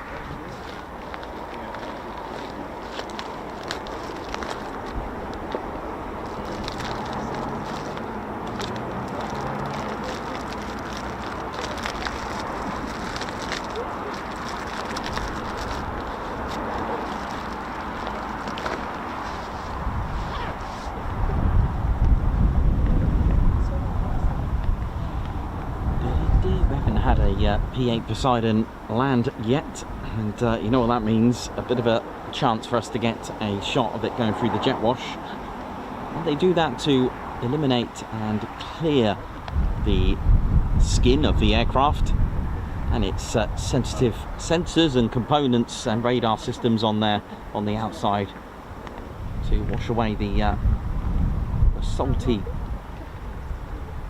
water that may have dried from going low level over the sea.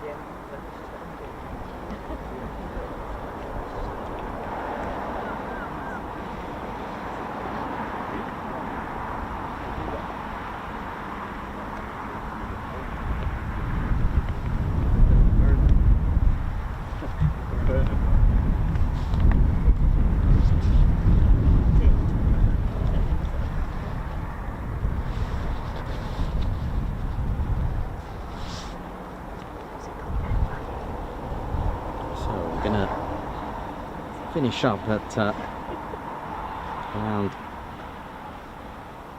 1700 local.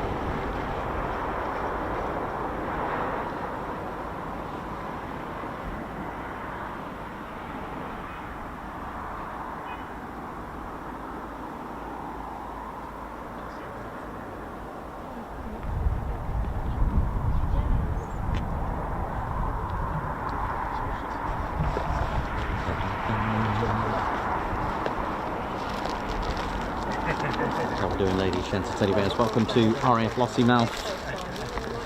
Our most northern... Oh, hello, the runway caravan's leaving. Oh.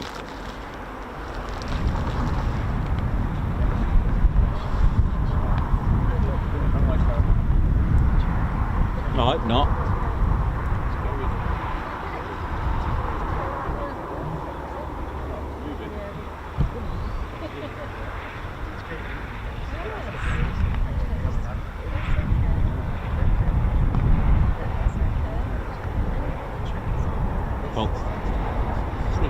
going on with the runway caravan. So if the runway has changed,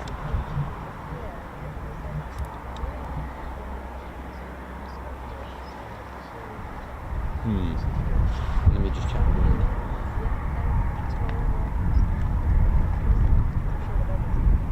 Yeah, the wind has dramatically changed.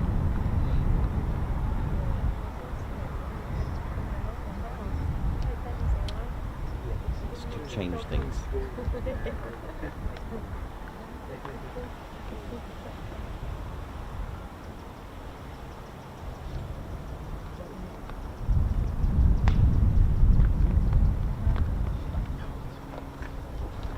Let's check the ATIS. The wind has actually changed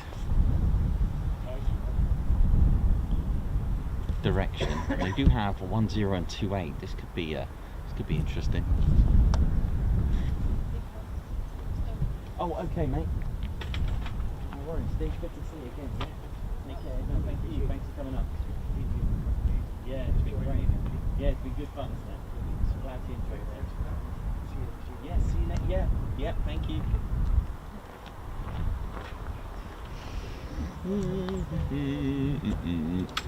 Okay, let me have a look.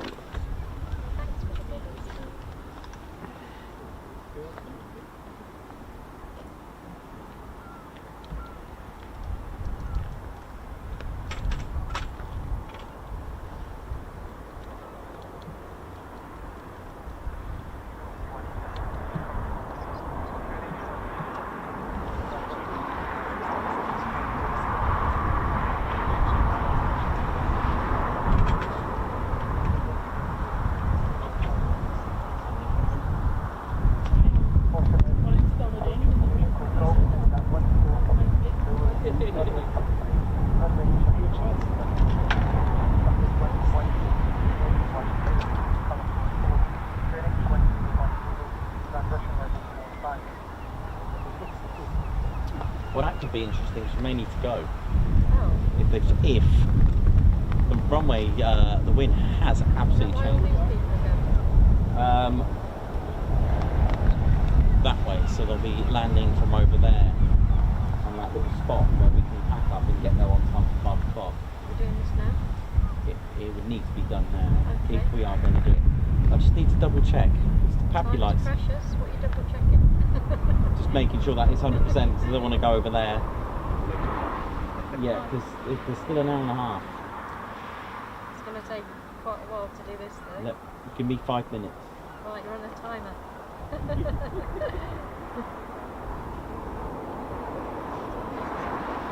My job's not.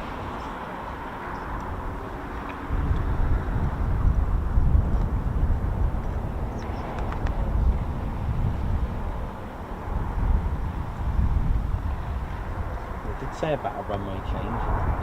They've done it.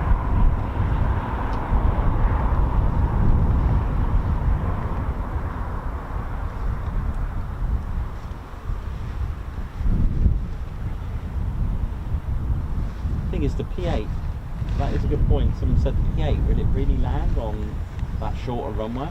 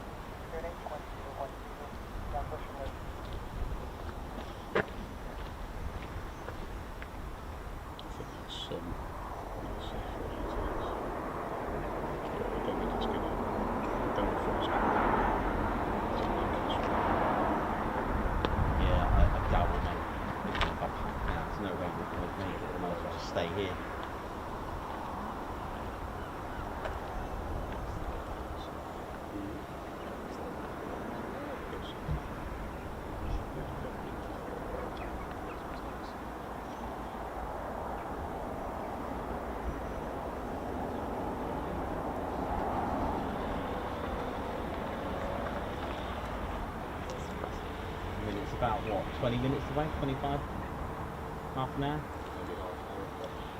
Yeah, there's no way I'll be able to.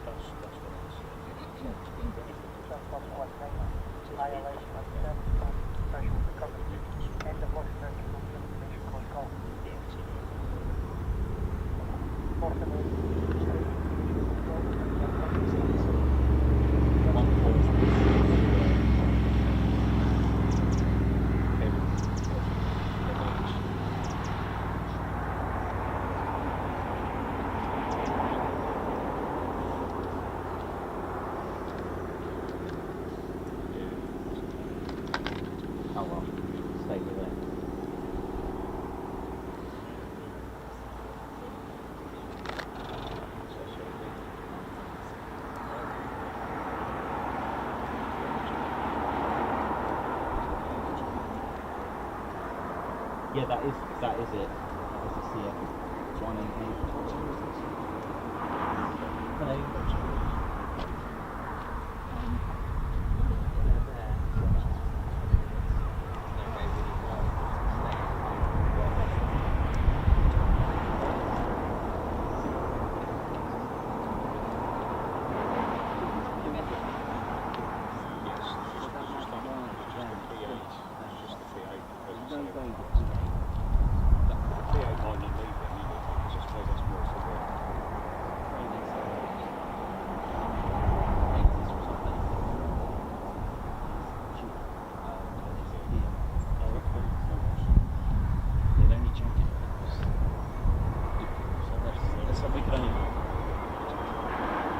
Yes, that's what I was trying to say. Yeah, that one.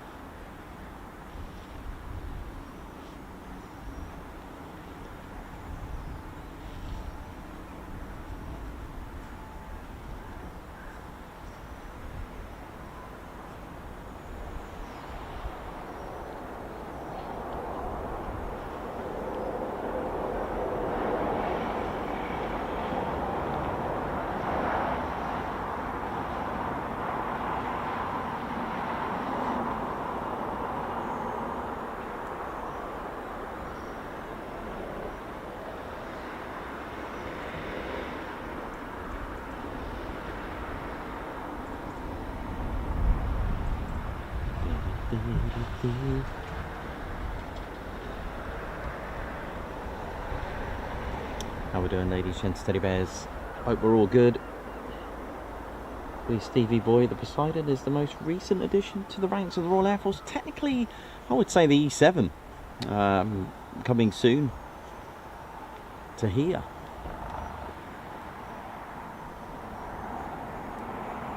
Thanks a lot for those that have just joined us as well. Welcome to the show.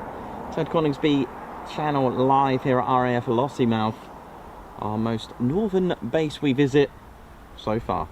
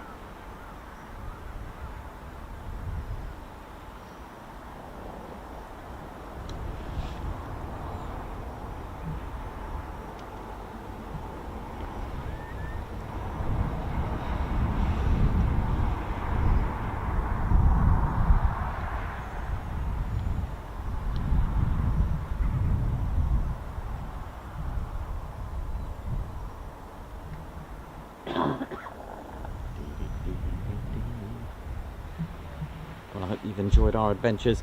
So just to give you an idea and an update of what we've got planned for the rest of the week.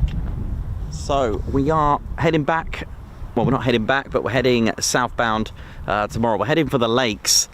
So the journey will obviously mean that we're in transit, so there'll be no show tomorrow, but we are on the road heading for the lakes. Now the problem with the lakes for Thursday and Friday, the weather is pretty zappy with a spot of emotion. So in other words, rain and some thunderstorms, which is great. Exactly what you need with lots of metal and tripods and, you know, satellites everywhere. But no worries, nevertheless, we'll still be there. I'll be ready with my camera, so worst case scenario, we'll just film it. But I do need to just double check the weather. It can update, it could get worse, or it could be cleared throughout the rest of the day, or it could be okay in the morning. Whichever, I'll try and plan. Maybe we can go after the rain's finished on Thursday or Friday, but we'll see. We'll see what we can get. But like I said, we're going to be there anyway. We were planned to be there, so we'll just have some fun in the rain. And like I normally do during the latter part of the year and the early stages of the year. But hey, it's all good fun, that's the way it is. But I was saying earlier that I'm glad the weather was better if I had a choice, I'd rather the weather was better for here, for Lossiemouth, because it's an 8.5 hour to a 9 hour drive, whereas the lakes is 3.5 hour to 4 hour drive, so I can visit that a lot more freely. With regards to here, like I said, it's nice to come here and have some you know, good weather. Last year it was more wind than anything else, and the year before that was storms, and the year before that was not too bad actually. After 4 years ago, the first time I visited, was quite good. You know, just we weren't even streaming then, we were just sort of just doing a bit of fun really.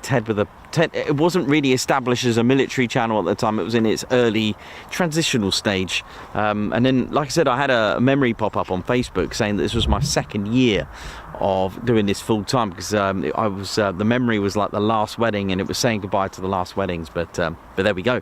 That's the background. That's the way life works. Never knew in my time that I would be taking a teddy bear on adventures. But here we are. So, and building a lovely community for what it is. Amazing. I'm glad the wind's calmed down a little bit as well. We are, like I said, there are some CF-188s, or Canadian Air Force F-18s, if you want to call it that, or more precisely CF-188. And they're on their way. They're not too far. The problem is the runway caravan's finished, but all the Typhoon sorties are finished for the day, it seems. Pappy lights are on for 2-3. ATIS says 2-3. Wind not on our side at the moment. Looking at the windsog, it does look like more like 2-8. But Pappy lights on. ATIS saying 2-3.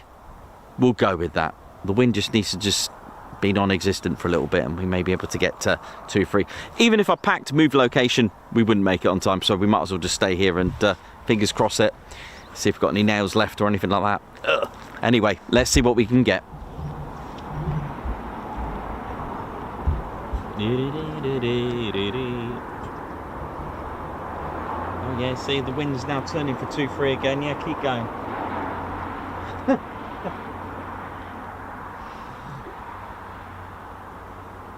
Like I said, I've checked ATIS, it's saying 2-3. Pappy lights are on, we'll go with that.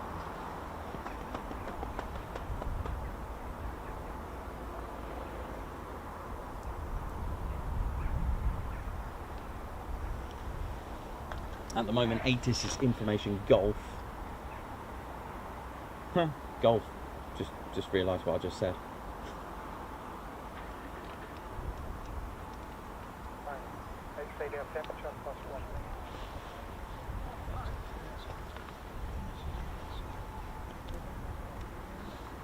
Still on golf. Okay, okay.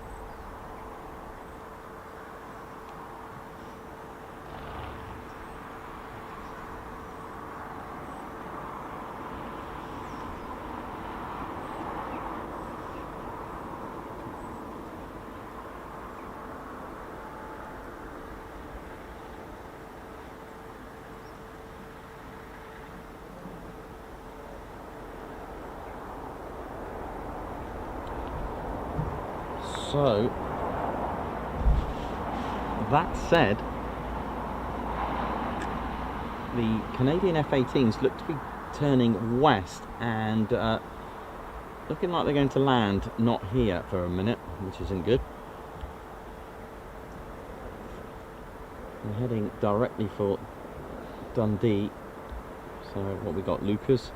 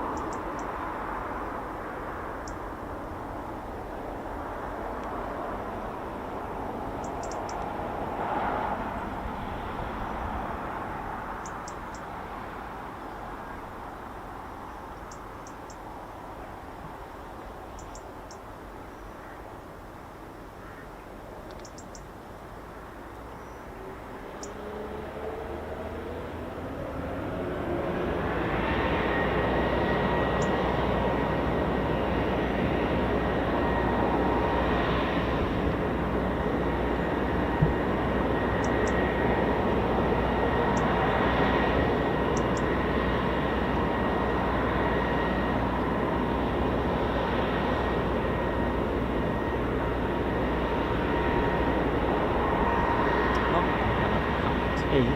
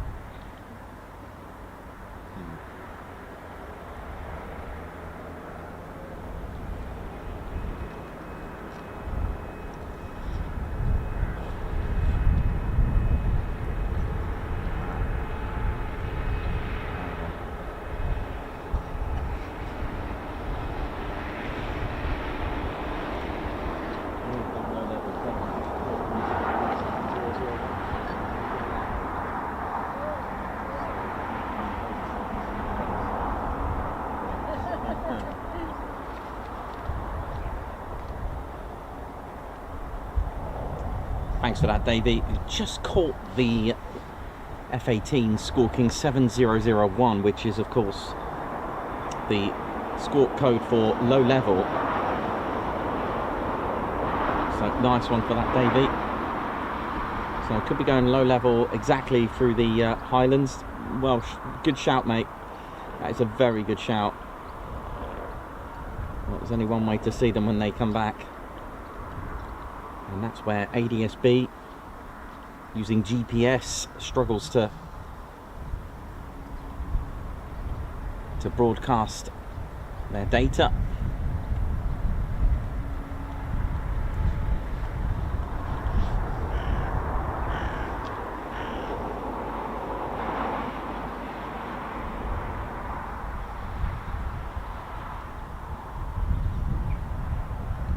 Andrew Botolf, welcome to the show. Welcome to our community. Not Captain Bay, but it's Nikos's flask never ending. It does feel that way. It is on minimum now. It is on minimum T level. So it's on critical.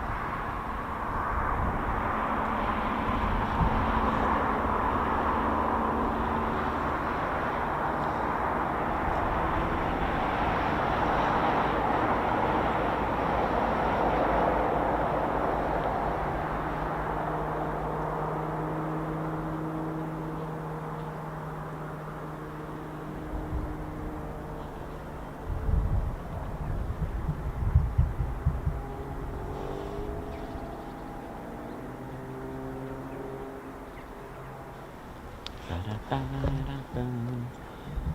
little chill just towards the end of our show. And so yeah, we'll hopefully catch you on Thursday. But the weather could change for the better. Fingers crossed that one.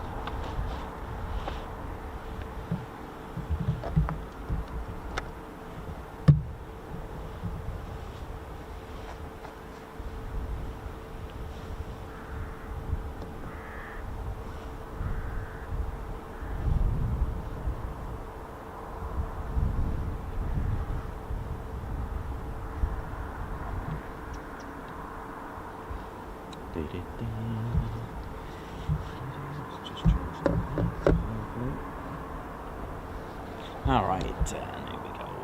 How we doing, ladies, gents, teddy bears? Welcome to the last hour of the show, where we're hoping, fingers crossed, for the Canadian Air Force CF-18s or CF-188s. Looking forward to seeing them again. Now, one of our spanner flight did catch the squawk code of 7001, which is the low flying area or low level squawk code. So we could be going low level first through the Cairngorms and the Highlands.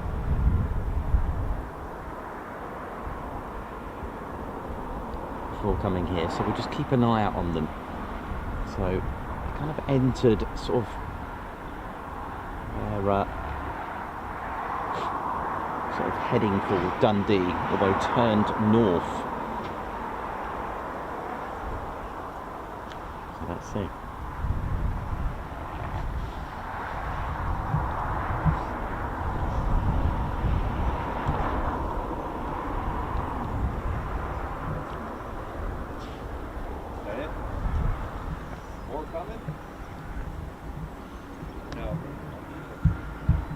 I don't want to say, but we are hoping for the F-18s. So, are they close by? Well, they've disappeared off ADSB because I think they've gone low level through the Highlands. So until they appear, I couldn't tell you. So we're hanging on. We're going to stay till 5.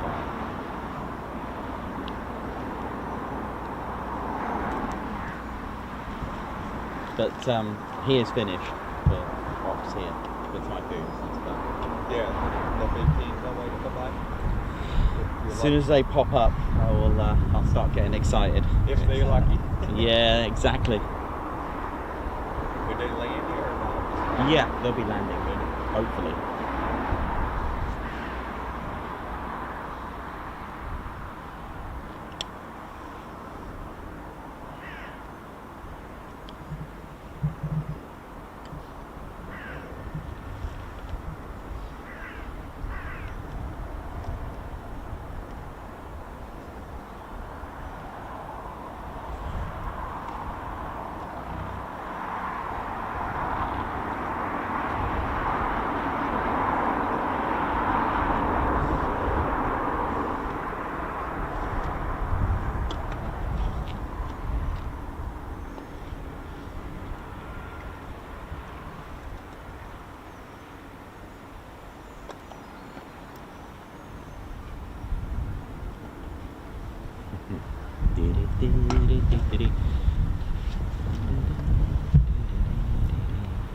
Yeah, hopefully I'll be able to get you some, whether live or not, be able to get you some Lake District shots.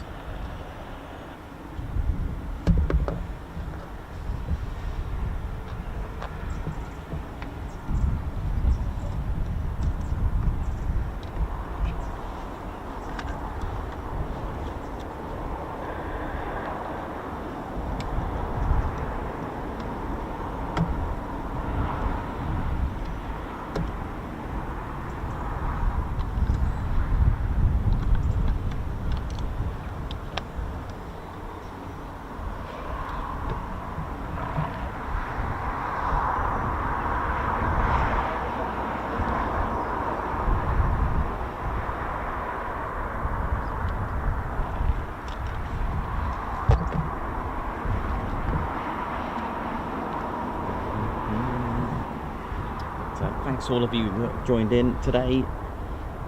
Alan Gates, Les Donaldson, how you doing as well? Alex Raven, got Captain Weber, all the usual crew, how we all doing? Chris Bloxham, thanks a lot for joining us. Mark Moody, Wee Stevie Boy, hope we're all good. Pat Galloway, how's it going as well? And good to see Gaz, who was here earlier. Andrew Stevens, oi oi to you. Lots of our regulars, love it when you're all on here. Hope we're all good and well, and of course the crew that have joined us today with Margot, Simon, Daniel and Gerd, Ellie J Approach aka Doctor as well, that came all the way to visit us. Steve as well.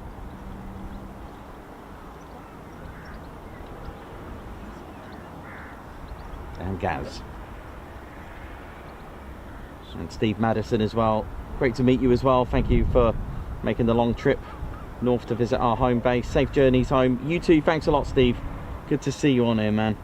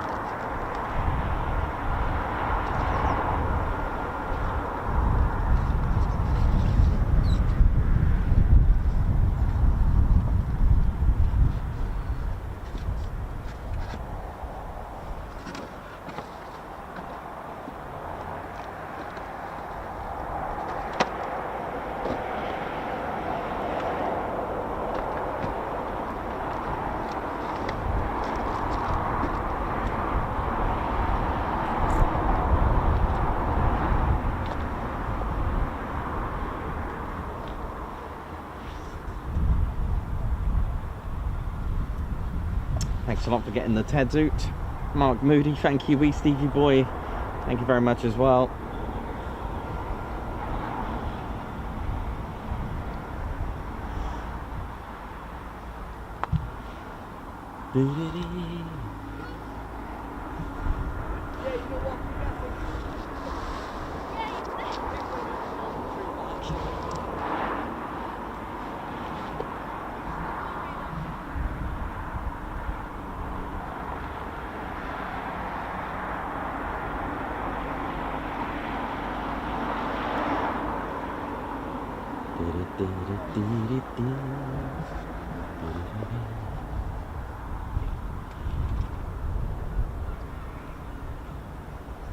So thanks for joining us, ladies, gents and teddy bears, on our last show at Lossiemouth, and hopefully we'll get you some more next year. Annual trip. We've still got RAF Valley to do, Maitland, and of course Ligning in November, which we usually do. Again, we can't give you any info on any of the dates yet. I don't even know myself, so just keep the notification bell button on. You'll be notified when that will be.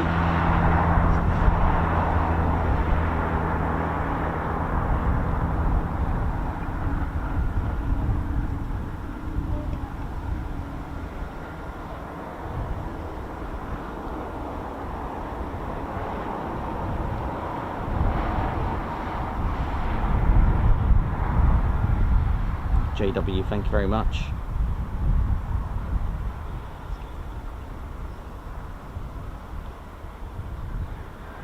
Dexter, how you doing? Hope you're good.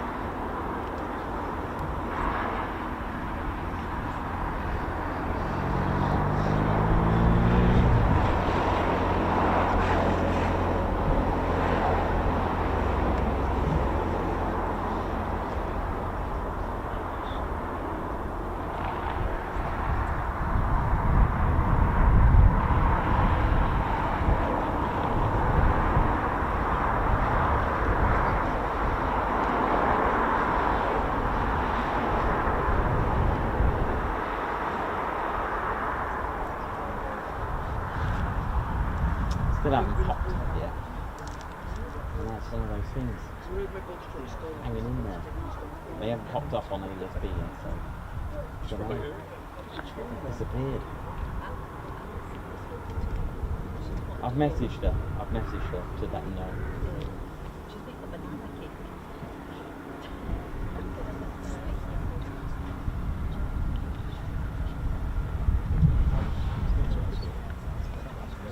Oh, they've just popped up. They're back. Literally. I don't know if ADSB's having a moment or they literally just went right across. Oh yeah, towards the west coast. Yeah.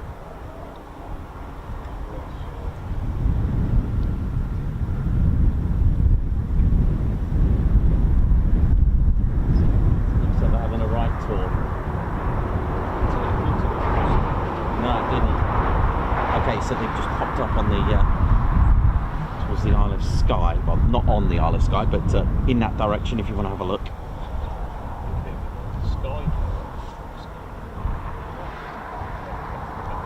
Towards Inverary, in between Inverary and Fort William, that kind of thing. So let's have a look.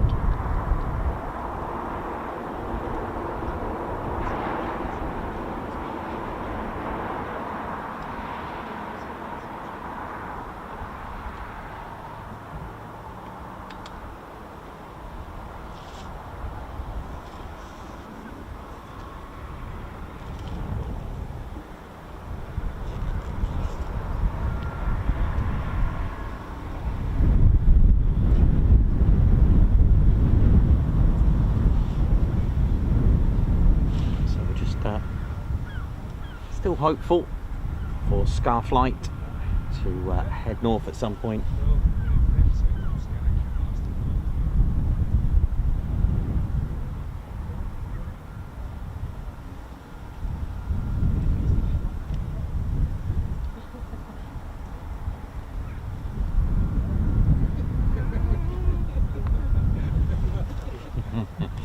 Still hopeful. Still hopeful.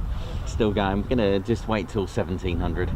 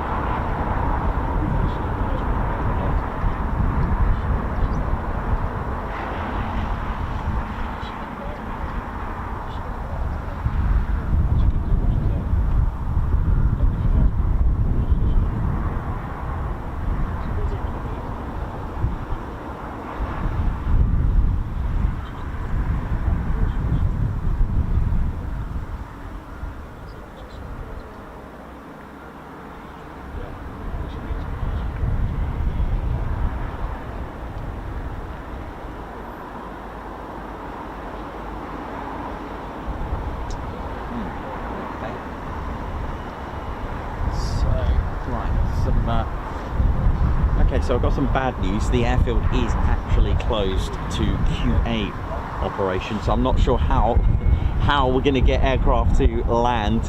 So this is interesting. Only for QRA operation. So I am very doubtful that this is actually going to happen. Yeah, definitely.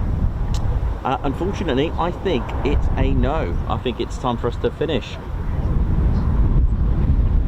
Airfield's closed, so they're not coming in. So on ATIS is just finished. So no worries, that's what it's all about, giving it a go.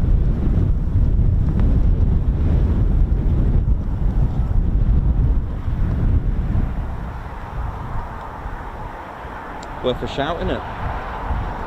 Right, well, thank you very much, ladies and teddy bears. We're going to call it a day. It's been amazing. So our last few Guards March shout-outs. So we've got Doncaster Lass.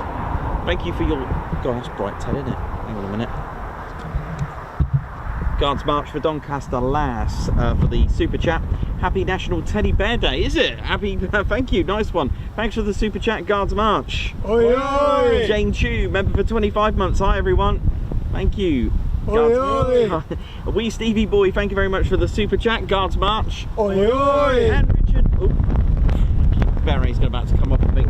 Richard EUG, member for 13 months. Thanks for making my mornings loud. Thank you very much, and a Guards March to you. Oi, oi. Right, ladies, gents and teddy bears, that completes our time at Lossiemouth and our Scotland adventure. Well, actually, not the Scotland adventure, because we're going to go for a little bit for a bite to eat. And just turn the camera around there now. So there you go, plane spotting at its finest. You wait and you wait and you just kind of wait. You keep going, that's what it's all about, because the results and the rewards are amazing. And I hope you enjoyed our show, and it's been great. So it's always good to come here once a year. Like I said, it's just amazing. Same with Valley as well, where we do that once a year. It's worth coming just to spread the variety. Just like to salute RAF Team Lossiemouth. Thank you very much, RAF Lossiemouth, all crew. Thank you very much for being amazing.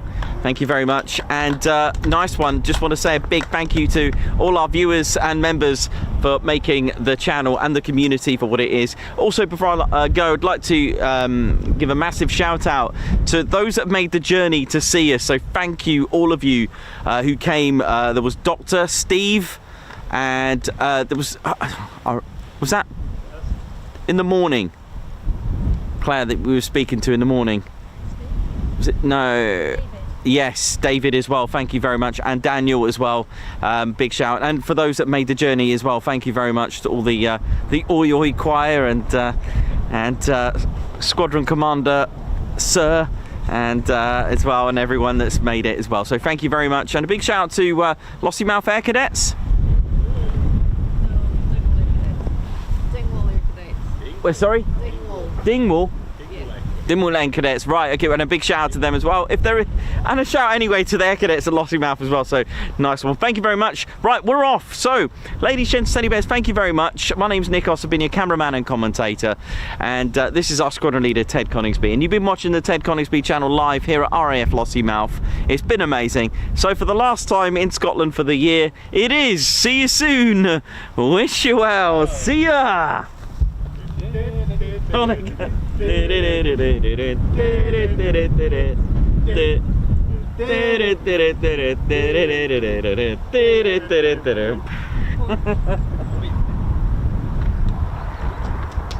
Alright, thank you very much everyone, nice one. Hit the button, Teddy, hit the button. Oh yeah, ladies, sheds and teddy bears, welcome to the Ted Coningsby channel membership. I'm Nikos, I'm your cameraman and commentator. This is our squadron leader, Ted Coningsby. Just want to say a massive thank you to all our members. Guns up, and oh yeah. Take it away, Ted. Ladies, sheds and teddy bears, we want to say a massive thank you to all of our subscribers for getting us to where we are today. We have gone all over the country, from as far as Lossiemouth to Bryce Norton, and military areas such as air weapons ranges, low flying areas, heritage centres and special flights for TED 2. We cannot do this without your support, and your support will be rewarded.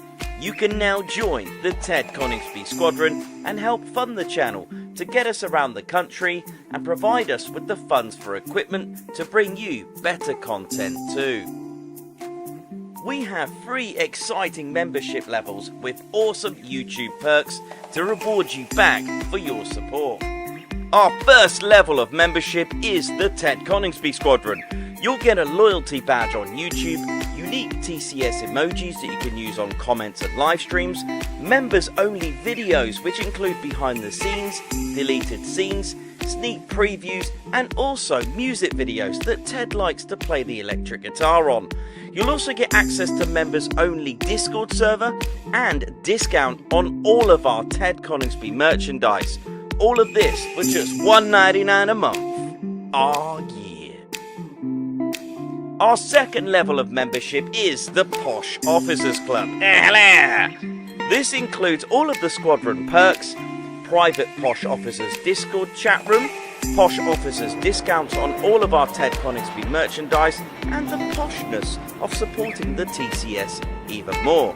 This is just £4.99 a month. Our third level was inspired by many of our fans who have been supporting the channel massively.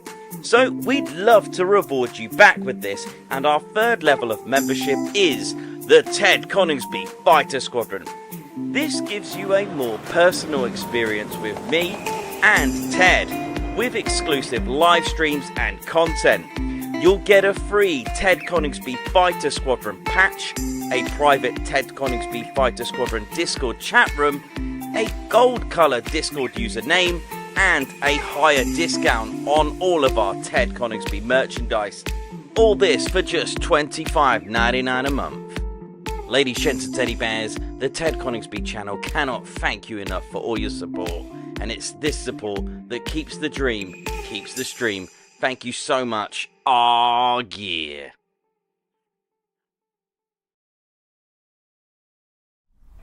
Golf India, Bright 31,